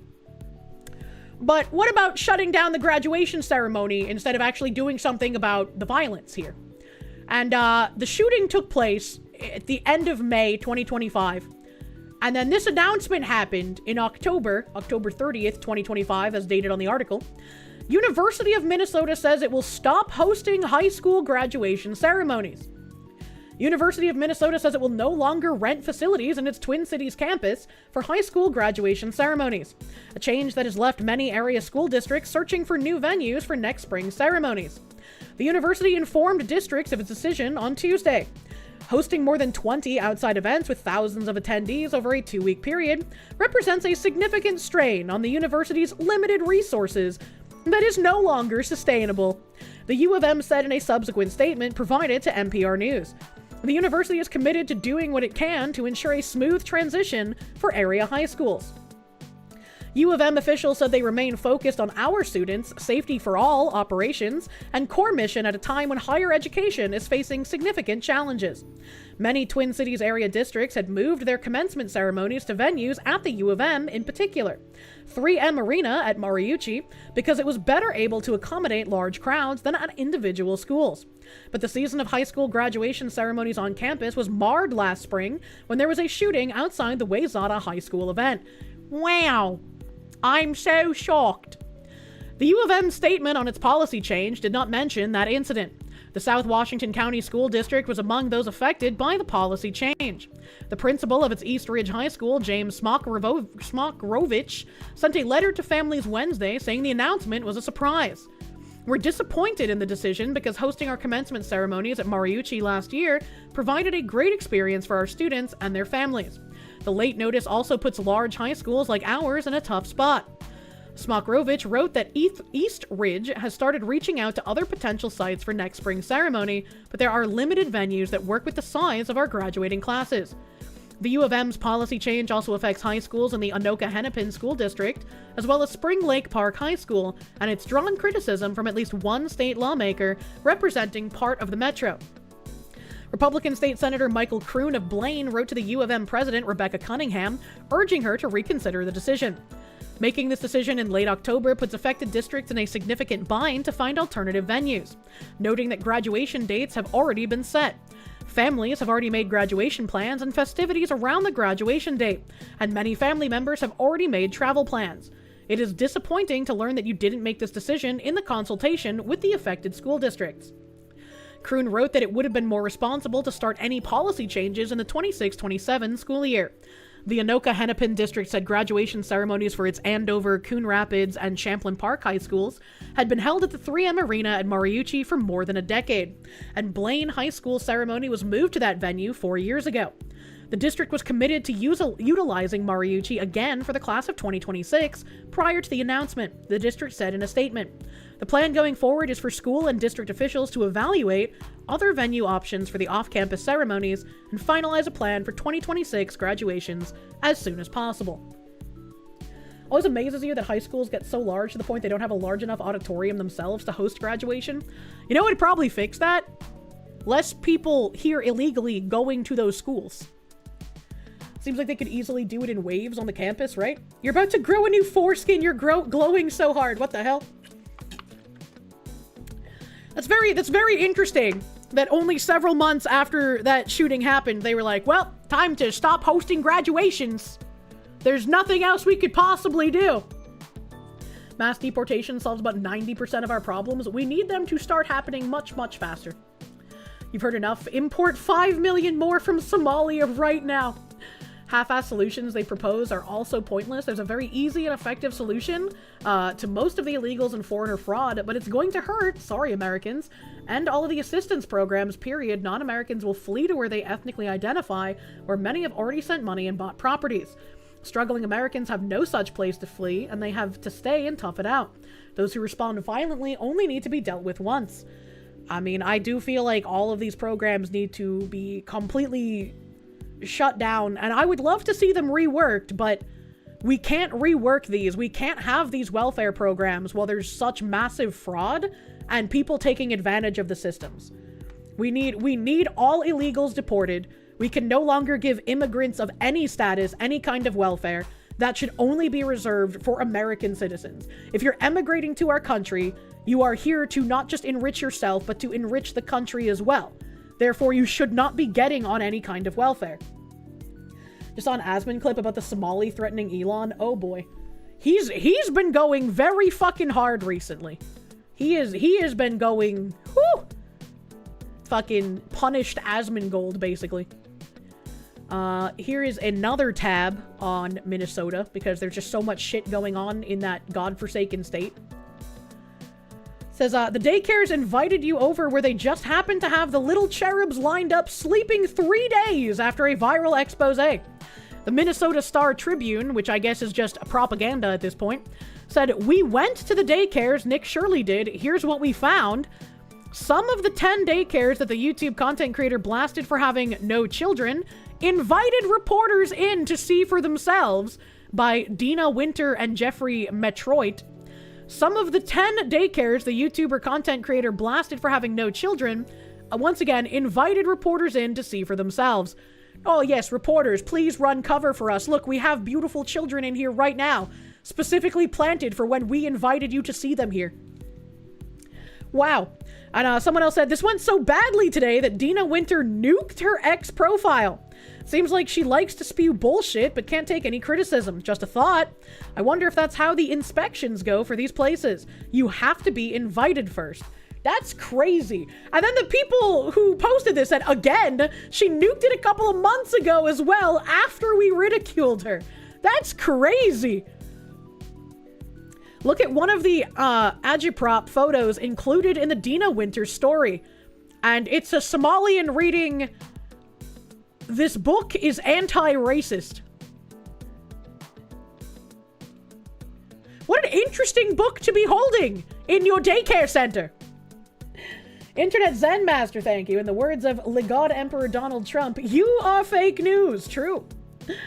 A new trend from don't ask the French how they feel about the Roms to don't ask an American how they feel about the Somalis. Oh my god. She can't even speak English, but she can read it. That's a funny comment on the side. Second place goes to the Star Tribune. Totally not specifically for optics or anything. Oh my god. Oh hey, I know, I recognize that lady. She was with Tim Pool for a while, right? Definitely sleeping because they'd have told the journos the truth if they'd been awake. Oh my god.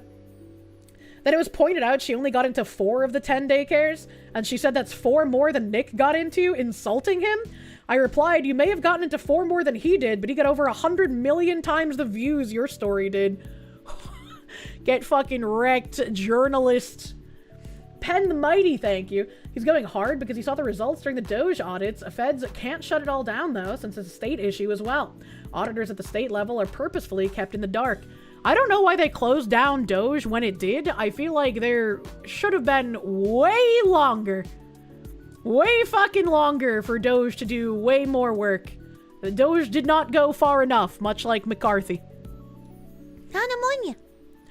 Another Minnesota tab. Councilwoman Vicky Palladino is a New York City council member representing District 19 of Queens. GOP minority whip. She said, did everyone at that rally get some kind of instruction beforehand to not mention the word fraud under any circumstance? Is that why this is the second video we've seen of a woman looking like she just blasphemed after uttering the word fraud? This is so weird and makes them all look guilty. And I do see some signs over here that say stop fraud, and I agree, stop it. There are wait lists for these programs that are years long. There is fraud, and the way that she looks after she says there is fraud is just so fucking goofy. Like, oh no, I took the Lord's name in vain. Not like this. My party will execute me. Open foot, insert mouth. And like, look at this person over here giving her the side eye when she said it. Look at this fucking side eye happening, brother man. It's so over for this woman. Mordreek, thank you. Doge wasn't shut down. It was divided up to focus on and advise the other departments. It was always meant to be an advisory group. Okay, my bad. Thank you for the correction.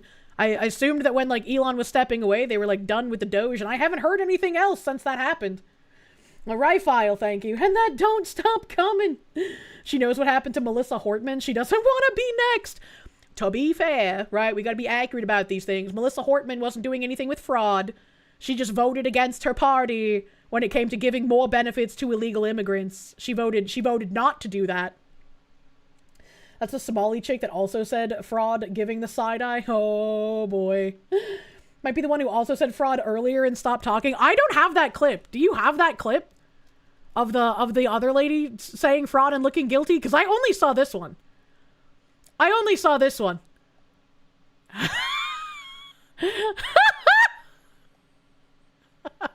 The fucking Bernie, bro! Damn, that looks like a castle. That's a crazy house.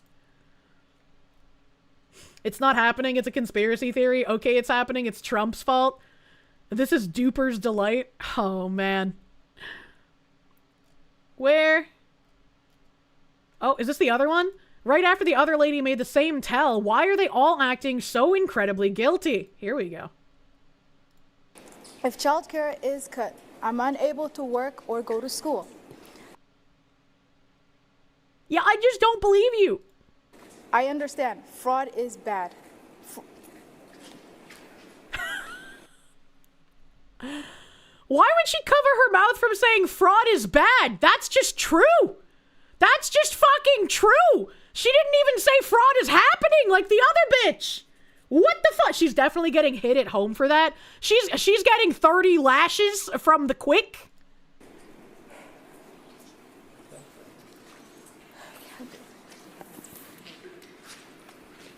What the fuck? If she knows she's getting beat, she's done. She's like, I can't. All right, I've already fucked up enough. It's implied that it's happening when she said it's bad. That's when she knew she fucked up. That's so, it makes them look so fucking guilty. It makes them look so guilty. And retards would be like, oh, you only assuming that they're guilty because you're racist. The white bitch said it too. Come on, man. Come on, man. She wasn't supposed to read that part. Your theory is that they asked ChatGPT to write them a speech, and because ChatGPT is a retard, it will post, yes, I know fraud is bad, but... Oh my god. And she's now getting dagger stares. I'm sure both of them are. They're both gonna have, like, some kind of fucking... some kind of fucking talking to. She's getting Benoit. John in English, thank you. Did I notice her 6-carat ring? I'm sorry, what?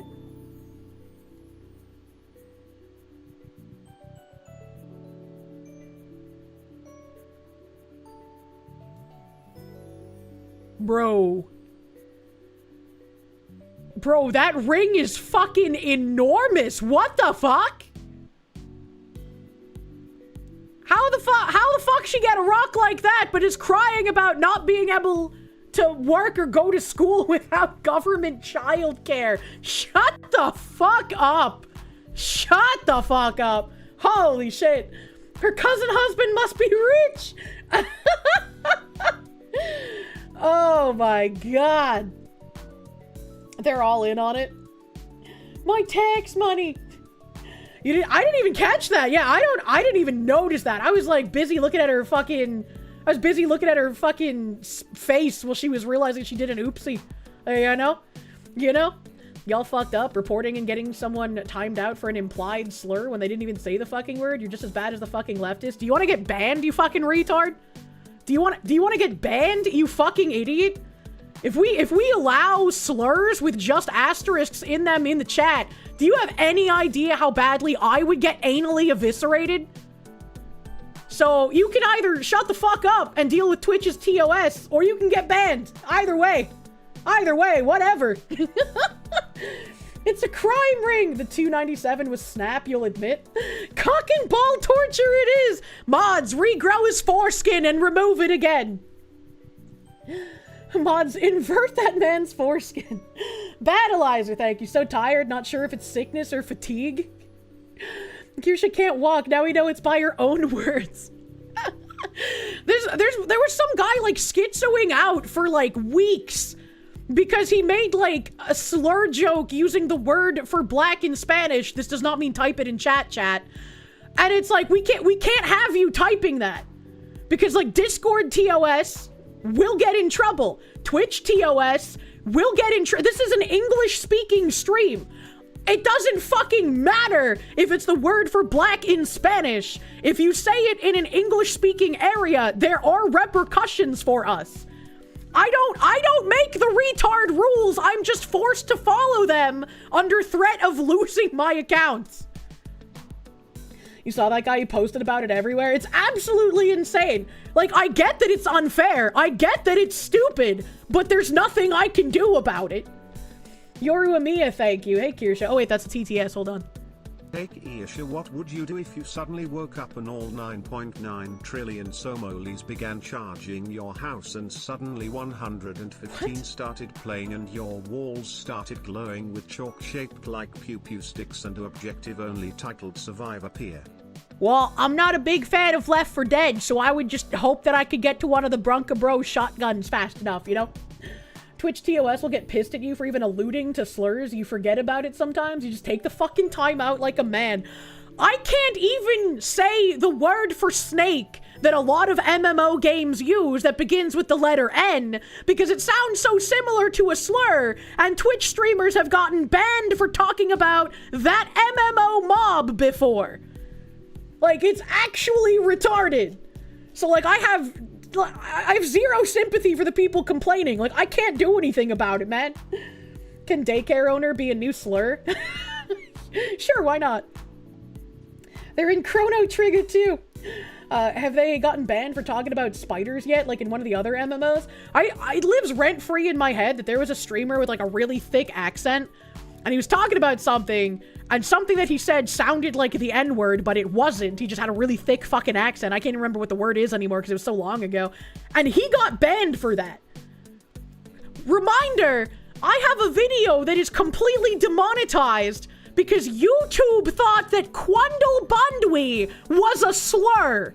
All right? Okay? So, I hate Clown World. A Droxas, thank you. Wait, like the WoW Serpent people, it bans that? What kind of drugs are online TOS people on? It's a word that if you say it, you can get banned because people will report you for having said a slur, and neither Twitch, nor YouTube, nor Discord care about any kind of context. If you say a word that sounds like a slur, you're getting fucking punished for it. And it's retarded. But there's nothing I can do about that.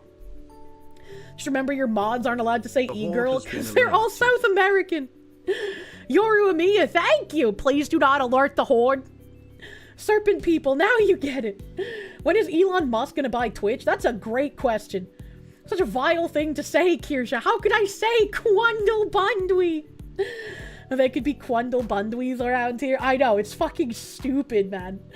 The giant ring reminds me of your Slavic friend in the US whose legal migrant family bought a giant mansion and live in one room because they're too poor to pay utilities, and whose father bought him a Rolex watch as a birthday present and then got furious with him when he wouldn't wear it in a ghetto area because not doing so made him look like he was someone not worth robbing. I would actively want to look like someone not worth robbing. What does he mean by this? It's all about looking rich at any cost, no matter what sacrifices or stupid behavior it requires. That's really fucking dumb. That's really fucking dumb.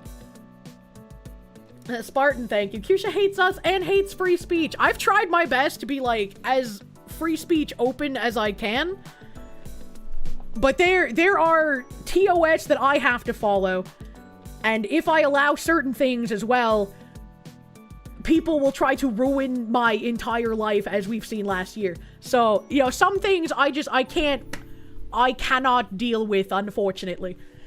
Can't believe you would say the Crundle with the hard wandwe. Oh my god. Best thieves know that the rich man is not the one in the suit, but the dude in the flip-flops and Costco Kirtland signature shorts and t-shirt. Oh my god. Crundled in my lane, bundling. I like that one. I like that one. Streamers get in trouble for what chat says too. 100%. Unfortunately. A Spartan. Thank you again, my guy. I gotta scroll down. Slur like Dual Knight Abyss. Call the... Oh my god. Casket Dodger. What? Thank you. I want to say sniper, but I don't know. Isn't even safe? Is it? I don't know. I don't know. That doesn't sound like a slur to me. Oh, I almost said the snake word because I read it in the chat. Fucked.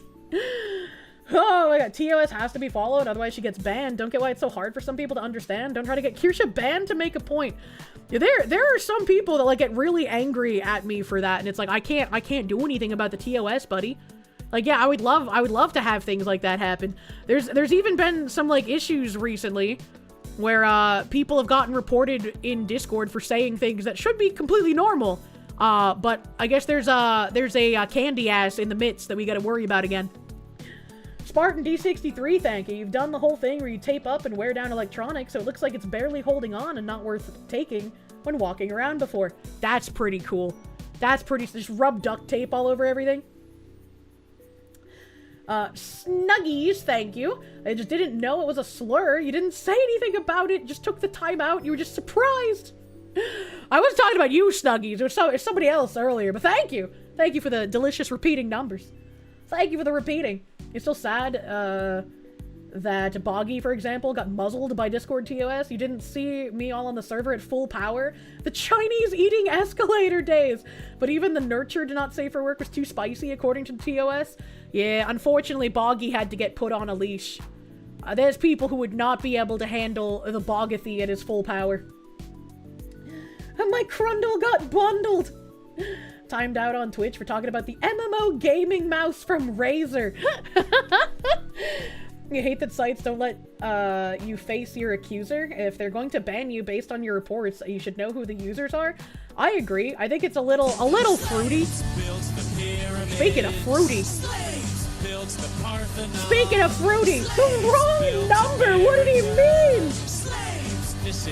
Beagle, beagle. Do do do do. Do do do do. Do do do do. This is your song. Thank you, Leo! Thank you, Leo the Unwell, what the fuck, for 1,026 slaves.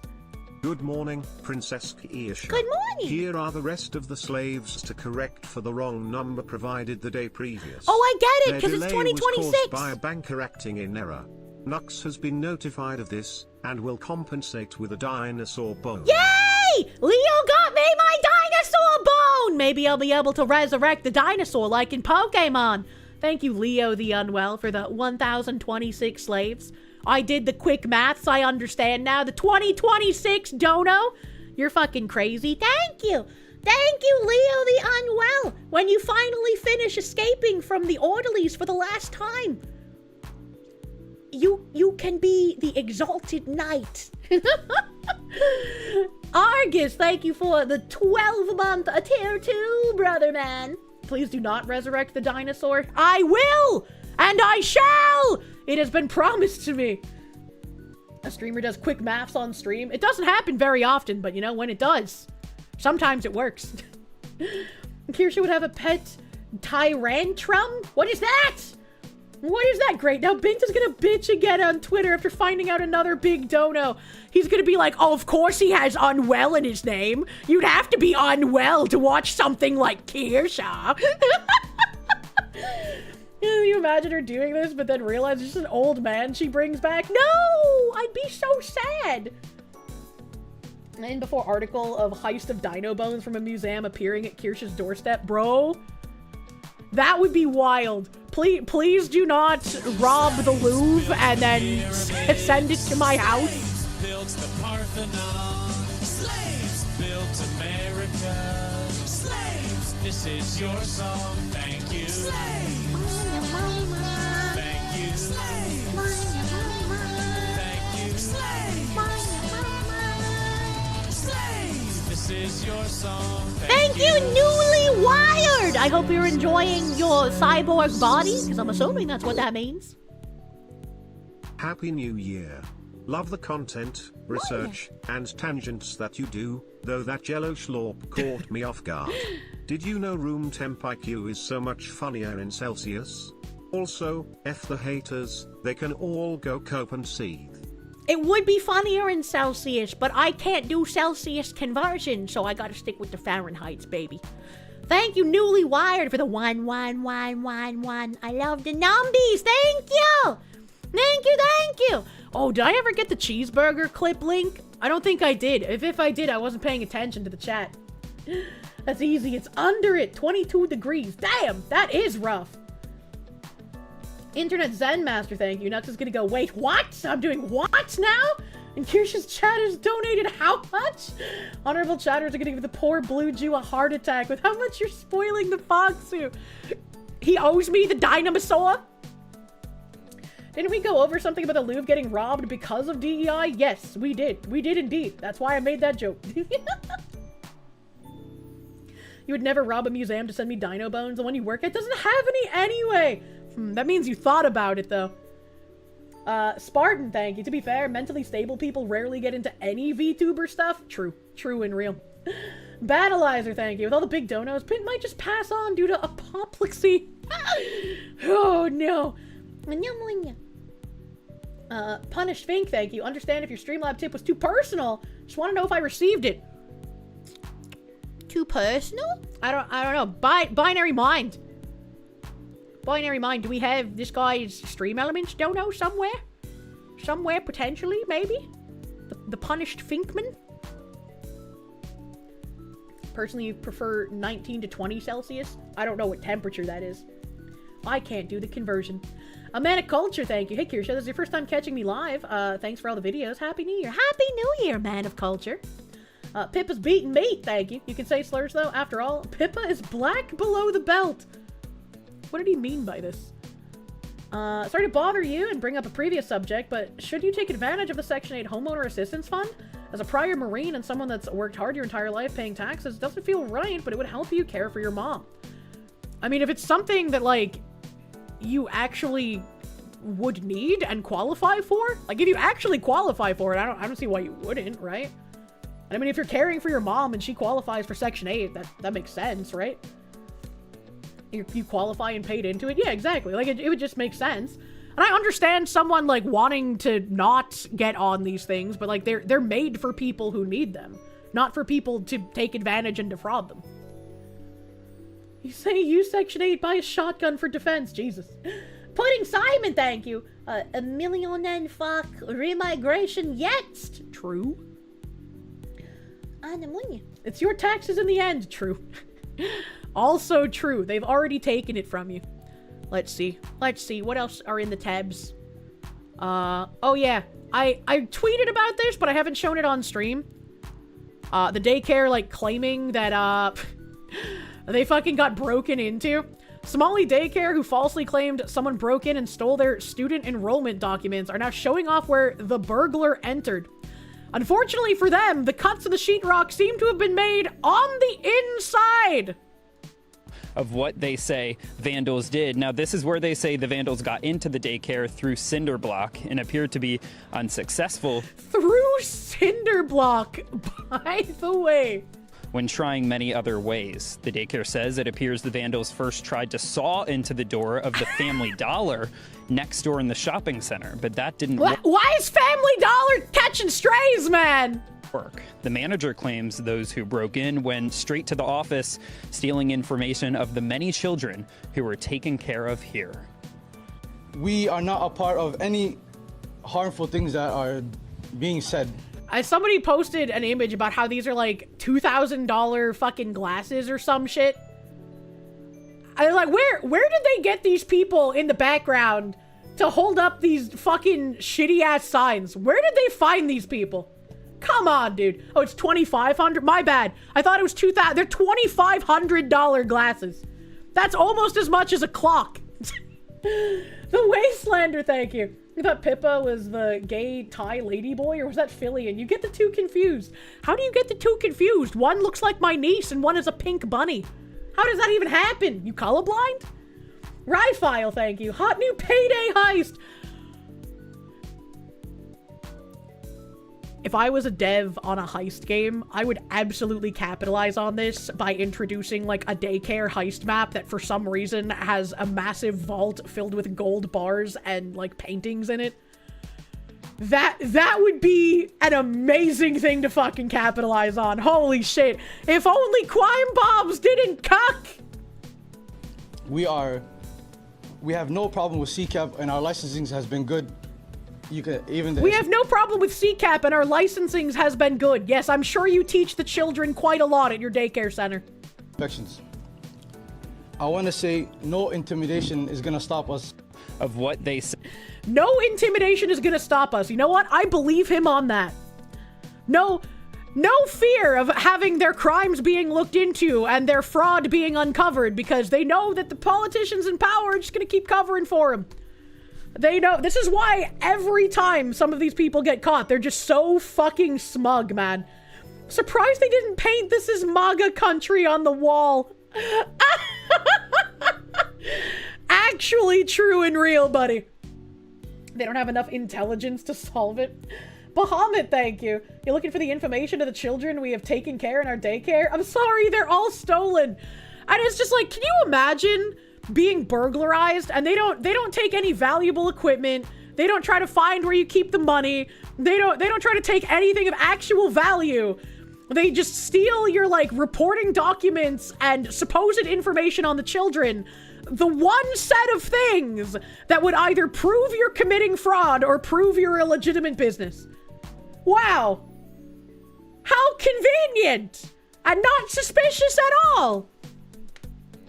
Praxis, thank you. Double-digit IQ. Trying to cover up crime. Oh my god. And, I guess, speaking of...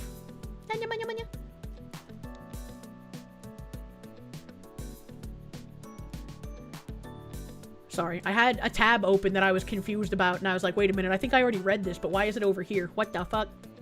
What the fuck? Here's another New York Post article, not related to Minnesota, finally. Defund the police group bails out an abusive dad, who then goes on to strangle his baby mama to death. But, you know, to a group like Defund the Police, that's just collateral damage, you know, that's an acceptable loss. I was not expecting this to be related to Minnesota. I apologize, chat. It does appear to be a Somalian. An abusive boyfriend viciously stabbed and strangled the mother of his children to death while out on bail, which was posted by a Portland Defund the Police group, authorities say Wednesday. Hold on, I need water. I just choked. Yes, indeed. What will we lear from this article?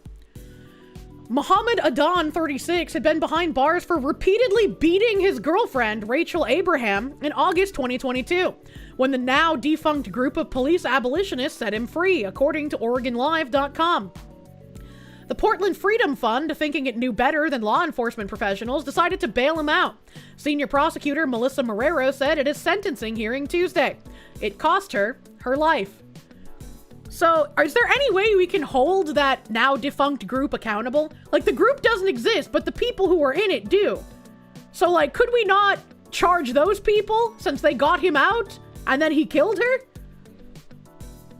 You should be surprised, and yet you're not. Abraham, 36, who had 2 kids with Adan, had begged a judge not to release him after he strangled and punched her twice in the head while high on methamphetamine and cocaine in May 2022. Indian scam foo. I need to figure out how to counter the scam foo. We must redeem Yoru Emiya. Thank you. Ehef, thank you. The daycarers are stealing our gerbs. That's crazy. That's crazy that even he himself was like, please don't release me. Even he was like, I know all of you white people are fucking crazy and you keep releasing people who do bad things. I did bad thing. Please don't release me. And then this group still bailed him out. That's insane to me. What the fuck? And then as soon as he's let out, he's like, well, I guess I have no choice. I gotta kill her now. What even are we living in? What even is this? Do not release. Statistics show that strangulation cases lead to homicide, Abraham said in a statement, read aloud in court roughly 2 months before she was murdered. I don't want to be a victim. Oh shit. My bad, chat. He wasn't asking to be released, it was her. I mixed up the names. Abraham is the woman and Adan is the man. My bad. Strike that from the record. It was the woman who didn't want him released, which makes sense. Which makes sense. Strike that previous thing. I thought he was saying, don't release me. It's hard to keep the names straight. They both begin with A, and Abraham does not make me think of a woman. Let the record show. I made a mistake in identity. I was incorrect. We're moving on. Instead, Abraham was granted a no-contact order that offered her no protection, and he was arrested again on June 23rd for punching and strangling her as he hissed, "I should kill you," according to prosecutors. I feel like no-contact orders are kind of fucking worthless, based on not only this case, but there was that previous case that sticks in my head, where a woman had a restraining order on her ex-boyfriend, and he came to her house and was trying to break in, and she called the police, and they were like, well, we have no one to send to you. Have you tried asking him not to break in? And she was like, yeah, I've asked him to go away, and he's not. And then he broke in and beat her and raped her. So I feel like it would be in everyone's best interest of self-defense to just be armed at this point. Like, just do not rely on the police. You shouldn't have been relying on police before, but definitely don't rely on them now. And restraining orders, kind of worthless. It feels like they are just some sort of weird fucking legal step you have to take in order to prove that you're afraid of someone. And they do nothing. This is unironically why everyone should have a gun. Absolutely. Am I talking about the case that set off the riots that was the kickoff of Kyle Rittenhouse self-defense? No. No, I am not. Remember, chat, when seconds count, police are minutes away. True and real. True and real. Judge Benjamin Bouchon granted Aiden's release 5 days later and ordered him to wear a GPS ankle monitor, which he quickly removed before going to Abraham's house. What are we doing here? Why are we giving ankle monitors to people who want to kill someone? Like, what is happening? Metallachurch, thank you. Please don't release him. I don't want to die. So we released him, and for some reason she died. Who could have foreseen this? Just incompetence at every level. And defund the police are a communist group, so not surprising that they're retarded and want to do damage. He was arrested again for beating her with prayer beads on August 11th. Wait, hold on. What is this timeline? Okay, so he beat her in May, and then she begged to not be a victim and not to release him. And then in June, he was arrested again for beating her. And then he was released again and was given a GPS monitor. And then he beat her again in August. So he was released multiple times, and every time he was released, he beat her again, regardless of a restraining order, regardless of an ankle monitor. Why in the fuck was he not held after this? It's literally a pattern. What are we doing here? Activists with the Portland Freedom Fund then paid the standard 10% of his bail required by law, $2,000 of the total $20,000. How was his bail only $20,000 for beating this woman 3 fucking times and everyone knowing he would kill her if he had the chance? What are we doing? What is our fucking non-justice system? On August 20th, and he was set free again with a GPS tracker that he again disabled!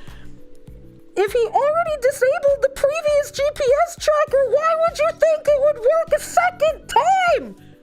I hate everyone involved in this. And everyone involved should face criminal repercussions. This isn't like retardation or negligence that led to this woman's death. These are purposeful steps by malicious people not caring about this woman's life. He then went to Abraham's apartment and savagely slashed her face and arms before strangling her to death, while 3 of her children were home, according to prosecutors. Wow, who could have seen this coming? What a shock! Oh no! I am so fucking angry. A woman is literally dead because of activist judges letting this guy free, even though he is proved to be a risk every single time they let him free. And the fucking commie shit cunt defund the police idiots also wanted him out. On Tuesday, Aiden pleaded guilty to second-degree murder and was sentenced to life behind bars. Just fucking execute him! What do you mean? What do you mean life behind bars? He was arrested 3 times for beating this woman and released all 3 of those times, and then the 4th time he fucking killed her. Are you kidding me? Why are we not executing this thing? He'll be eligible for parole in 25 years.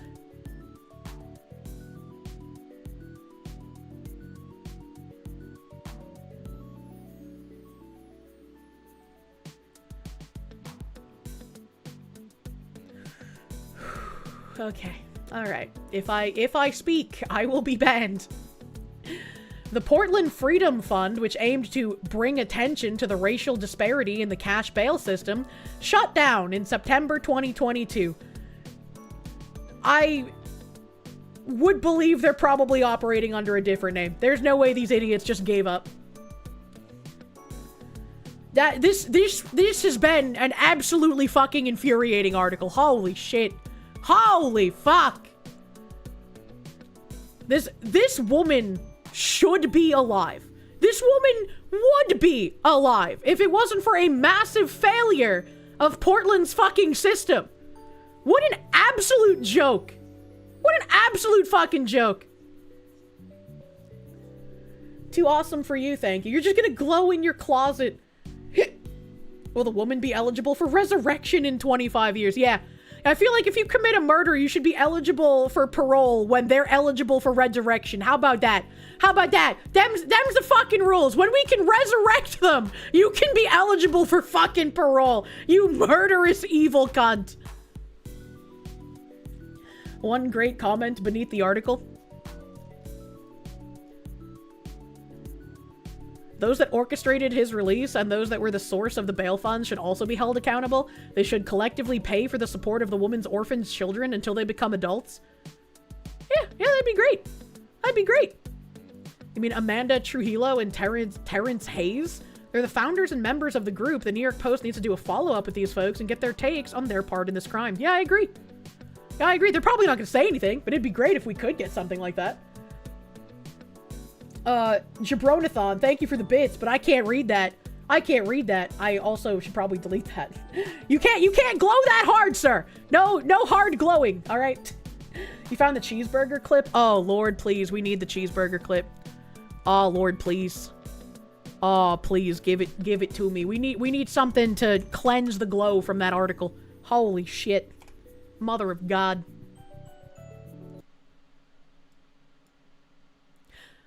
Oh, is this the short one, though? I think this is the short one. So this has no context. There's an NPC in this game that makes this exact noise. And so that's why I made the noise. That's why I made the noise. He's eating a cheeseburger, and for some reason, this is what he sounds like. Cheeseburger. Please hire me as a voice actor for your indie video game. Holy heck, yeah, I'm pretty good at the noises, man. Internet Zen Master, thank you. Times like this make you question if the federal government should not have the ability to seize control of a state if the government negligence gets this bad. However, you don't trust the government. No, I definitely would not want to see that happen, but I understand why you had that line of thinking.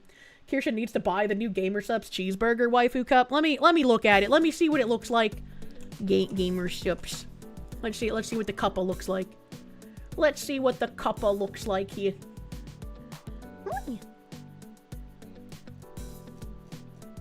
Double fisting? Oh, I do like that. I do like the double fisting. Double fisted burgers? Ooh, that's a nice fucking hoodie, too. I like that hoodie. I like that. Sylvani, thank you. That cinches it. Time to go get the bacon cheeseburger. Thanks for helping you decide. You're welcome.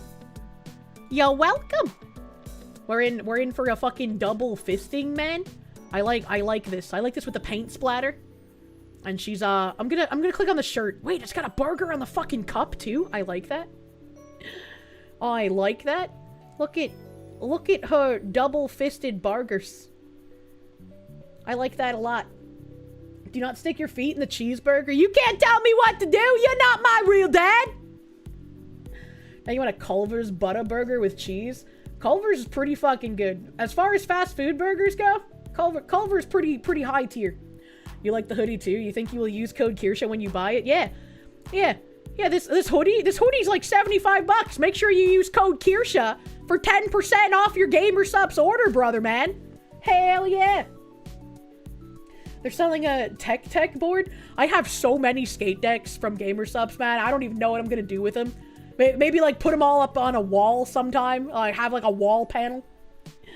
Culver's is good, but Five Guys is your goated burger joint. Five Guys was like really fucking bad in Massachusetts, but Five Guys was like the best burger I could get in Georgia. That's how dire it is down there, man. Are those full-sized 7-ply decks? I know they're full-sized. I don't know. Yeah, 7-ply Canadian maple. 7-ply Canadian maple. I guess you could ride on a Canadian. Five Guys fries are soggy. Oh, that sucks that you got a soggy fry place, man. Could put them up on the wall behind the clock. That'd be funny. I do like what Bam Margera did with all of his skate decks. I don't know what he did with his skate decks. Man, Five Guys is way too dependent on the location. Five Guys back in Washington was amazing, but the one you had in North Carolina was trash. It really is dependent on location. It really is. That's why they suck. They suck in mass. Because you can get so many fucking good burgers from so many other places. So it's like, why would you ever go to Five Guys in mass when you have like literal mom and pop shop haven everywhere around you? You're old Miss Fuddruckers. Oh my god. Be jammin', thank you. You're from where Five Guys was founded and have been to the original Five Guys. It tastes different now than it went global. It was better 25 years ago. I didn't know they'd been around for 25 years. Damn. Kind of old. Well, they're kind of old, man. Let's see here. What else is there? Oh, there's this funny German streamer thing. A funny German streamer thing. I just brought this up as a quick thing. I almost never get to like the streamer clips I have, like that one that got into a car accident recently. The streamer Kunshi Kitty wants to show in Cologne that women can safely walk through the cheerful groups of men. The emphasis, however, lies on wants. She is attacked multiple times. Mit Handschuhe auf. Besser ist. Au!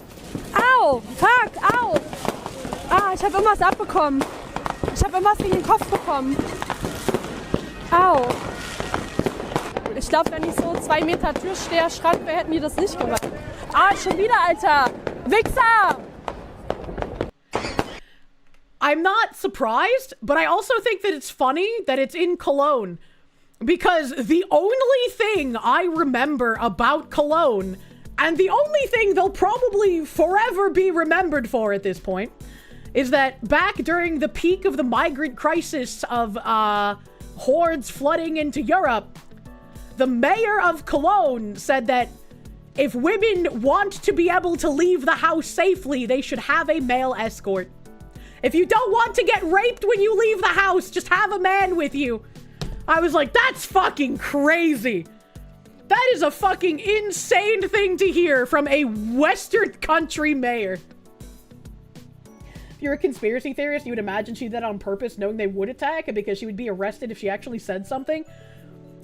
I don't know who this streamer is, but that would be giving a lot of good benefit of the doubt. Cologne tank duel for you. Oh, man. Laugh at her, but 20 years ago, this wouldn't have happened. This isn't a good thing. It's not a good thing. It's not a good thing at all. You were saddened to hear that a 150-year-old church got burned down in the Netherlands, supposedly by fireworks. Oh, I didn't even think of that. I didn't even think that, like, fireworks season being an excuse to, like, burn down shit, man. That fucking sucks. That fucking sucks. Speaking of sucks. This happened apparently in September of 2025.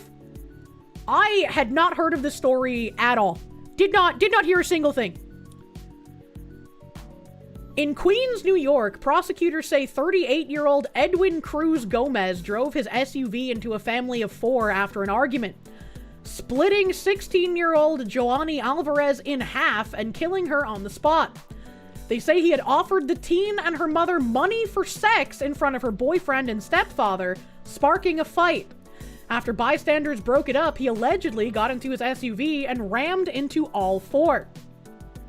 His blood alcohol content was nearly twice the legal limit. ICE says he is from Honduras in the country illegally and has crossed the border multiple times and has a prior DUI arrest. He is now charged with murder and related offenses. And I was like, damn, that sounds fucking crazy. But also, I need to know if that's true. And unfortunately, it is, because I found an article. A New York City man has been charged with murder after he intentionally hit 3 people with his car, including a 16-year-old girl, who was pronounced dead at the scene, according to the Queens District Attorney Office. Edwin Cruz Gomez, 38, was arraigned on Sunday, this was back in September, on charges of murder, attempted murder, assault, vehicular manslaughter, and quote-unquote other crimes for intentionally driving his vehicle at 4 people, including a teenager and his mother? Supposed to be her mother, I thought, whom he sexually propositioned just minutes earlier. The district attorney's office said in a press release on Monday. The incident occurred at approximately 4:10 a.m. on Saturday when the suspect, who was with several other men outside the Prima Donna restaurant in Queens, New York, encountered the teen and her mother, offering them both money for sexual acts. After the suspect subjected 16-year-old Johanny Alvarez and her mother to crude sexual solicitations and harassment, a verbal altercation, which then grew to a physical altercation, ensued between the teen's stepfather and the suspect, officials said. Bystanders were able to intervene and separate the men, officials said. The victim, her mother, stepfather, and boyfriend proceeded to walk away from the restaurant, which is when the suspect got into his car and barreled his 3-ton vehicle into them and pinned the teen against a pole with his Chevrolet Suburban. After striking the teen, her mother and stepfather then proceeded to put the SUV in reverse, struck an unoccupied van, abandoned his vehicle, and fled the scene on foot. Once emergency responders arrived on the scene, the 16-year-old was determined to be deceased, officials said. The teen's mother was transported to a local hospital for treatment of injuries to her leg sustained during the collision.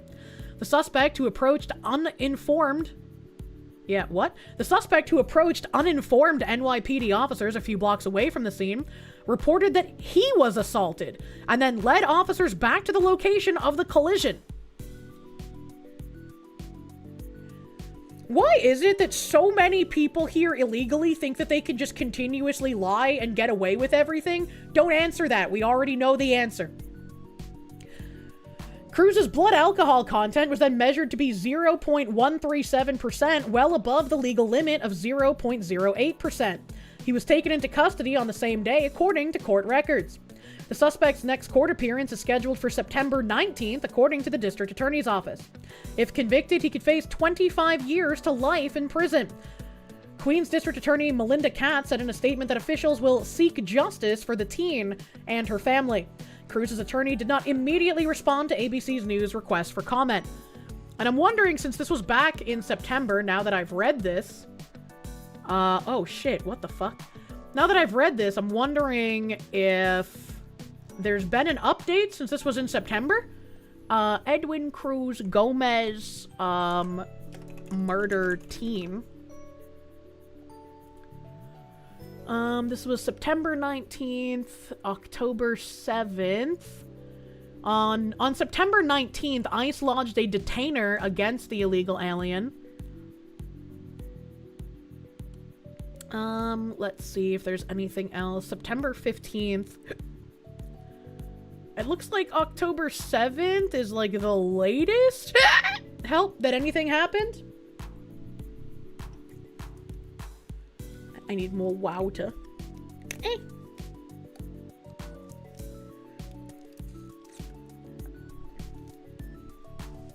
Fuck yeah, John Carpenter. What the heck? I guess I'll open one of the October articles, because that seems to be the most updated. Meep. This is directly from the DA's office.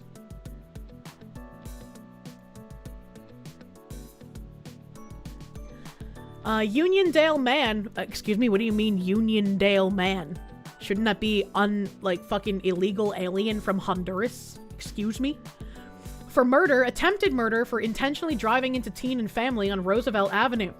Queens District Attorney Melinda Katz announced that Edwin Cruz Gomez was indicted for murder, attempted murder, assault, driving under the influence, and other crimes for intentionally aiming his vehicle at a 16-year-old girl and her family on Roosevelt Avenue in Elmhurst and killing the teen. The defendant sexually propositioned the girl and her mother just minutes before the collision.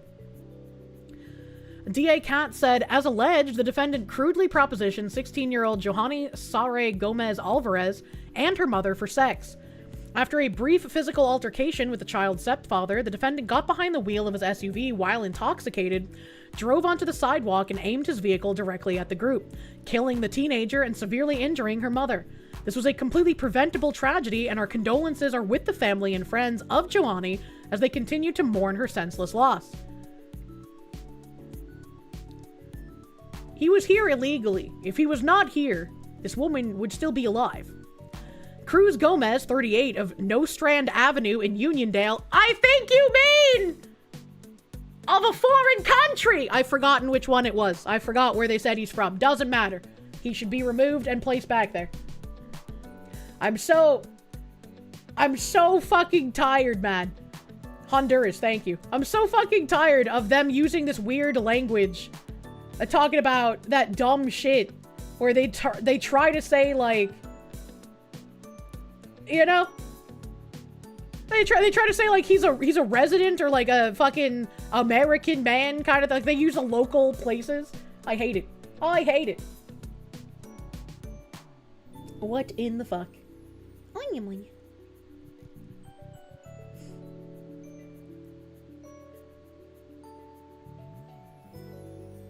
What? How many low IQ retards do we have in the chat today? God damn. Mods deleted like another fucking call to death thing in the chat. And the dude responds with, unfollowing Kirsche, forget your fake freedom. Chat, you can't call for the death of people in a Twitch streamer's chat. What the fuck? That's not my fault. That's your fault for not containing the glow. What's wrong with you? What is wrong with you? You don't think we should send him? You shall not say what you think shall happen and instead glow? Exactly. Exactly. There was a lot of mod activity going on while I was reading. I was like, you know, I probably understand the sentiment, but you gotta be careful what you type out in the chat. Oh my god. Can't call for death in the chat on Twitch. What do you think this is, bitch? Shoot. I'm a low IQ retard, but I'm not committing fraud. Low IQ warm bodies rise up. True. True and real. No Fed posting. Yeah, we gotta try to not Fed post, bro. You gotta be an upstanding citizen, because they'll take you out. They won't take out the actual criminals, but they'll be upset at you for your naughty words. Cruz Gomez, 38, of Honduras, not whatever the fuck they're saying here, was arraigned today on a 15-count indictment charging him with 3 counts of murder in the second degree, 3 counts of attempted murder in the second degree, 2 counts of assault in the second degree, aggravated vehicular homicide, criminal possession of a weapon in the third degree, leaving the scene of an incident without reporting, aggravated driving while intoxicated, 2 counts of operating a motor vehicle while under the influence of alcohol, and reckless driving.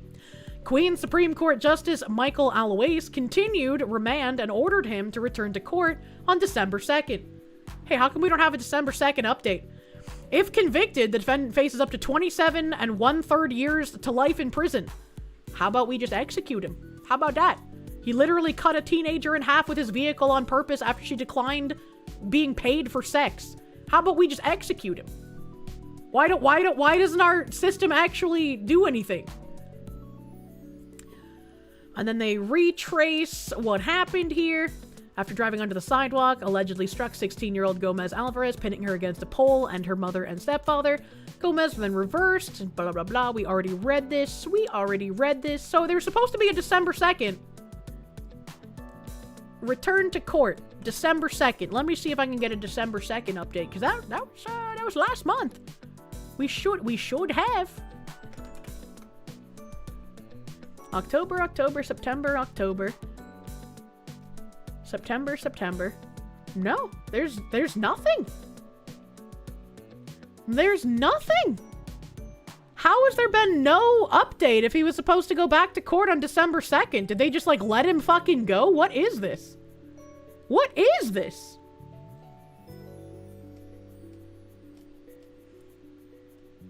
Like, I can't find any updates after December 2nd. It's been a whole fucking month. Shouldn't there have been something? The other inmates are gonna make his life hell. He killed a child and he tried to proposition that child for sex. Yeah? Check clerk of courts. I don't know how to do that. I don't know how to do that. I'm trying to check news. Let me like put December 2nd in quotes. Maybe that'll help. Nope. Nope. That only putting December 2nd in quotes only brings up one article. It's an Instagram post. Maybe if I take return to out and it's just court December 2nd. Gregorian Gangsta, thank you for the raid on Kick. Welcome, Raiders. Welcome, Raiders. Wastelander, thank you. Defense more likely ask for more time. I mean, wouldn't that even be an update for, like, these news people to put out? I don't know, man. I don't know, man. 2 days ago, an Instagram post. That's just the picture that we saw on Twitter from that one post. That's not an update. Radcon Hazard, thank you. Reach out to potentially criminal. He would know how to find that. That's a good point. That's a good point. That's just weird that there's no update since then. That would have filings, not necessarily an update from news. Usually there's like a news update when the guy goes to court, because that's when he would have been charged, right? That's when we would have gotten like, oh, is he actually getting charged for murder? TK, bunch of numbers, man. Thank you. Some retards think this is blue sky. That's why your mods are having to work overtime. Why are you allowed to call for the death of people on blue sky? That's kind of wild. Massive Doge, thank you. Do not glow. Oh, yay. Thank you, Pecora. Dio Brando, thank you. Please perceive punctuation marks. It's hard sometimes, okay? Internet Zen Master, thank you. Twitch chatters need to learn to not show their power levels. No Fed posting, true. Zaime Maru, thank you. Twitch users are a special brand of brain dead. Sometimes the urge to glow is very strong. I understand, you know. Radcon Hazard, thank you. Could reach out to Sean, potentially criminal. He could probably help you get the court filings and his views on this. Yeah. I guess I could ask him that question. You don't know much about Blue Sky? You just assume it's heavily biased in enforcing the rules like Twitch? I can only imagine. I can only imagine. Let me see here. We have this video here. We have this video. Hopefully we'll be able to find an update on that fucking gross guy sooner or later. It's still weird to me. Just purchased your first bottle of Spice Bomb. Decided to go with the original, though you were looking at the night vision one they have. Here's to hoping it's worth the price. I think it's worth the price. I fucking love it. Chuck Schumer said, our ultimate goal is to get a path to citizenship for all 11 million or however many undocumented there are here. The only way we're going to have a great future in America is if we welcome and embrace immigrants, the dreamers, and all of them, because our ultimate goal is to help the dreamers, but get a path to citizenship for all 11 million or however many undocumented there are here. I say we revoke everything from the dreamers, because, like, I have a dream, the American dream, and as an American citizen, that dream belongs to me, and me alone. Me and my fellow American citizens, not people who were brought over here illegally and claim to be dreamers. They can dream back home in their own countries. So we bring back slavery and make those dreamers? No! No! Do not bring back slavery! That's a bad chatter! It's been 11 million since the 90s. Yeah, I know, they keep saying that one number and somehow thinking that it doesn't go up. Very weird. Crazy thing about dreams, you can have them anywhere. And deport him too. You don't care if he's from here. Paying for voters to come illegally to America and enabling them to vote. Mr. Muskie Man, what is going to be done about it, though? Mr. 1000, thank you. What is the opposite of Fed and glowy posting? Also, happy 2026. Let's try to make it less ass. We're going to make it, brother man. Wag you! Wag you! And, I don't know. What is the opposite of Fed and glowy posting? I guess that's the like, what, moisturized, in my lane, flourishing? posting. For some reason, dreamers build the pyramids. Doesn't have the same ring to it. Jesus Christ. You dream of a tall and gloriously thick wall. You're a sucker for forestish smelling things. So if you like the original light bomb, you're definitely gonna get the night vision for your birthday. Oh hell yeah. Moisturize me. GS Wolfwood, thank you. U.S. courts can delay public disclosure for reasons. I hate U.S. courts.